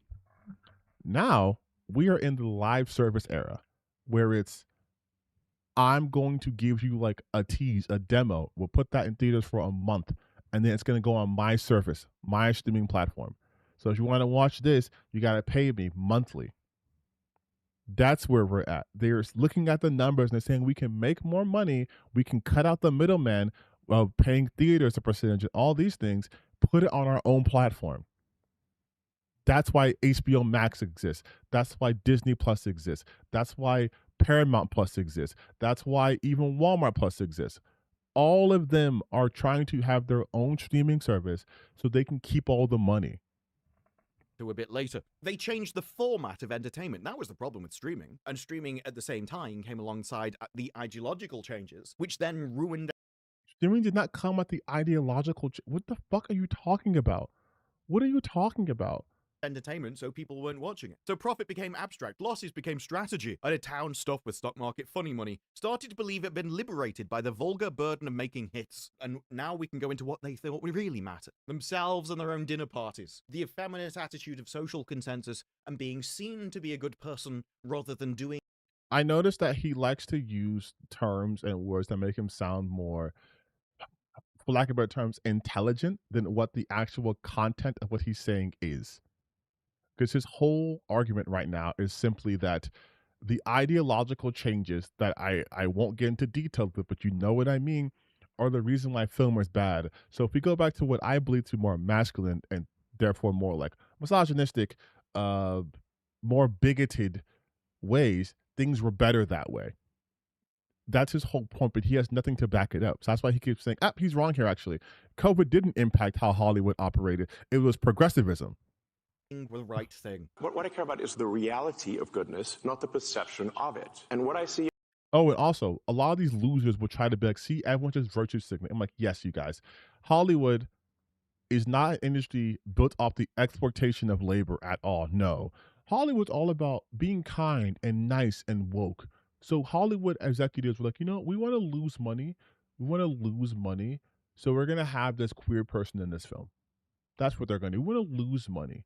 It's not them trying to tap into different demographics in order to expand their base to make more money. No. We just want to show you guys how good we are. We're such good people. That's why Harvey Weinstein's part of our group. That's why we still celebrate Woody Allen. That's why we still low-key kind of fuck with Roman Polanski. He just can't come to America, but we'll still celebrate his films.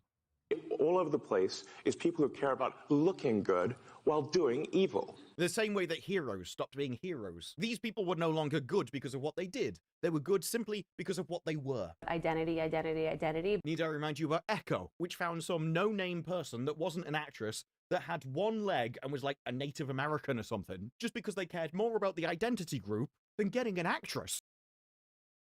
Oh my God, dude. Oh.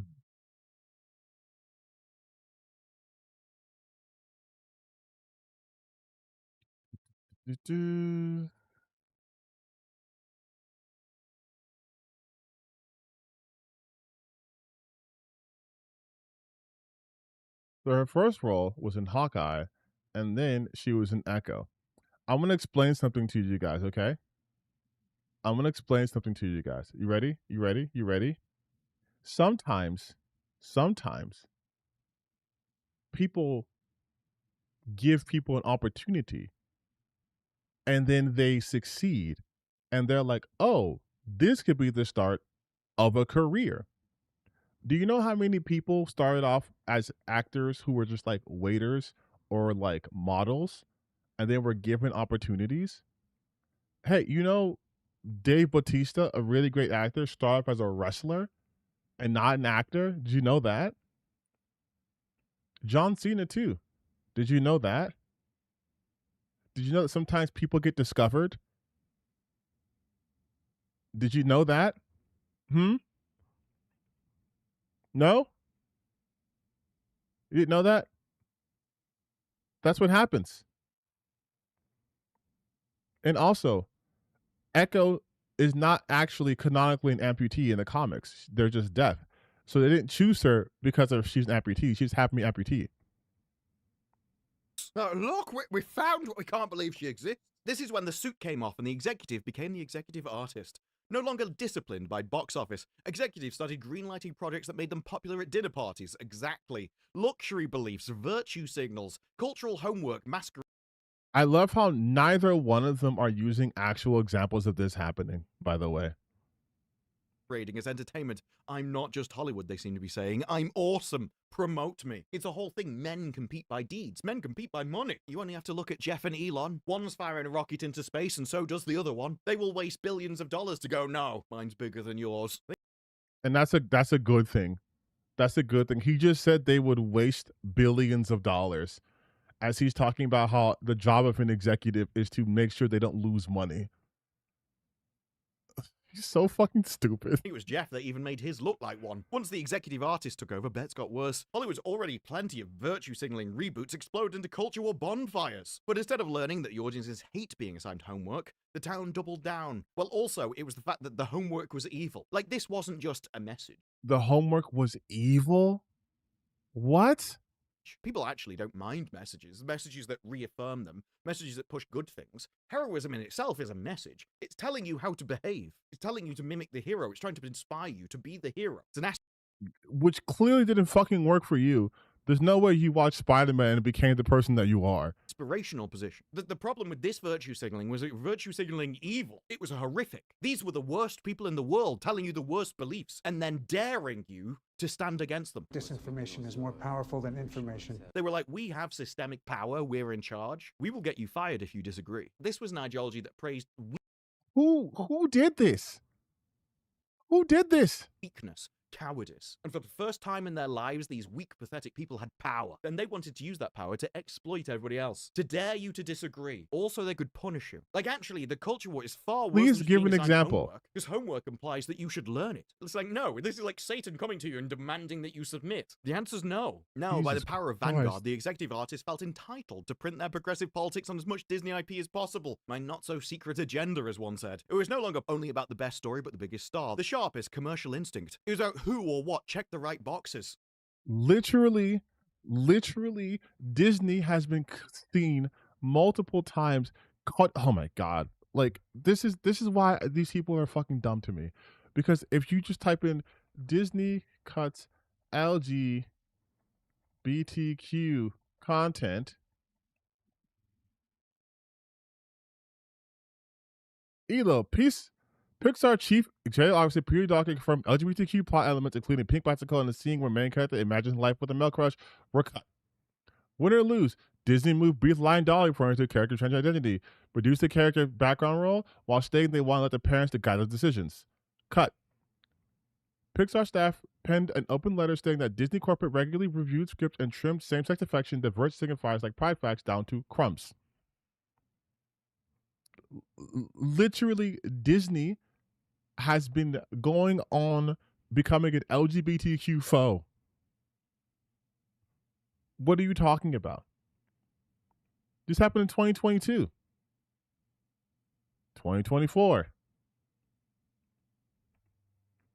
Like, there was a character in the Proud series that got fucking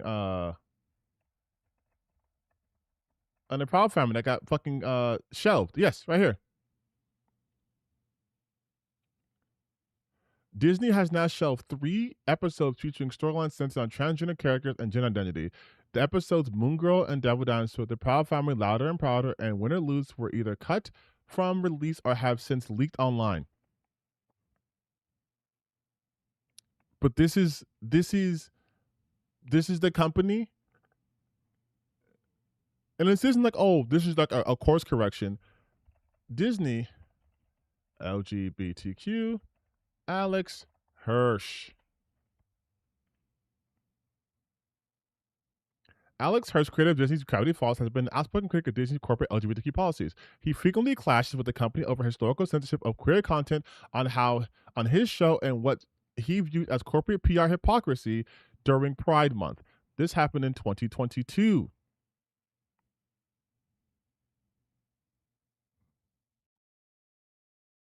Hirsch publicly called out Disney for promoting a rainbow consumer franchise and pride messaging while allegedly cutting or censoring LGBTQ background characters and scenes behind closed doors to appease international markets like China and Russia. This happened in 2021.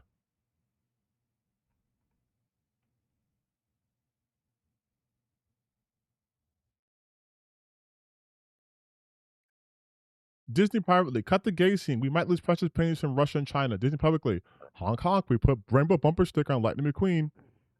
Today consumed our products, teens.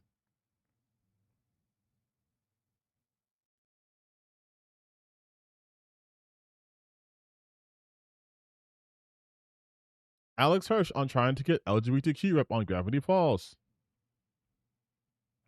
There's a lot of cowardice still lurking. This is in 2018, mind you. There's a lot of cowardice still lurking in dusty corners of the studio, and it takes real courage to flush it out.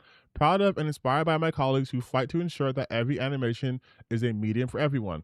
How come there were no gay characters in Gravity Falls then? I tried. This is in 2018. I'm bi. I want to write a bi character, damn it. Luckily, my studies paid off, and now I'm very supported by current Disney leadership. Back when I made GF Disney Gravity Falls, Disney forbade me from any explicit LGBTQ plus rep. Apparently, the happy place on Earth meant straightest, but today, thanks to Dana Terrace, teams There have explicitly been queer animated main characters on TV. This TV.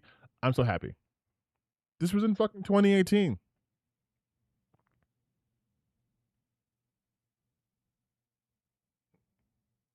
One of the creators of the biggest shows on Disney couldn't do that shit. By right boxes, they meant the most horrific ones they could find. Now it's about shoving the most incompetent, egotistical prick you could find into a job. Humble me. Absolutely. Keep me grounded. At the cost of actually being good. Now we could no longer have homogenous productions which were talented. We couldn't have anything that was English. Harry Potter had to be perverted. Greek movies. What the fuck does that mean? Harry Potter's perverted? Harry Potter's English. What the fuck are you talking about? We can't have things to be English anymore. Yes, because remember how they changed Harry Potter? Now he's a dude from Detroit. Like, what are you talking about? He's still British. He's a white British kid. He's had to have the entire world shoved into them of incompetents that have absolutely no talent at all. Didn't earn it, essentially. The executive artist fell into the same trap as the mere artists, believing that you are more interesting and important than the audience, believing they would marvel at the marvels. 237 million loss, by the way. This is what I've said before. The best thing. Oh, did something happen to the Marvels, by the way? Was there can we look at the 2023 box office movies? Look at that. So you have Barbie. Just so we're clear, Barbie movie would be literally everything he stands against, correct?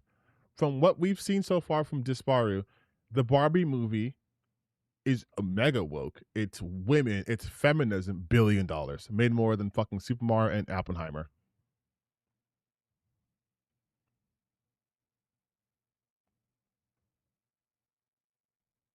Now, the Marvels did not make a lot of money. That is true. But you know what else did make a lot of money? Mission Impossible Dead Reckoning was considered a flop from box office, right? So basically, I think only the top like 6, 7 films maybe were profitable. And then everything else would be considered a flop. I mean, The Flash was a flop. The Flash was starring a white guy. What about that? Aquaman was a flop. What about that? I don't understand. Why not that? I mean, Shazam. Shazam was a bigger flop than the Marvels. Why not that? Blue Beetle was a bigger flop than the Marvels. Why not that? Why just the Marvels? Interesting. Because the number one movie that year was female led. Was a female led film. Interesting. Thing you can do at Hollywood is hire a guy to walk around the lot to just follow everyone around and shout, "You're irrelevant and you don't matter!" And yet they think they're the interesting and important ones. Now there is the executive artist bloodbath, and it's time for the executive to drop the artist, put the power suit back on, and become what we, the hardworking artists and crews, need them to be. Stop pretending you're one of us. Stop trying to be one of the theater kids, voting for obscure movies and performances. I love movies. I love making them, and I am a fan of movies. This obsession with fucking Rachel Zegler is insane, dude. But generally just go, that's the worst movie, that one. Yeah, the one about some miserable person who's had a horrible life. Yeah, the depressing one that'll make you want to jump off a roof. That's entertainment for you. My favorite critic review of a movies only have to exist to make you feel good, you guys. Movies can only make you feel good. The movie make you feel bad movie. Movie has been Grace Randall's non-spoiler review of The Odyssey. It's absolute gold. And at the end, she says, "This is more art than entertainment." And I'm like, yes, because modern art is crap. It's actually not entertainment.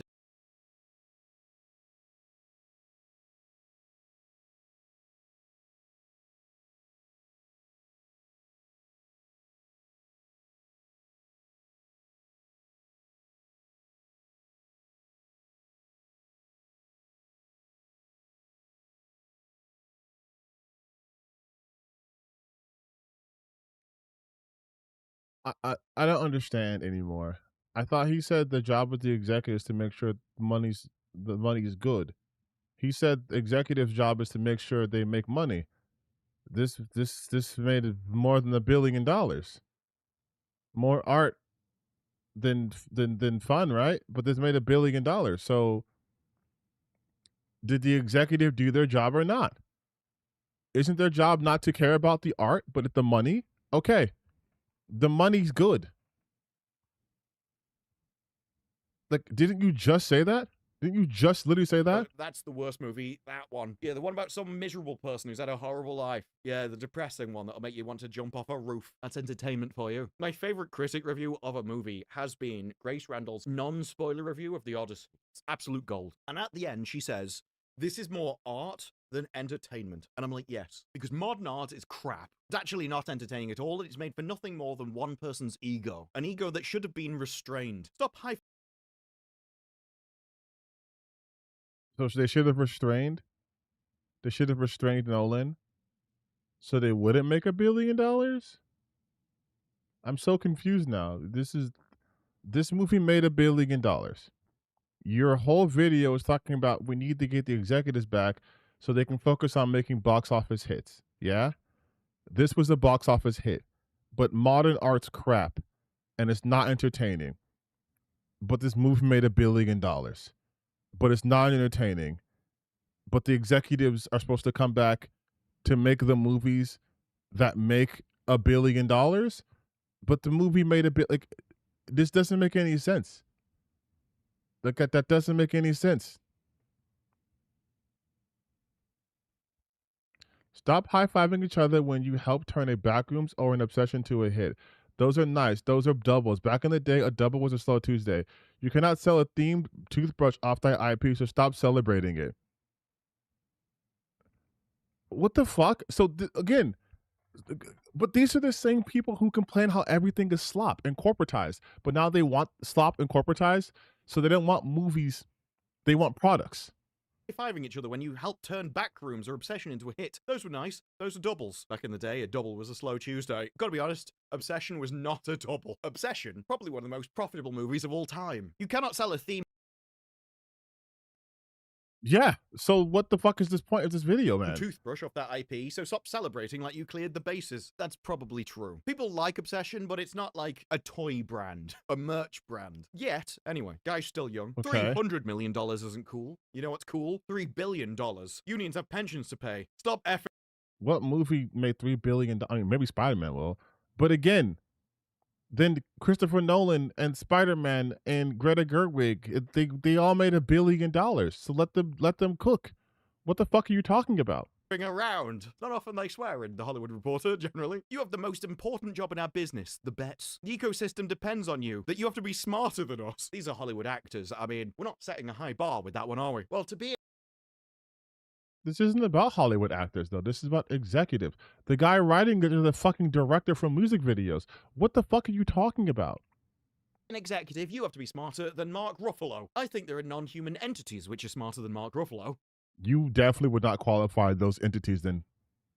Instead, some of you decide, we can at least say most, right? Decided to focus on progressive social agendas for the wrong reasons. You actually believe them. No, the only reason to replace Iron Man with a black woman is because you believe that a black Iron Woman will make you more money. Respectable effort. That never happened, though. No one replaced Iron Man. No one replaced Iron Man. Ironheart is not Iron Man. War Machine is not Iron Man. No one replaced them. Like, again, they're making shit up. No one replaced them. But it's not respectable. It's horrific. The very idea that you want to change him is horrific and should instantly get you blacklisted from the industry and fired. No one wanted to change him, though. No one wanted to change him, though. This is the kind of thing that should get you laughed at. The very suggestion should make you humiliated. You should be ashamed for thinking it. That's how... Yes, you should be ashamed for thinking this, because that literally never happened. What is with these fucking conservatives consistently hallucinating situations that have never happened? This has never happened. Much of a talentless hack that you would be if you came up with that idea. It's a minority. It's such a minority. A tiny bunch of little whinging fuckers. And you're going to say David Tennant is not talented and he's a hack? Okay, dog. They're on the wrong side of history and they'll all go away soon. That is the attitude that Hollywood needs to have. That's what a Hollywood arsehole needs to actually instill in the industry as a systemic issue. Hollywood needs to get back to a point where they can print in the Hollywood Reporter, Oscars so white as a good thing. Then maybe you'll start making money again. You have... Okay, so here we go. That was the big thing right there, right? That's just basically it. He's racist. He's racist. That's it. Video done. That's it. I'm being serious. That's it. It's just he's racist. There we go. He thinks if you have white people in films, that makes money. Then my question is, then why didn't the Marvels that you used as an example, why didn't that make money? Why did that not make money? It had white people in it. It was starring a white person. And if the whole thing is like, oh, it needs to be white guys, I'm pretty confident there's movies that have flopped with white guys in it, with majority white guys in it. Like that's, I mean, hell, He-Man flopped. Yeah? He-Man flopped so far. Mercy flopped. Oh, The Bride with Christian Bale, that flopped too. The Strangers. Like a lot of movies that were with white people flopped. Like I don't know, like that's true, right? Like these movies have flopped. There's been white guy movies with mostly white casts that have done terribly. The Odyssey is not one of them. Neither is Spider-Man, because Spider-Man had a pretty diverse cast actually, and they made a fucking $1 billion in like 3 days. But again, there's the movies with white people that flopped. Hell, 28 years later, which I loved, was considered a flop. That was white people, British white people like you, Despario. So what happened there? What happened there? In fact, some of the biggest box office movie flops of all time had lots of white people in it. Maybe that's the problem. Maybe that's the actual issue, right? Maybe that's the issue. We gotta stop having white people in movies. Too many white people in movies is a death sentence. Like here, let's go see some movies real quick. Biggest box office bombs. The 13th Warrior. Ooh, Antonio Banderas. Well, he's not white. But who do you have? 47 Ronin. I think that was with my boy Keanu Reeves, Pluto Nash, The Alamo, Alexander, Black. Okay, Borderlands had some white people in it, but if we want to go like, Chaos Walking, that was white people. Fall Guy flopped too. Oh, X-Men Dark Phoenix. Yeah, that mega flopped. Evan Almighty, white guy, that flopped. Fantastic Four, that had white people in it, that flopped. The Flash, white people, that flopped. Furiosa, flop, white people, mostly white, in fact. Green Lantern, famously white. A lot of these movies, Indiana Jones, The Dial of Destiny, a lot of these movies have white people in it. Joker Folie à Deux had 2 whites. Whites people in it. King Arthur, Legend of the Sword, The Last Duel. Lightyear had animated white people as okay main characters. The Lone Ranger, whites. The Marvels, also whites. The Matrix Resolutions, whites. And then you had a couple of blacks, you know. Mostly white. Mortal Engine, white. Moonfall, white. Patrick Wilson. I mean, Halle Berry and Kelly, you aren't really in that as much. Well, I mean, Kelly, you isn't, but like Margaret, I would say this is a mostly white movie. Oh, The Mummy with fucking Tom Cruise. Oh yeah. Seventh Son. Sahara. Rise of the Guardians of Gahul. Well, that's animated. Someone count that.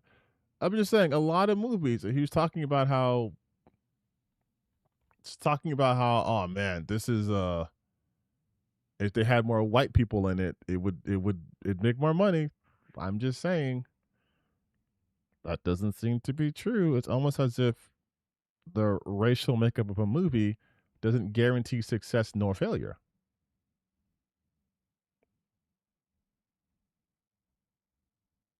But okay, you know, maybe I'm wrong. Oh my god, dude.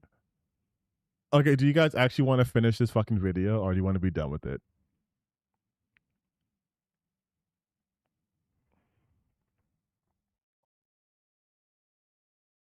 Because I mean, he basically just gave it away right there. It's just he wants white people to be in movies. I feel like there's not much I can add. There's not much I can add to that little admission right there. He just fucking says it.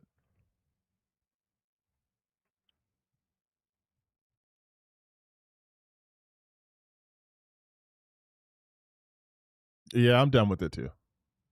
I'm done with it too. No, he won't mention Sydney Sweeney. I don't think he will. I know she's in the front. I know she's in the thumbnail, but I don't think she's mentioning here. You know, I will check the transcript right now and see if he mentions Sydney Sweeney.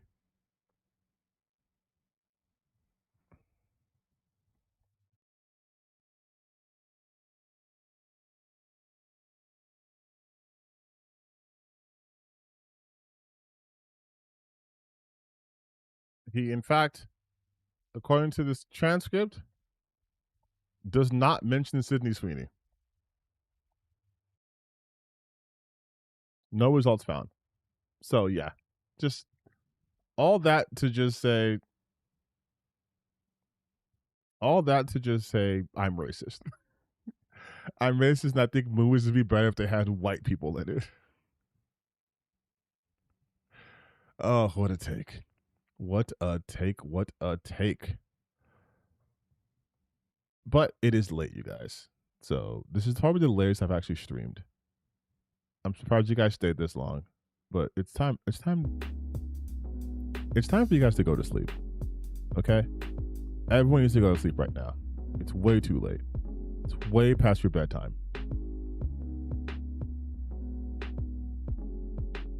Thanks for joining, though.